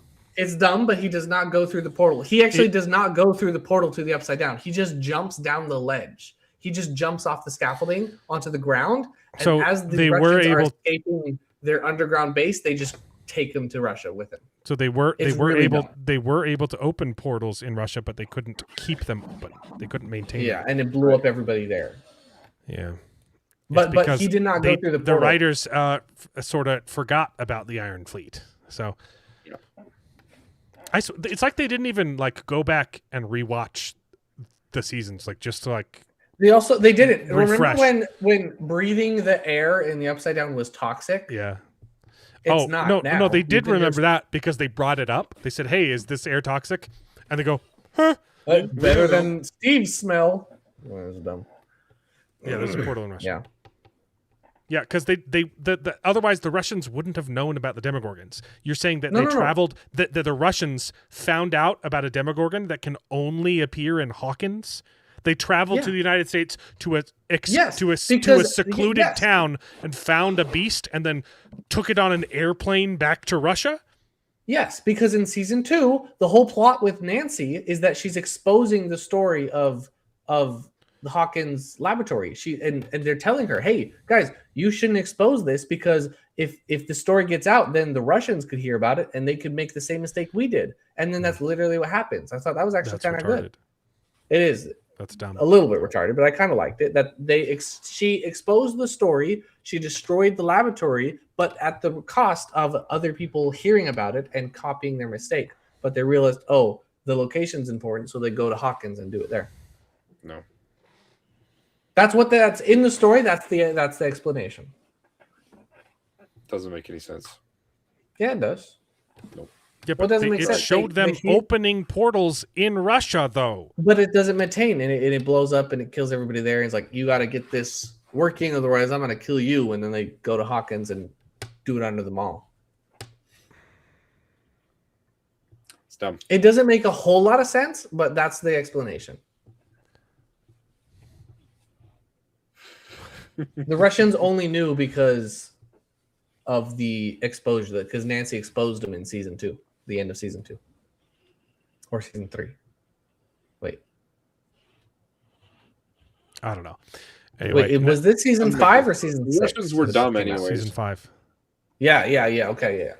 I didn't hate the Russians as much as you guys did, but I kind of agree. It opened it up. It should have been a more. Yeah. Yeah, it was kind of dumb. Hold on, wait, is this real? Someone did the math. I don't know, Prophet. I don't know. Someone if did the math. I don't... It took longer for Will to come out than it did to defeat the Mind Flayer. Wow. Yep, Mind Flayer and Vecna. Yeah. I don't. Charles is talking out of his butt right now. It's making zero sense. Yeah. Yep. No, it's not just. No. It shows in season 2 that they knew. Yeah. What? Yeah. When? I don't remember Russia knowing in season 2. That was like Doesn't make any sense. Russia is only in season 2 and 3, bro. Russia's it's not in season season 4 as 2. well. They're in season the 3 and beginning 4. of season 3, right? They're not in season 2 at all. I don't They're in think. season 3. It's 3 and 4. Yeah. It's Russia's stupid anyway. Why are you The Russians build the machine at the beginning of season 3 after Hawkins is exposed in season 2. No, the Russian mall's in season 3. Yeah, the mall's in season 3. Yeah. That's season 3. Yeah. Yeah, Prophet. Yeah. They made the machine at the beginning of season 3 after Hawkins was exposed. They made the machine. But season 3 showed that they had been doing experiments for a long time. Not a long time. Yes. Not as long. Yes. They have to dig an entire underground bunker under the city without anyone knowing. Yeah, that's not going to happen in a month. I agree. That's dumb. They did that. Like in universe, they did it. They built the bunker in a month. That's stupid. I want to say go back and watch season 3 again, but I also wouldn't wish that on anyone. I watched the show with my fiance before watching 5. I watched the entire the show. Yeah. Oh, okay. I think I finally found the scene that's not AI. Oh, okay. I keep getting it wrong, guys. I'm sorry. Yeah. It really. Hold on. All right. One final scene. It's a good way to end it. David, you've said it so many times. If this isn't, this is AI, this is bro. 13 seconds. This is 13 seconds. I watched it. This one's not AI. This is the real scene. All right. I'm gonna trust you. Is the sound working? Yes, sound is working. Okay. Sorry. Wait. I don't like girls.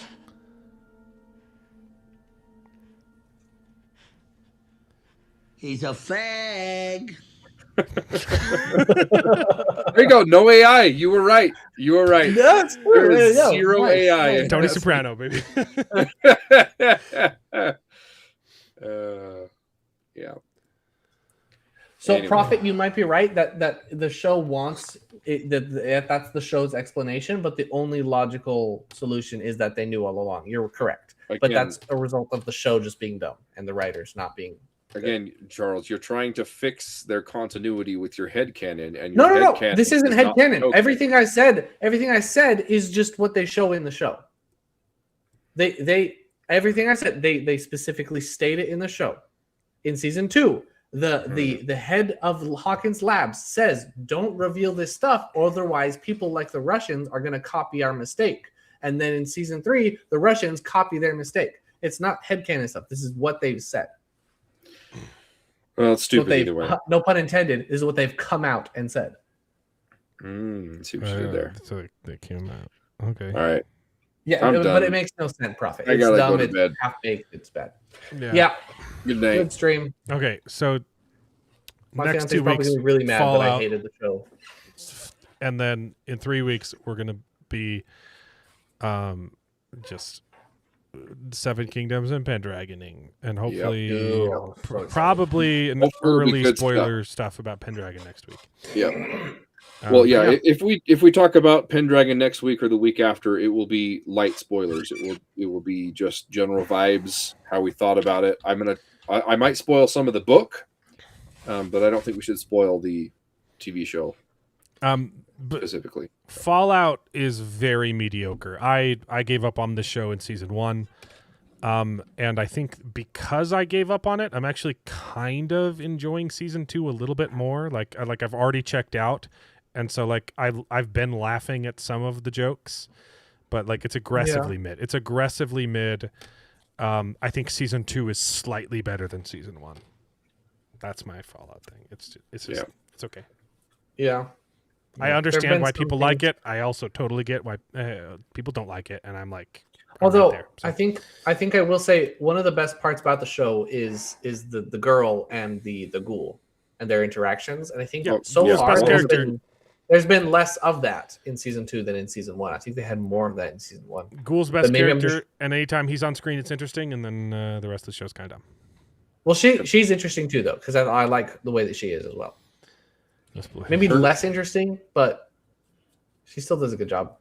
Oh yeah, her personality is fun, but her character motivations make not a lot of sense. It's just for the next 2 weeks, the only show we have to talk about is Fallout. So we'll talk Fallout first, and then we'll go. Yeah. We'll give full warning before we talk. Yes. Pendragon spoilers. I will only the only spoilers I will do. And for the first stream we do, books. we want to talk. We want to talk about the books, and we won't get into details. But well, Prophets. I really like this. Awesome. I really like the change in the show because the show versus the games. In the show, if you're a ghoul and you don't take the special drug, you eventually become a feral ghoul, so you lose your humanity. And in order to remain cognizant, you have to continuously take the drug. And you're also super ugly. Yeah, which sucks. Like that's my best feature. Yeah, it makes you go crazy, and which the games don't have. And I actually love that change in the show. So, yeah. If you don't manage it. So anyway, see you guys next week. It's gonna be I hope you enjoyed the new intro, and I hope you enjoyed the new sombreros. And especially you, Mark. Let me know in the comments how long you want us to leave Mark Clark's sombrero gay for. So I say leave it permanently. If Mark disagrees, whatever. I changed it during the stream because I forgot to do it before the stream, and it actually turned out perfectly because he didn't see it because he's been commenting for the first half of the stream, and I forgot. Oh shoot! I need to make him gay. Make it gay. Put a woman in it and make it gay. Yeah. Anyway, there you go. All right. Night. See you guys next week. Bye. See ya. And now it is time to say goodbye. We had a great conversation. It's been fun. But all good things must come to an end, and the goodest ending I can think of is... Right now, this moment, this night. So I guess we just say goodbye. So, goodbye. Toodaloo. Au revoir. Auf Wiedersehen. Ciao. Ding dao day. But come back next week for more outrageous bloopers. This is the end. Well, there's only one thing left to do. I'm gonna go home and sleep with my wife.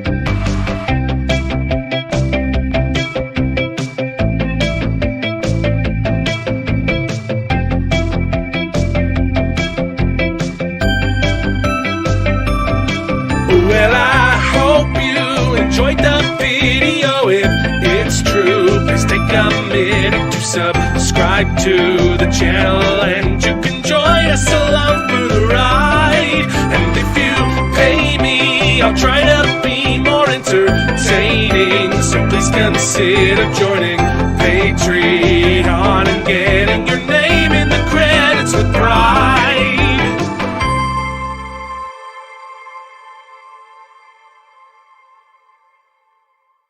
I'd buy that for $1.